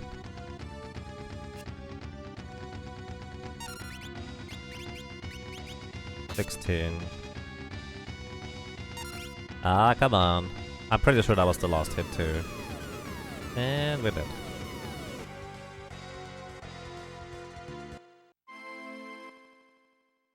I counted the miss. Oh, well.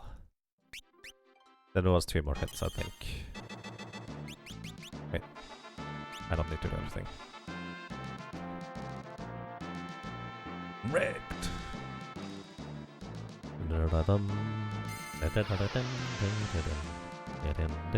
No squish frogs, that's mean. There's nothing you can do about this.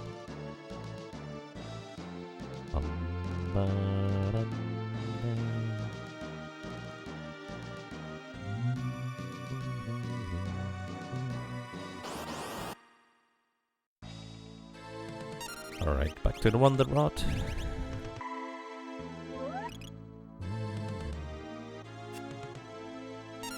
Chicken knife again.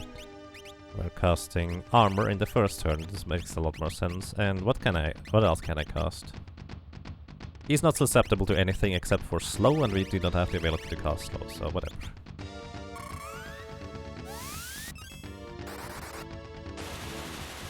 Yay, 297 damage. Not a whole lot, but hey, it's more than before.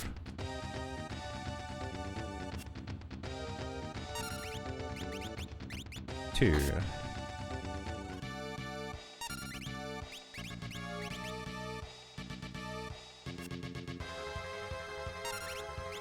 So first phase he literally can't hurt me. 3. As long as I keep up the Mirage Vest. 4.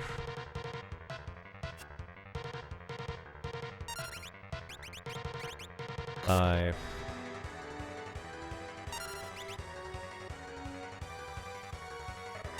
6. Alright, we're in phase 2.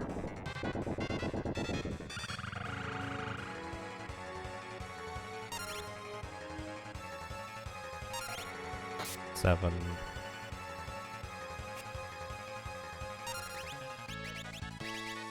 Eight.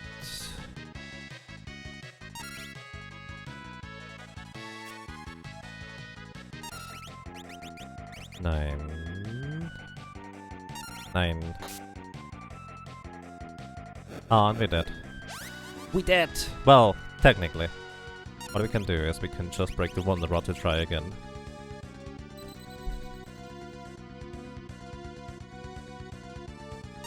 This version is a little bit more exploitable. I guess. I just prefer this version because it has a higher resolution and it's the first version I played through. That's kind of mainly it. I think the Game Boy Advance version is overall the better version, to be completely frank with you.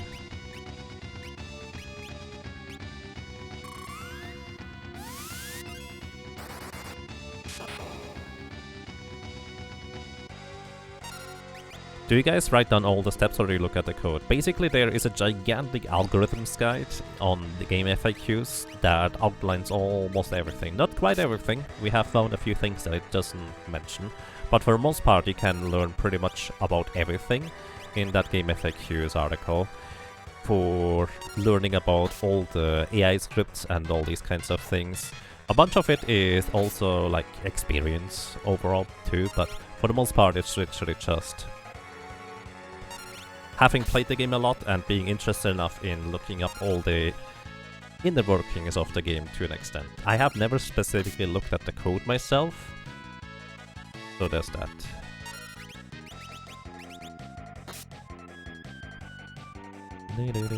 A lot of the things I learned also from other players through the 4-Drop Fiesta, for example. The 4-Drop Fiesta is a yearly event where we just play through the game as a challenge at your own pace. You can take a month for this or 2, whatever you want, or you can just try to do this in 1 day, where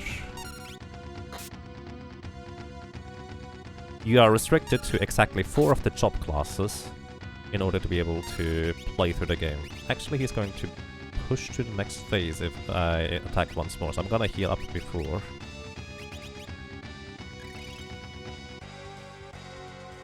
Oh, come on! It's a 1 in 3! That's mean. Fun fact, we didn't actually die because Wonder Rod allows me to reset. Will I do the run this year? Maybe. I have done the run there a few years now in a row. So if there's other runners that would like to run, I will give them the spotlight, to say the least. I would like to. I like this game a lot. The routing aspect is definitely one of my favorite parts about it. Venom! Doesn't do anything. The Rare Condemned. Yeah, it's a 1 in 3 chance in his second phase. And we get to that part actually twice in our encounter here, just because we are not particularly fast. So the reason I actually did not cast a level 2 spell here is because I can attack once more before he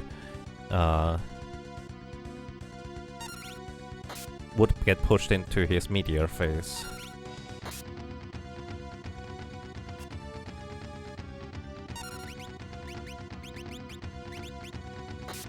And yes, a reset spell should just continue where the game left off, so it actually shouldn't like reset back to the previous random numbers, I don't think. At least that would be news to me.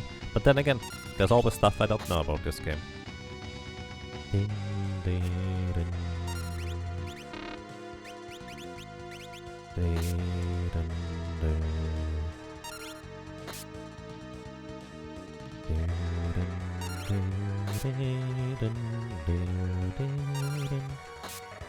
38,640 damage so far, so this means I want to heal now before he gets a turn.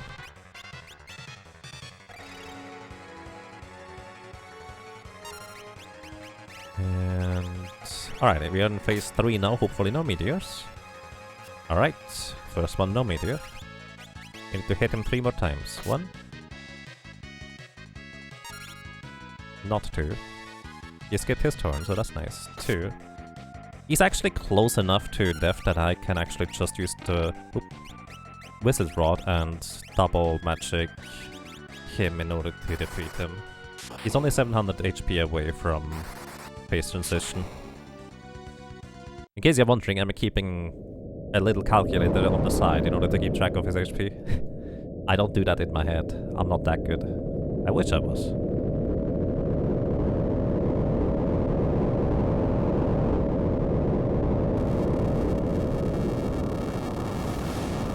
Also, sorry, this is really loud.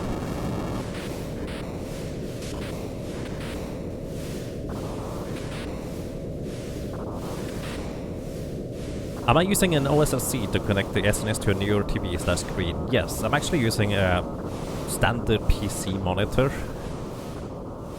through an HDMI input thanks to the OSSC. Bzzzt. Alrighty, welcome to NeoXDev Phase 2. So this part consists of 4 separate portions. The far left one has 60,000 HP and casts a ton of magic spells at you that would actually hit like a truck, and also has a guaranteed chance to petrify if he chooses to use one of them. However, we are going to destroy that far left part thanks to the third use of the magic lamp. It is labeled as not heavy in the code, which means the third charge of the magic lamp will effectively just one-shot it. So this is why we do this. I'm going to switch the Guardian Dagger to have a 1 in 4 chance to block physical attacks. Use the magic lamp and one part gone. Okay, now next up, there is 3 parts remaining. The front top right is the physical part. Give me a second. Alright, I'm getting to the idea real quick. Alright, the front top right is the physical part that has 50,000 HP.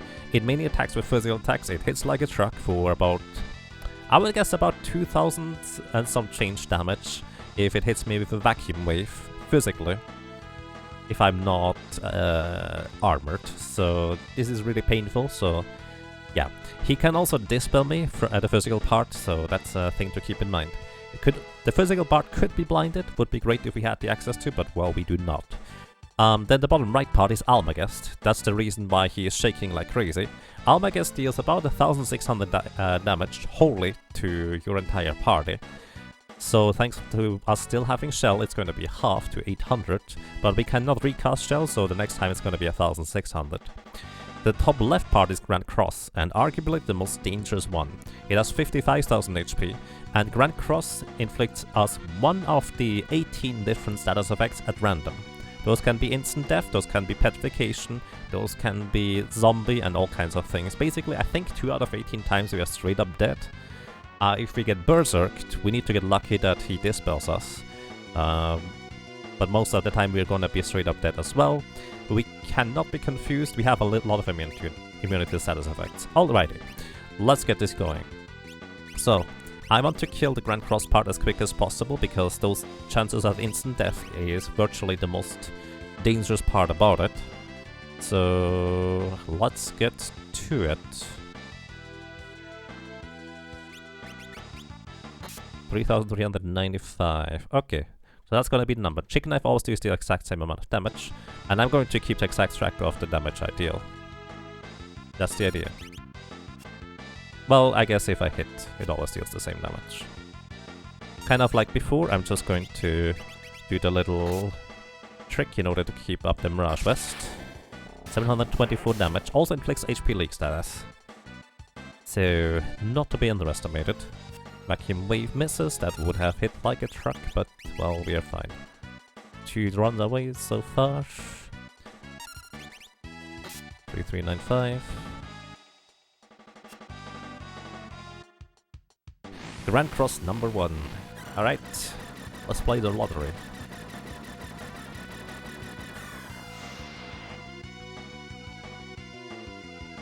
We are minute. Not terrible, not great either. Minute we, well, have our attack reduced to nothing basically, and our physical defense reduced to nothing, which thankfully doesn't matter as much. But yeah, just 1 turn lost, that's okay. There's way worse results.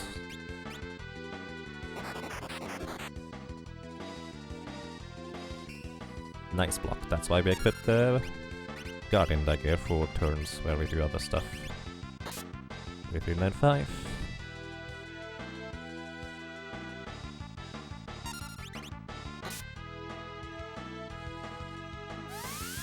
this spell. Alright, well. Guardian Dagger. Do I even need to worry? Actually, I don't need to worry about physical attacks. Unless I forget to Mirage Vest. The Grand Cross portion could... well, I mean, I'm dead anyways if that happens. Just thinking out loud. Once the Grand Cross portion drops below 15,000 HP, it has a 1 in 3 chance to cast Meteor on us. Once.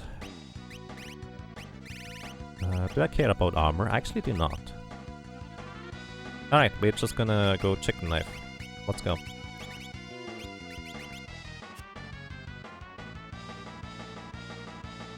Almag is not going to hit like it's struck. We're just going to heal up with an elixir afterwards.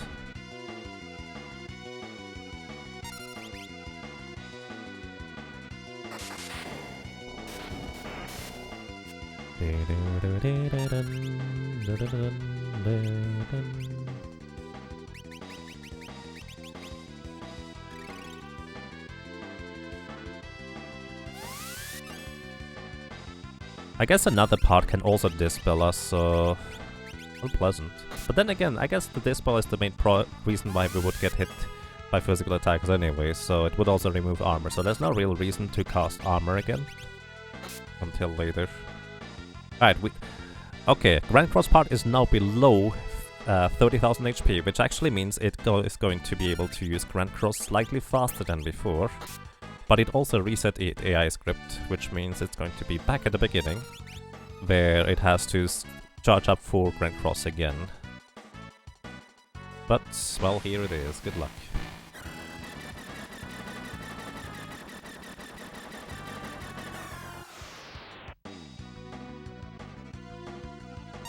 Right, seemingly nothing happened. That's good. It's probably one of the status effects we are immune to. You cannot Berserk the Grand Cross part. If we could Berserk it, it would be super easy, because yes, we could just cycle the Wonder Rod to it. Alrighty, we are below 15,000 HP. Now we could potentially see a Meteor if we're unlucky. Let's just hope it doesn't happen. I'm actually tempted to just heal up all the way. In case we might be able to, through some miraculous means, survive a Meteor.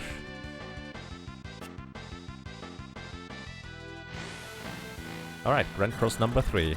It also reset the AI script again. Let's see. Froggy, okay. Where's my thing? I don't know. Alright. You're fine. Frog, we can't cast spells except for specifically Toad. Ah, that's not quite enough. We need 4 attacks in order to kill it, but I'm going to just spellcast because we are very close to killing it after just 3 attacks.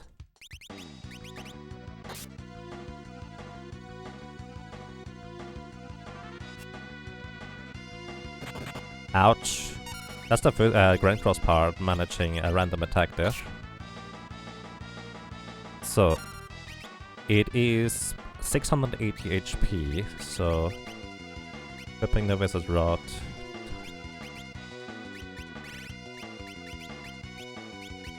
This should kill it. Yep, alrighty. It's dead.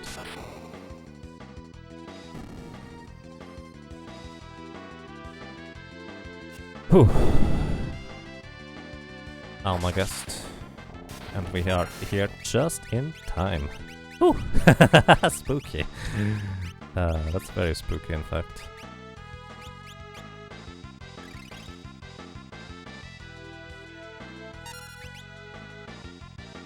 Huh. Alrighty, now we need to take care of the physical part, as well as the Grand Cross part. As long as I'm not derp, I guess should be fine. Yeah, we should be able to do this. As long as I don't mess up, we will win now. So, going to hit this part. I just realized I wrote the numbers on the wrong spot. That's okay. Did I run away? I assume I ran away. Wait. Ow! How did you do that? How did that happen? Wow. Don't do that, that's mean. I tried to run. Don't dismount me, that's mean. Going to hit the physical part. 3395, the same number. So it seems like they have all the same defense.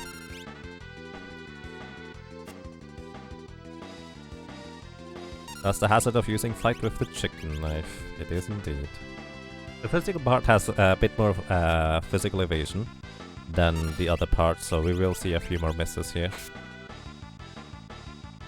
The funny part is, one of the parts we will easily be able to get to critical HP. Guardian Dagger. He's gonna heal up.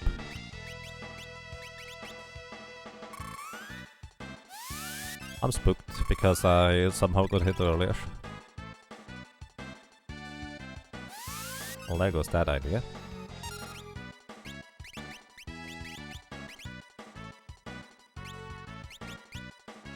I should just continue with my current strategy.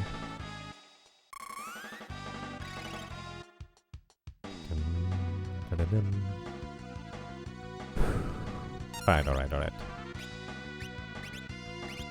Chicken knife attack.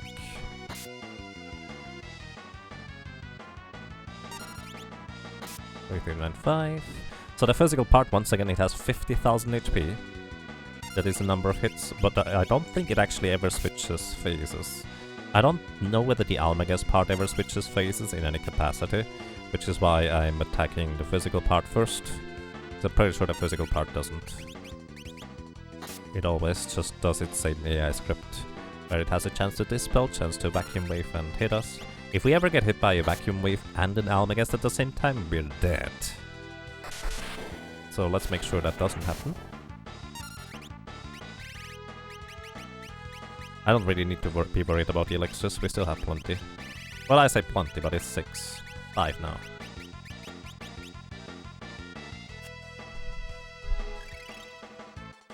$3,395.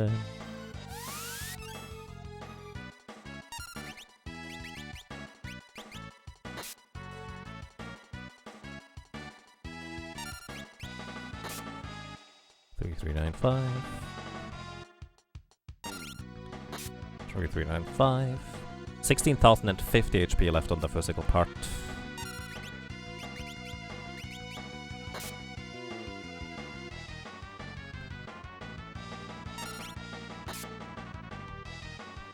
$9,260 HP left.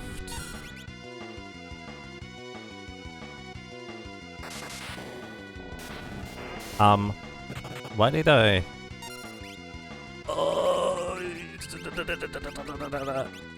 No! I'm such a derp. Why did I do that? That's me. That's all me, isn't it? Oh god. Well, back to the basics. I forgot to refresh. Yes, that's all on me. Well, too bad. I mean, look at the bright side. We have a nice and round number for the amount of deaths that we have now. Right? That's a bright side, I think. That's 2 times I forgot to refresh. Yeah, that sounds about right.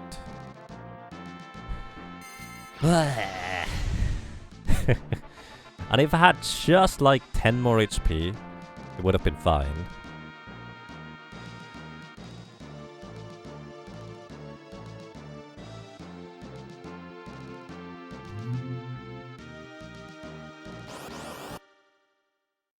I should have tried to use Cure instead of the other thing. But then again, I wouldn't have had a... No, actually, it would have been fast enough. It would have been fine.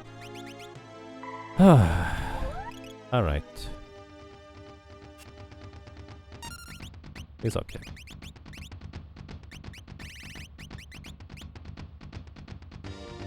That's fine. Make sure to vote on whatever you'd like to see for the next solo character challenge run, by the way. Because that's going to come up in the credits, where we're going to determine what it's going to be. And also we're going to determine who is going to be able to vote on which name we get, which background color we get approximately, and whether we choose fairies or bots. Well, that's assuming I get the credits today. I hope I do. That would be awkward. We were so close! And then I mess up. That's all on me. Why only fairies or bots? Quite simply because Lena and Galuf are missing for a few more key boss fights that I think are more important, honestly. That's why.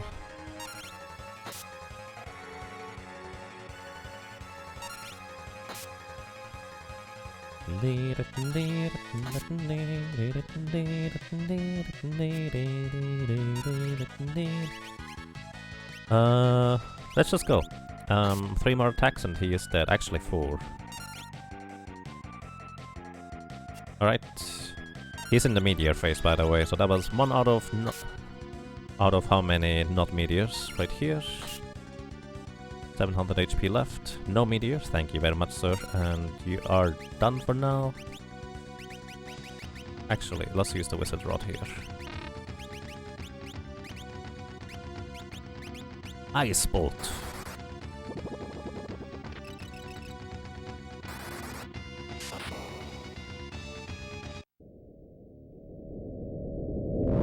Yeah, Lena is missing for the entirety of the pyramid, the antlion as well as Merugene.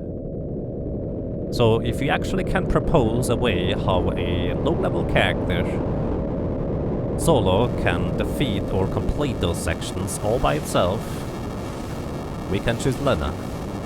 Or alternatively for Galuf, how a low-level character can defeat the 3 mini-bosses at the meteor, we can choose Galuf.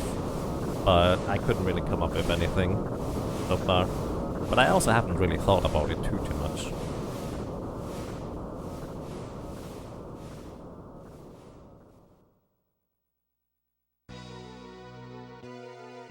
I mean, I suppose Galuf and Kara is the same, in a sense.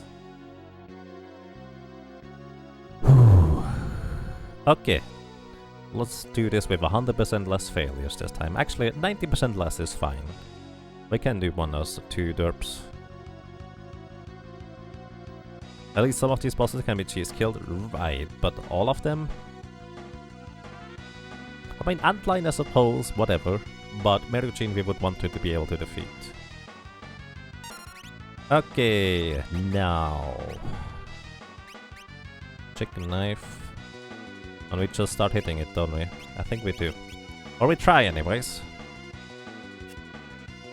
We definitely try.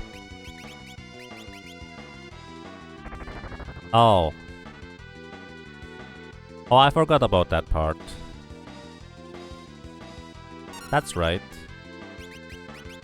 I just need to use the magic lamp first. Good block.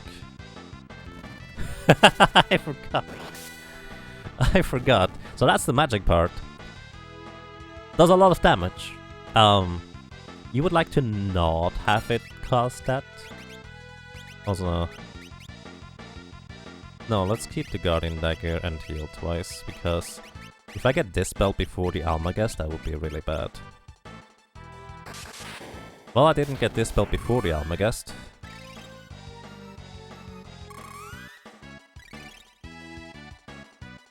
But that's good.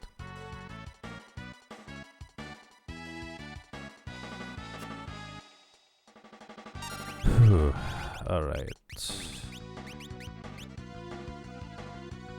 Can't run. Again.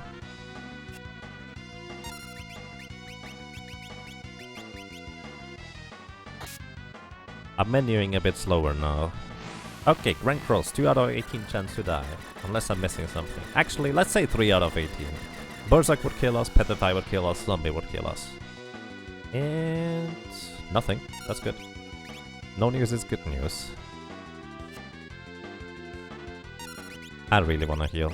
I'm gonna heal.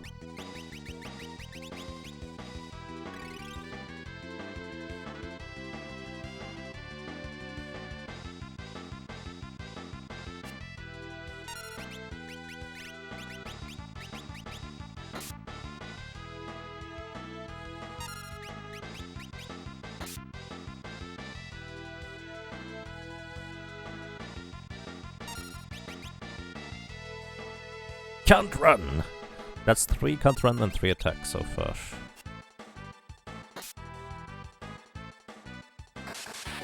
Dum, dum, dum, dum. Ding, ding, ding, ding, ding, ding. There's a dispel. There goes my shell.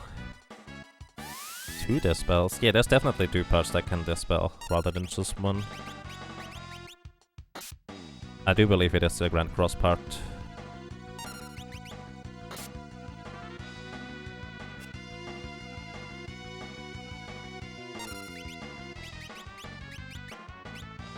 I definitely want to heal. Okay, 1 more attack and the Grand Cross part is going to be in the next set of attacks, which means it's going to cast Grand Cross rather quickly, so I want to heal up before that. So we're gonna... X magic 2 times cure. Did I change weapon? I did.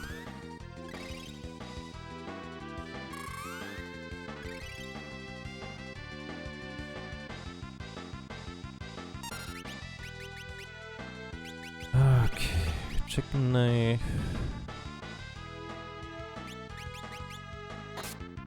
Alright, now the Grand Cross part will go into its next phase.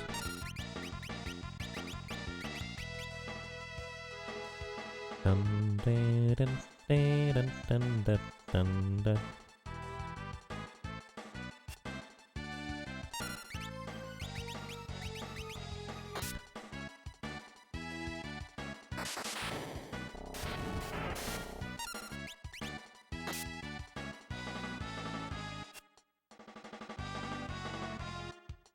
Grand Cross.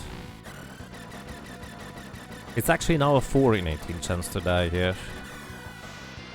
Basically, unless I get lucky. Alright, so the other chance to die right here was that he can put me into critical HP. That's one of the possible status effects. And thankfully he did not do that, so that's nice.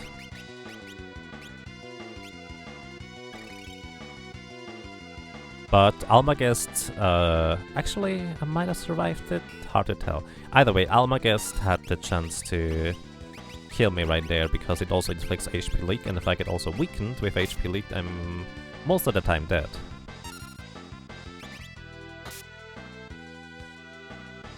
Alright, we are now in phase 3 of the Grand Cross part, where it can use a meteor just randomly if it feels like it. I hope it doesn't.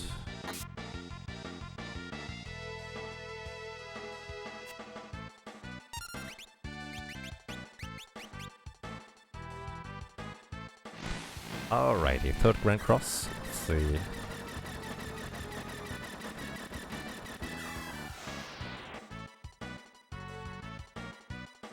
Minute, that's good.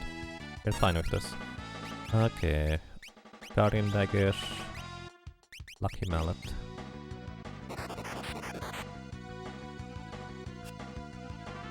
That's okay. Chicken Knife. Come on, 3 more attacks for this.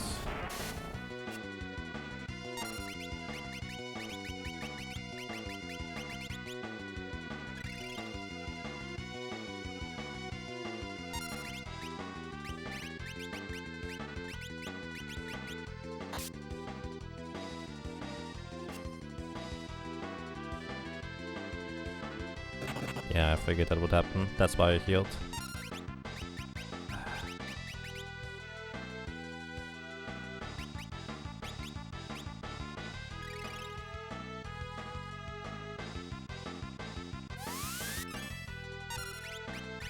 This is fine. I actually don't mind Dispel right now. Dispel is probably the better thing that can happen right here. Rather than attacks, because at least it's guaranteed not going to deal damage. Alright. It is 1 spell cast away from going down that Grand Cross part. Not forget to switch weapons. Let's go Wizard's Rod just to make sure it dies. Burn with fire and ice. Alright. That should do that. Alrighty, now, if I don't mess up, we're gonna be fine. I could move into the back row. In fact, I will do that. It's gonna be even slower than it already is.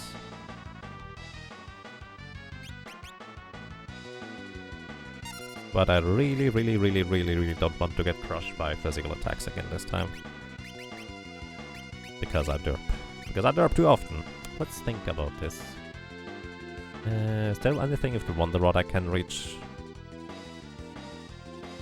Not really. That's fine. Alright, let's go. Physical attack. Or try to anyways. Alma guest.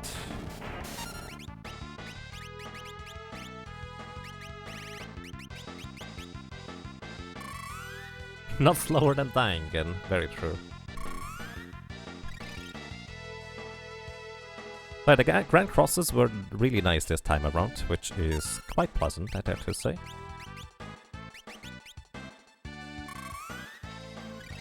Did I just use red? I just used red rather than X magic. Oh well. That's okay. Tempted to wait on before attacking, but I probably shouldn't. Second counter run. That's okay. As long as I don't mess up, we win. 1649. Okay. So this part has 50,000 HP. Feel free to calculate how many attacks that is. It's a lot. Especially if I keep trying to run away. 4 out of 6 so far.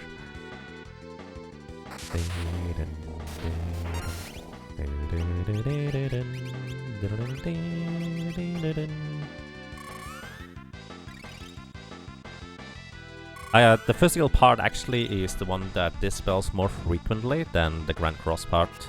For that matter, the Grand Cross part can do a number of things when it gets to the lower phases, for that matter, such as dispel as well as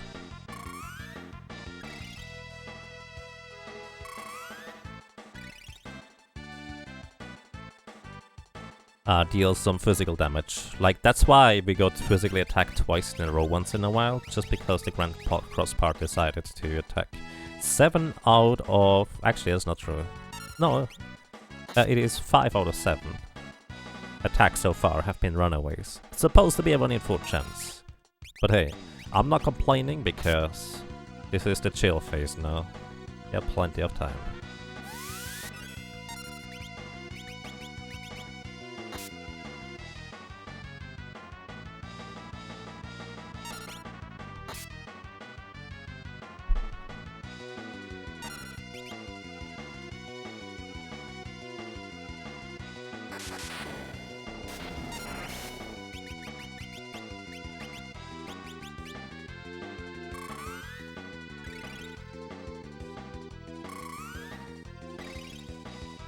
Yeah, if physical dispels, it's not gonna attack. So basically the big danger is if you take 2 physicals in a row, in this case, or the physical part dispels and attacks at the same... if you get dispelled and you get attacked at the same time. But getting attacked and dispelled at the same time is impossible in this case, because there's only one part that can dispel at this point. So we're fine regardless. Again, as long as I don't make a mistake and just keep refreshing the Mirage West, we would be fine. What's with those runaways though? So many so far. I believe we had at least as many runaways as attacks, which is not the ratio that I would normally expect. Yeah, armor basically doesn't do anything if I keep the thing properly up. But it also costs me a turn instead of attacking, so it would drag the fight even further out. So I'm just going to make sure that I do the stuff properly instead.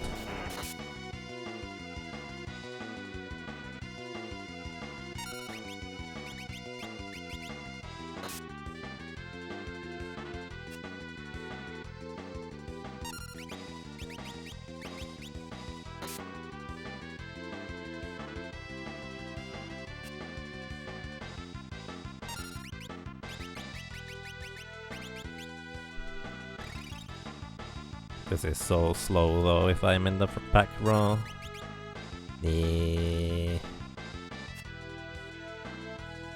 I really want to go back into the front row, guys.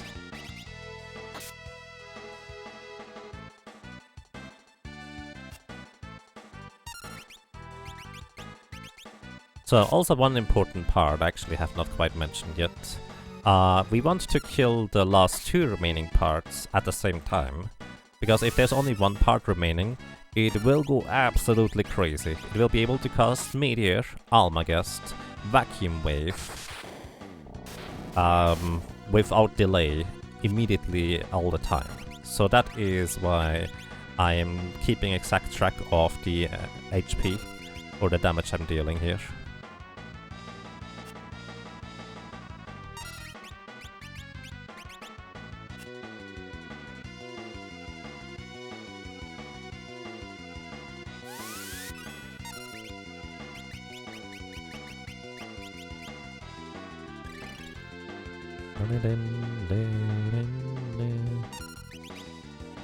Oh, come on, dude.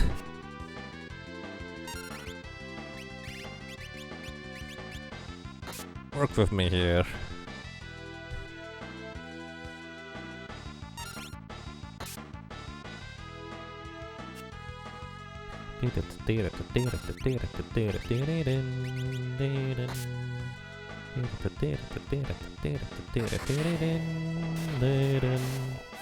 Bum bum bum ba-dum bum bum bum bum ba-dum ba-dum bum bum ba-dum ba-dum. We're down to 17,000 HP remaining on the physical part.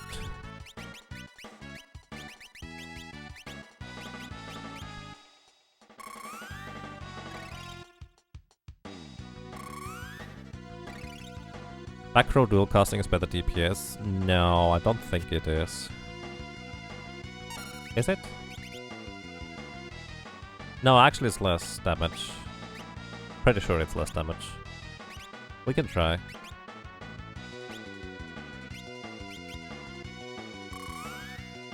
I was actually thinking about that just a moment ago, but I'm pretty sure it's less damage. Since I'm keeping exact track damage anyways, I don't really worry too much about different numbers, although it's easier to keep track of that way.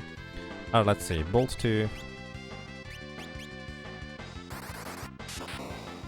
627. Yeah, that's less overall, honestly. 583. Yeah. No, this is just over 1,000 damage. We deal 1,600 with a chicken knife, so chicken knife is strictly better.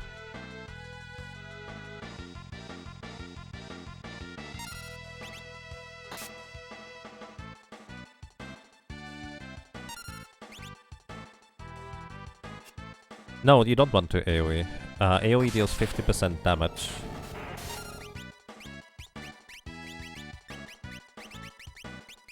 So both parts take less damage, because both parts'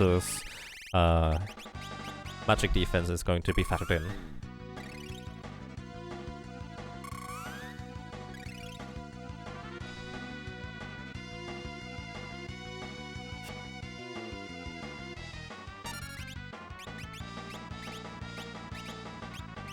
I'm so used to using red magic through going to the left in the menu rather than to the right.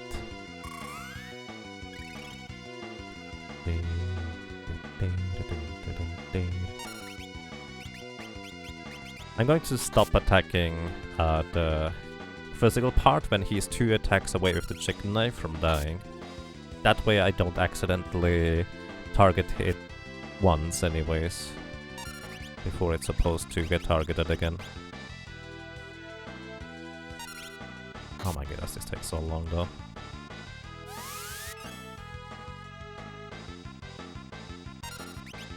We're almost there! 7,565 HP remaining on the physical part. If I was in the front row, not making any mistakes, we would actually be setting up for a double kill at this point too.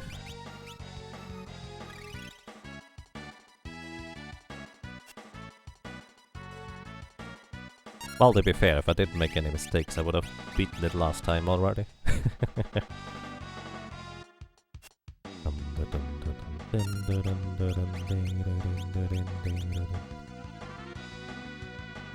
Running away really does not help in this case.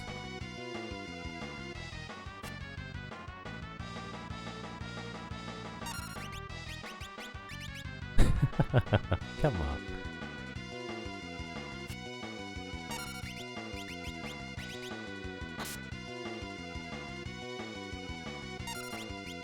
You'd like to see the exact numbers that I'm keeping track of. They are actually tracked in the document, because I'm using a little Excel sheet at this point.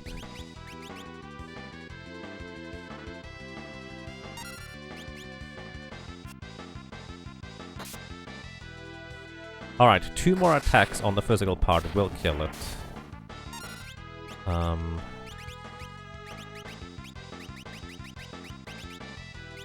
Let's see. 1649.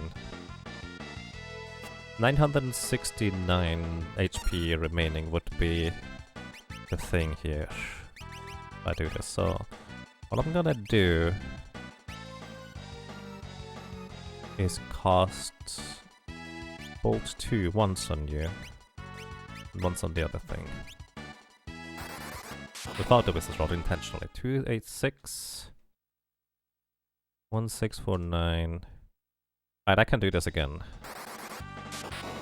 Basically, I'm trying to get closer to 0 HP here.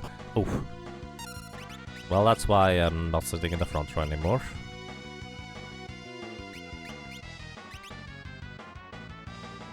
Alright, one more and one more here. 308. That would be a good number if we get that one again. And this one has 385.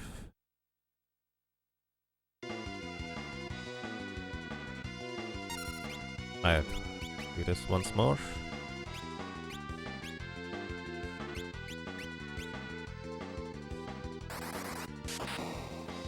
.308. Okay. It will have 67 HP remaining after a chicken knife hit. I'm not gonna attack with the chicken knife yet though. Oh wow. Cool kid, thank you. I really appreciate the raid in the host. Good morning, good evening, and good afternoon. Hope you're all doing well. So, anybody who is here might not know Cool Kid, make sure to follow him. He is indeed a pretty cool kid. He likes to play platformer speedruns and is actually really crazy good at those. Can highly recommend. Also a very chill guy. And welcome to anybody who has arrived here just now. We are currently playing Final Fantasy 5 Solo Character Challenge run with just a single job, the Red Mage, and I'm trying to keep exact track of the HP I deal damage with, because I need to defeat or hit the last 2 parts, or kill the last 2 parts at the exact same time. Oh my goodness, why did that happen?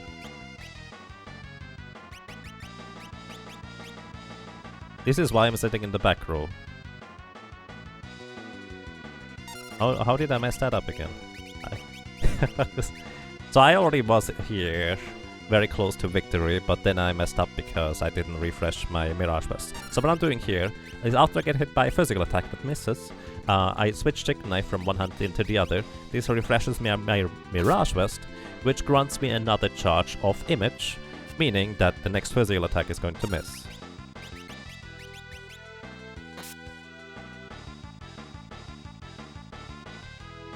Why did that happen? Because I was distracted? Maybe. Yeah, thank you so much for the rating the host, Cool Kid. I really appreciate that. Okay. If anybody knows Final Fantasy 5, feel free to vote on the straw poll for which solo character challenge we are going to be tackling next. If you type !SSCC, you will be able to see that straw poll. Can't run. By the way, we have a 1 in 4 chance to try and run away whenever we attempt to physically attack the enemy. Well, Alchemist, we already did that one in particular. There's a straw poll for the options. With the exception of the Freelancer, all the options on the straw poll at this point are the ones that we have not done yet. The Freelancer I will want to play after we choose the Mime first.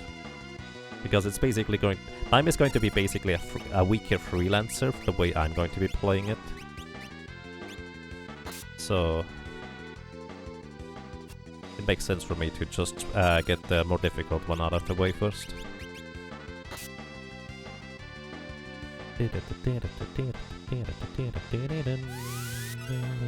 This spell removes my image charge, so I just switch the chicken knife around again.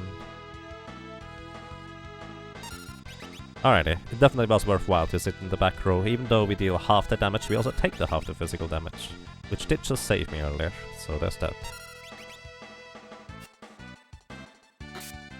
Need to refresh.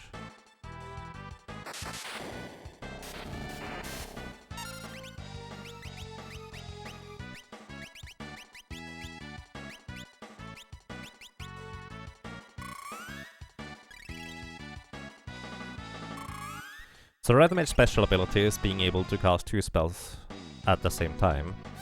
Well, the big downside of the Red Mage is that we are very limited in how high the spell power goes, and the ultimate maximum HP is really low. In fact, it's lower than the other pure mage classes.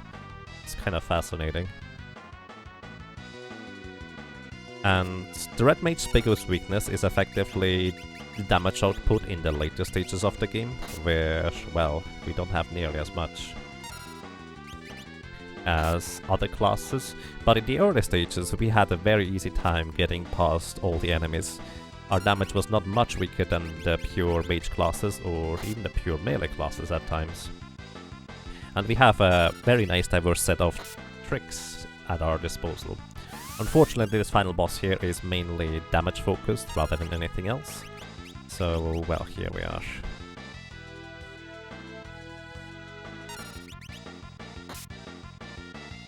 If there's no weaknesses to exploit, either in status effects or in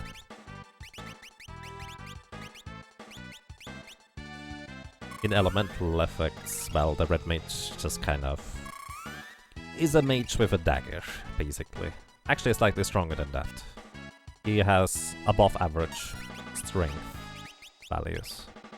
Also, I switch over to the Guardian Dagger because it does give me a 1 in 4 chance to block the physical attacks. Which I suppose doesn't really matter if I just exchange the next turn anyways. Because it gives me my Mirage Vest back right here. Yeah, I should actually just keep the Chicken Knife, because Chicken Knife makes me slightly faster thanks to +5 agility. We already killed 2 of the parts of Neo X-Death, one by the use of the magic lamp that instantly kills the part on the far left, which is one of the most dangerous ones, so that's out of the equation. And then we focus down the Grand Cross part, which inflicts one of the 18 random status effects upon us. At random, 2 out of the 18s will kill us guaranteed, one has a very high chance to kill us, so we wanted to get that part gone right away. So we dealt 55,000 damage in physical attacks from the front row reasonably quickly. Was not the fastest, but basically twice as much damage as you can see here. I'm now in the back row because that way I take only half the physical damage from anything coming my way.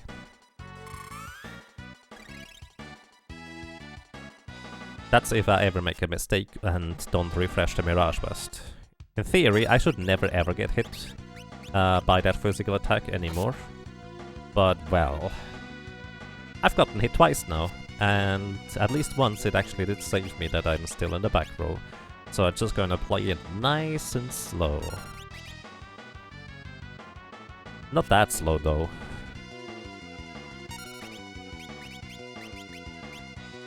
Please. Stop missing.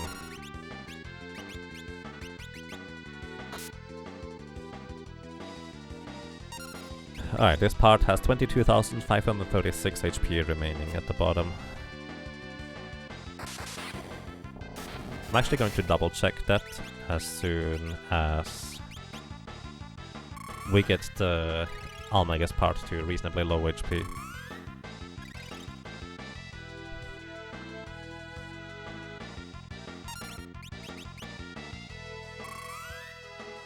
How is... yeah. The bottom part we still need to deal 22,000 damage. And once again, I need to kill both parts at the same time. Otherwise, we are going to get destroyed by his revenge attacks, so to speak. So that would be most unpleasant. Did I switch weapon item thing? I did now anyways.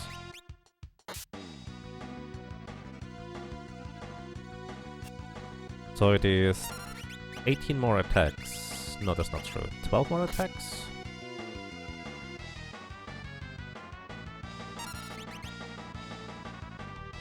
Yes, dual cast scan? Yes, that's actually the plan.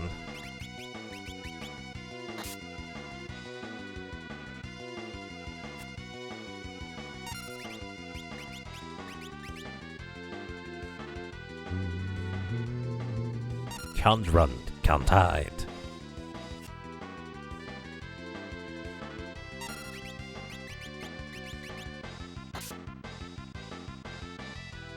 Okay, 9 attacks remaining before I need to stop and calculate.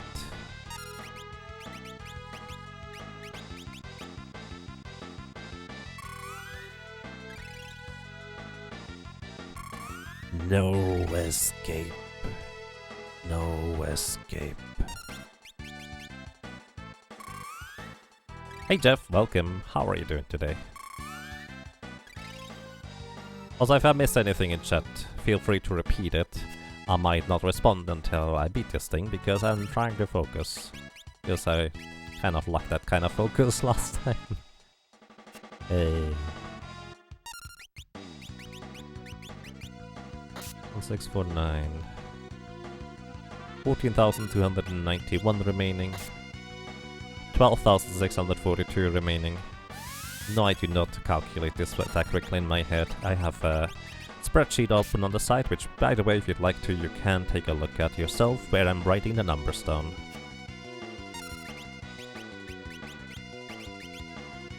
One 649. 7,695.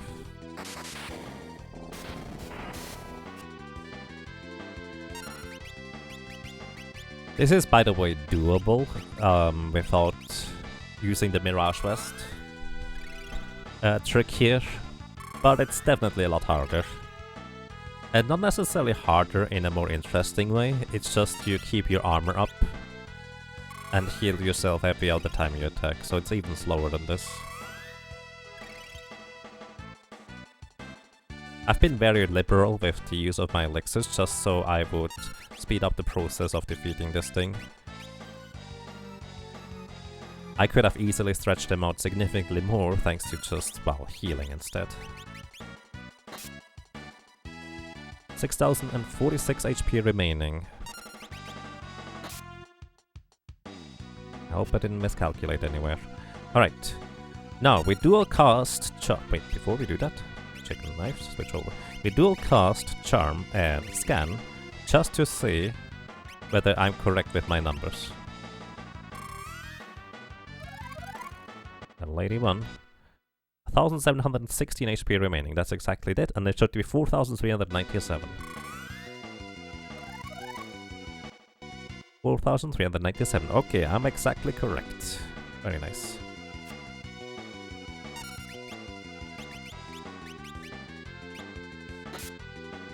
Alright, one more attack on the front. One more attack at the bottom. Okay.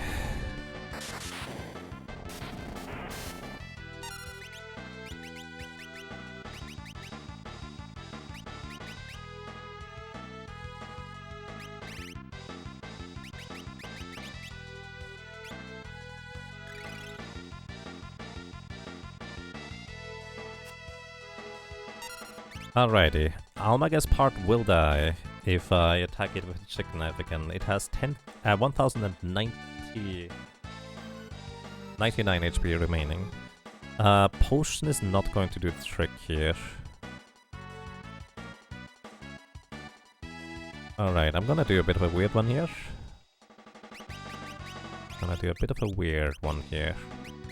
I'm going to cure this part and cure myself afterwards. Actually, armor's fine.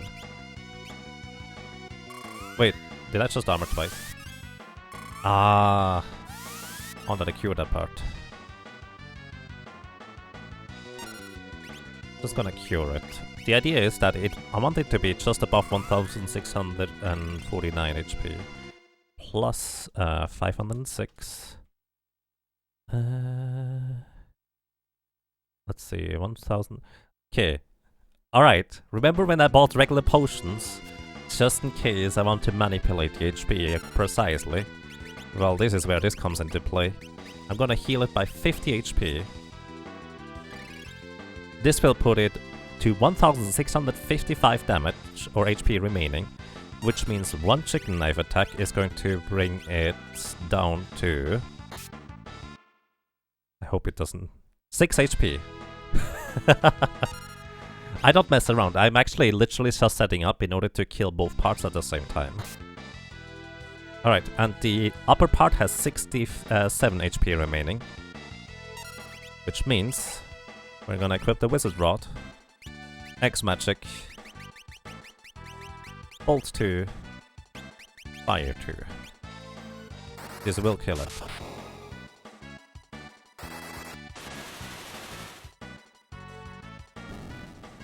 And we win.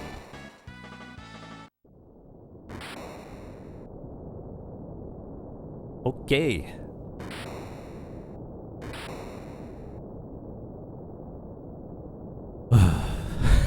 Why is that always so stressful at the end? Thank you for the GGs, everybody.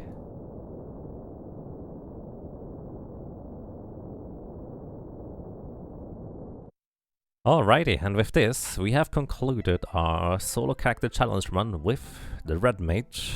That was number 17. At this point, we have just a few remaining. We have Beastmaster, Black Mage, Knight, Mime, Monk, Samurai, Thief, Gladiator, and Necromancer 2.0 remaining that I would like to complete this game with. Once again, if in case anybody has not voted yet, feel free to vote whichever character you would like to see next. And yeah, Red Mage complete.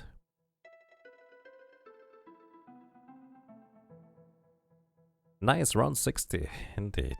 Okay, so what I'm gonna do is I'm going to briefly switch over to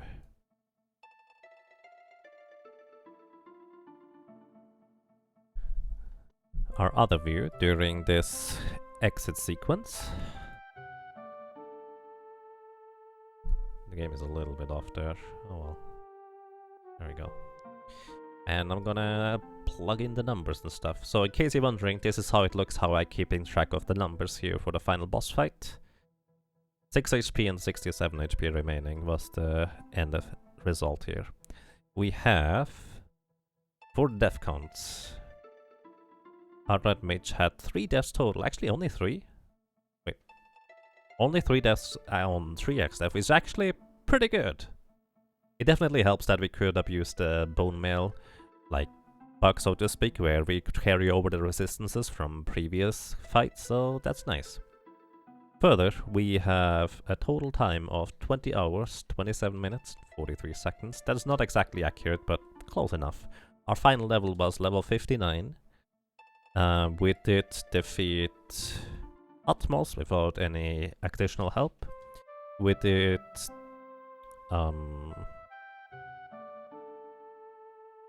we actually did do a level 4 Galuf, which is a bit on the unusual side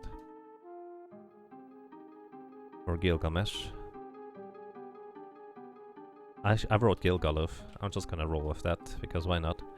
I think that's all the stats there is. Alrighty. that was the solo character challenge run with the Red Mage here. Went all the way through stuff. Starting out on Carbos, which is normally one of the biggest challenges for a solo character challenge run. We had access to lightning as his weakness element, so it was not nearly as difficult as it normally is for a lot of other characters to get past that first big lobster boss. So pretty smooth sailing there. We had basically no real trouble with Siren. Mage's and Force I messed up once and died, but that's kind of the only thing noteworthy there. But thanks to being able to put Forza to sleep, not exactly that big of a trouble.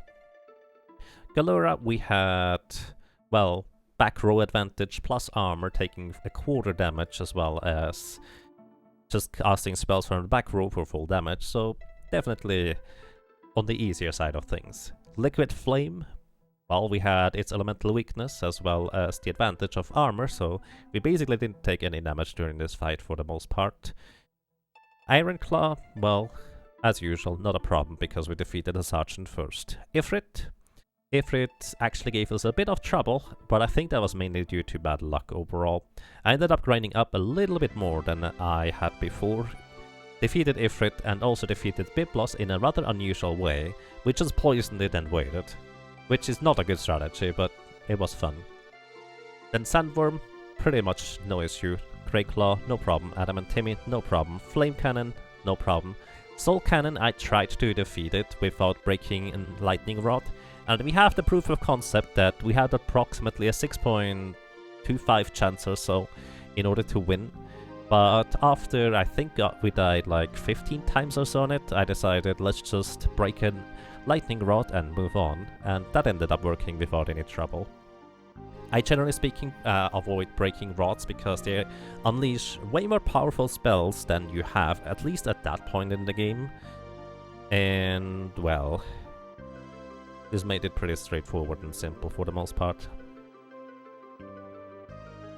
Because I like to rely on the character's innate abilities rather than just making them a pseudo black mage. But again, we could have just grinded out for more, but for once I was like, nah, let's just move on. Archaeavis, mildly surprised that it was first try, but then again, this is pretty much the red mage fight, where you initially need to use magic in order to deal decent damage, and then you need to use physical attacks for the last bit, and that went without a hitch. Chimera Brain, Titan, and Puroboros, thanks to our diverse toolkit, absolutely no problem. We had Gilgamesh, we actually leveled up Galof to level 4, just so we could make a tiny Gilgamesh, because he's susceptible to mini, but we did not have enough MP at level 1 with Galof to cast that, which is kind of silly. But hey, that was fun. Next up we also had Gilgamesh on the bridge. Did I die once? No, actually I don't think I died. It was a bit of a slow fight, but really no problem. Here you plant, we just put the little plants to sleep, and that was that. Gilgamesh on the boat, we actually died a few times due to not that great of a luck, but this is basically the first time where we really saw what the big weakness is of the Red Mage. When the enemy doesn't have an exploitable status effect that we can inflict it with, and that does noticeably much, or an elemental weakness, we are really lacking in damage. Atmos we put to sleep, no problem. Crystals, we were just really careful. Although it was kind of spooky with the wind crystal at the end, but we defeated it without too much trouble. Gilgamesh, number 4, gave us actually a lot of trouble. So this is kind of the perfect example of we don't have much damage without being able to exploit a weakness on a red mage. And our damage was relatively weak. We had a few attempts until we finally succeeded. So yeah. For Xdev, we farmed 4 light staves, and we just broke those and he went into phase 2. We got... well, this is where we also noticed how ridiculously low the red mage's vitality is and maximum HP subsequently, because even though we managed to get into the second phase before our successful attempt, we just got crushed by his physical attacks, and even on the successful attempts it was very uncertain whether we would win in the end. Antline, we just put to sleep. Gargos, we just put to sleep. Merugene, we put to sleep. Stalker, we put to sleep. Minotaurus, as usual, not that big of a deal, we just hit him. Omniscient, well, we were very, very slow on how we defeated him, but, well, we didn't have to run him out of magic, so that's a plus. We didn't fight the trio, or Leviathan, or Bahamut, or Odin, so we just moved on afterwards. Calotis Theory, as usual, not a big deal, but it took quite a while to whittle her down, because she healed quite a lot over the course of the fight. But it was a safe and easy encounter. Omega, we didn't even try. Not worth the hassle trying to defeat this thing. A panda, it doesn't look like a panda, but it is certainly a panda, is weak to fire. We were sitting in the back row dealing about 4000 damage per turn, and that was actually pretty good. He was effectively the last boss, where we had a relatively easy time thanks to being a mage. That's not true, there's one more. Apocalypse, surprisingly enough, we defeated him first try, although we did use the Wonder Rod in order to reset the fight at least once. But, well, being able to use Shell for this encounter definitely helped a lot. Catastrophe, well, we had Float, so he doesn't do anything. We have a Wall Ring. Holly Cannazo, Wall Ring defeated itself, basically. Twintanya, we waited until it turned into its weak form, and then we just killed it with a death move from the Wonder Rod. Was pretty easy. Might as well use it. Necrophobia, well, here was a tricky one initially. We basically ran the barriers out of MP. Thanks to having shell status from the Wonder Rod, we only took half the damage from the magic, and then we were able to set up for Necrophobia. Thanks to the Mirage Vest, we effectively didn't really have any trouble, and since he's weak to all elements, well, he took a lot of damage from our double spell casts. Shinryu, we didn't try, and 3x death, only 3 tries. Quite surprising. I ended up using the Bone Mail bug where we carried over the resistances from the Bone Mail without having to heal. Otherwise I would have had to heal via Venom Rods, which actually would not have been the worst idea in hindsight. But then again, the problem would have been the Almagus part, probably just straight up killing us now that I think about it. Either way, where was I? One of the deaths was entirely my own fault, no questions asked, because I forgot to refresh the Mirage Vest. And that's it. This was the entirety of the Red Mage, which means, at this point, we can put the Red Mage into the category of runs complete, and I probably should just make a few more rows. Wait, that's not how this works. 2, 3, 4, 5, 6, or something like that. I'm just gonna move this over here. Oh, hang on. One more row.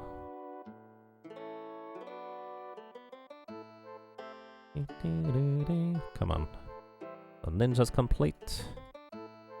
Berserker is number 16, still in limbo. We reached the final boss, which is our goal, but we have not beaten the well, challenge yet, so to speak.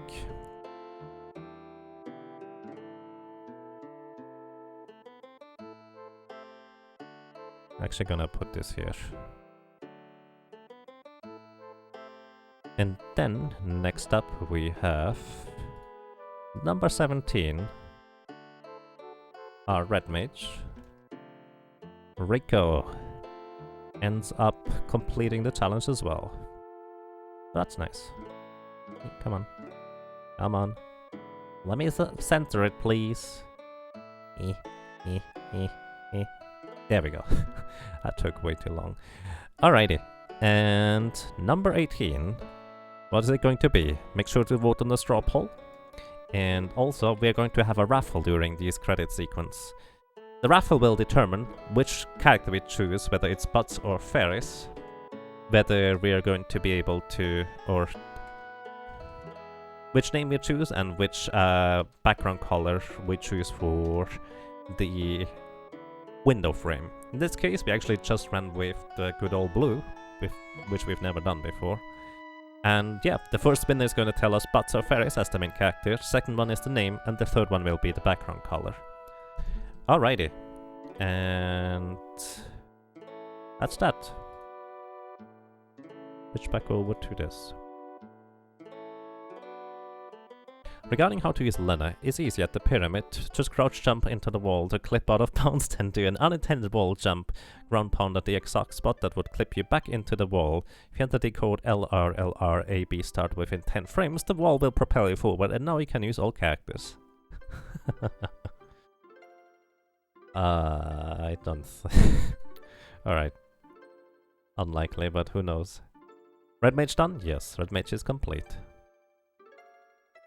So, I'm going to open up the raffle for anybody who would like to tell us which characters we are going to be using next. So, going to reset this. Hang on. Give me a second.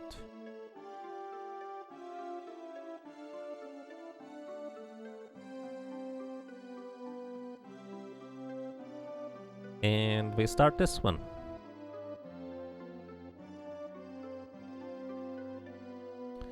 So make sure to write exclamation mark join if you'd like to join. And don't worry, the bot doesn't respond that you did join, but it shows up on my end.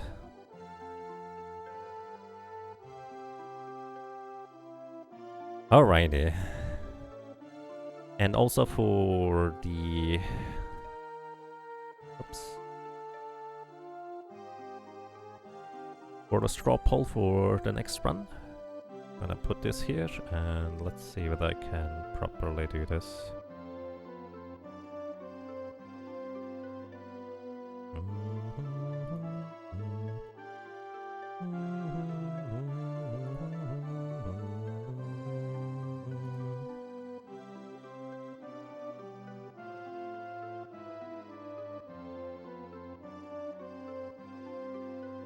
So yeah, I like the Red Mage overall.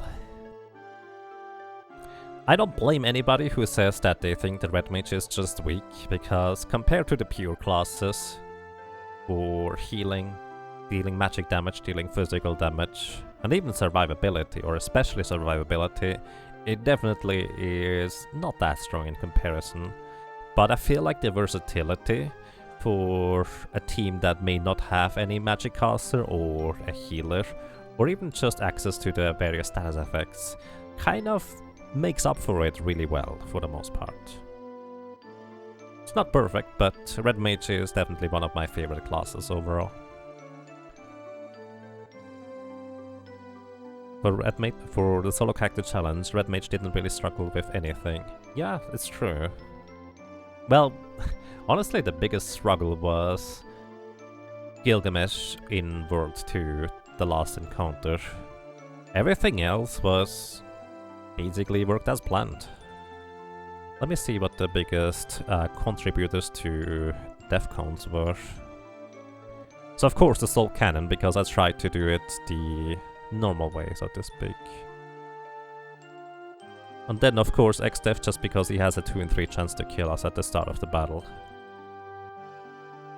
And that's kind of it. Just a few chefs here and there, littered in between everywhere. Alrighty. Cringeworthy? I disagree. I really like it. I'm a big fan of happy endings, honestly.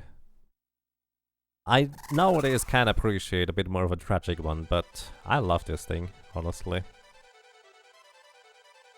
Unironically, completely.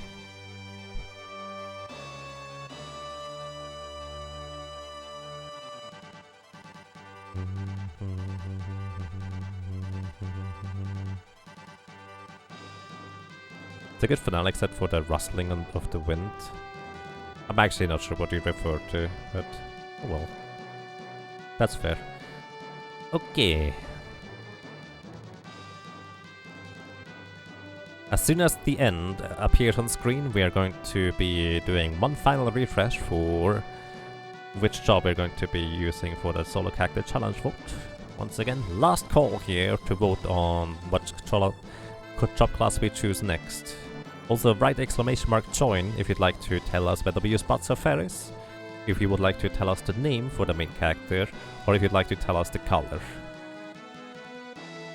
We will all determine that at the end. The homage narrowment is kind of silly. I mean, Power Rangers did the same. Kinda. What was it? The other thing, Captain Planet. I loved that stuff as a kid to an extent. Actually, I didn't like Power Rangers, that's not true. But I like Captain Planet. It's definitely something that you might grow out of, that's fair.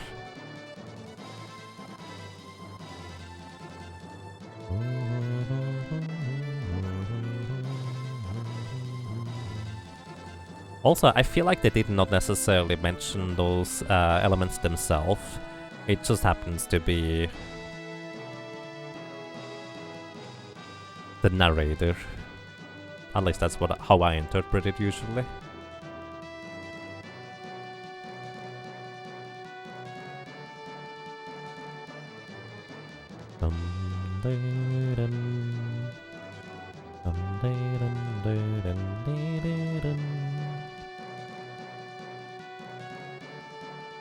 And I still really like it.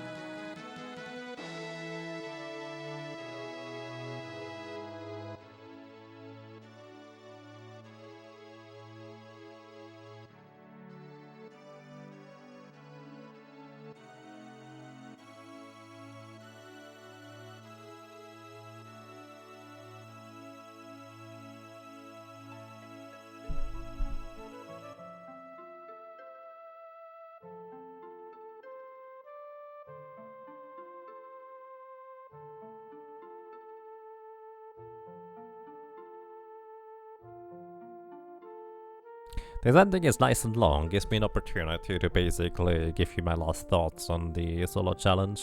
If I'm not too tired of this. I think I've done that in the past where it's just like, oh, good night. Next class. Well, we can vote on the next class right here if you'd like to on this drop hole. And we're going to determine it as soon as the end is on the screen. Gonna be my final refresh.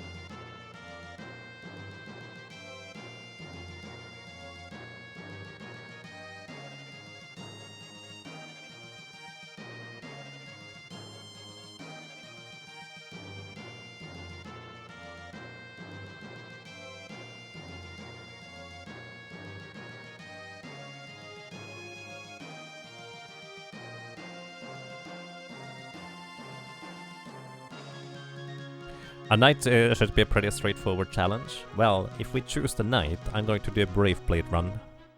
Kind of what I said before. Because the knight is the only character who can use a Brave Blade. Would be a shame if we didn't do that. Beastmaster would be really interesting too because of all the different types of beasts we get to use. And I have actually no idea yet what I would plan. It actually would involve a lot of planning, in fact. Black Mage would be probably the most straightforward run, I would guess. It's like Red Mage, except more damage. Less physical.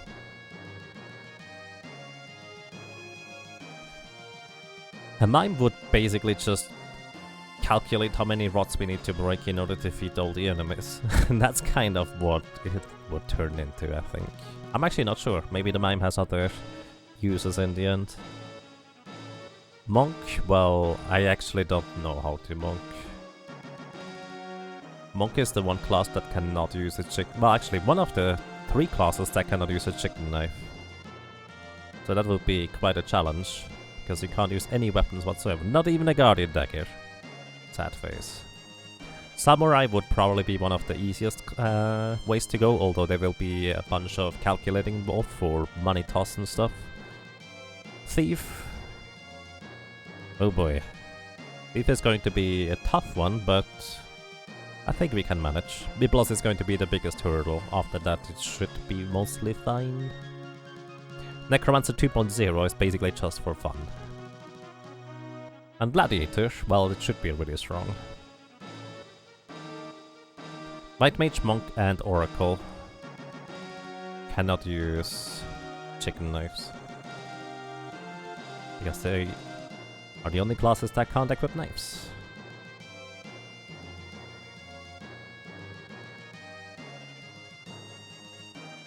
Yeah, Monk loves the extra levels. The tricky part is to actually level extra up with the Monk, because you only really have single target, and the kick is anything but reliable. So I'm not sure how that's going to go.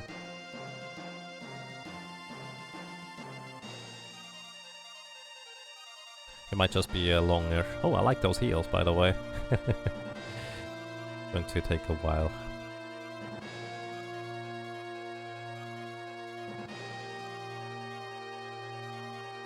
Alrighty, once again, last call, this time for real, for voting on which one you'd like to see on the straw poll. And...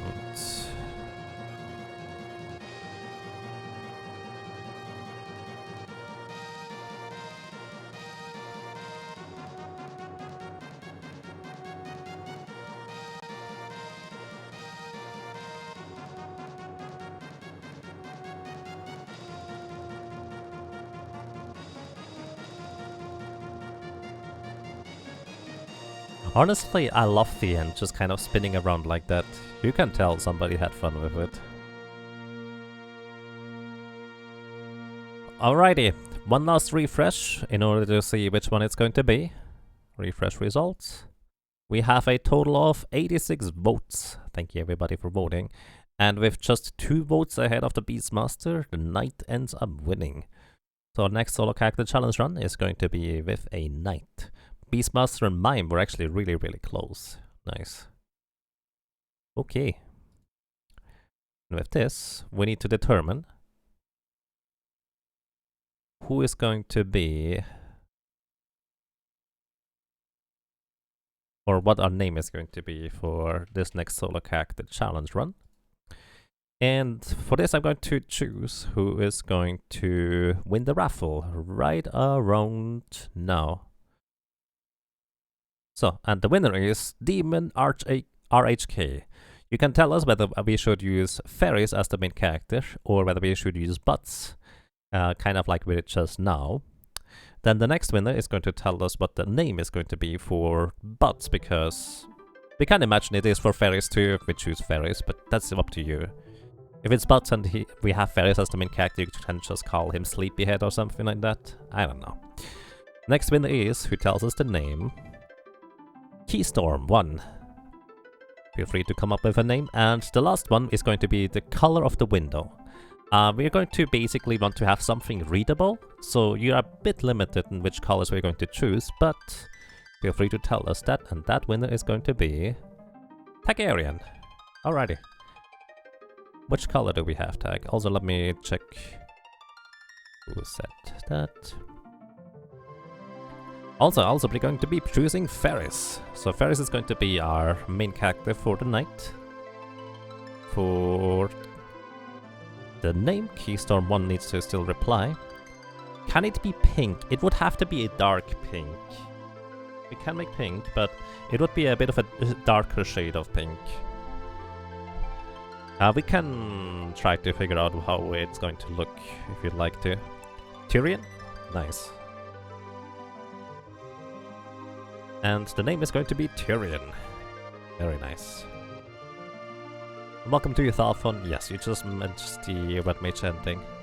Alrighty, and that's that. So everybody, thank you so much for watching, for listening, and for lurking.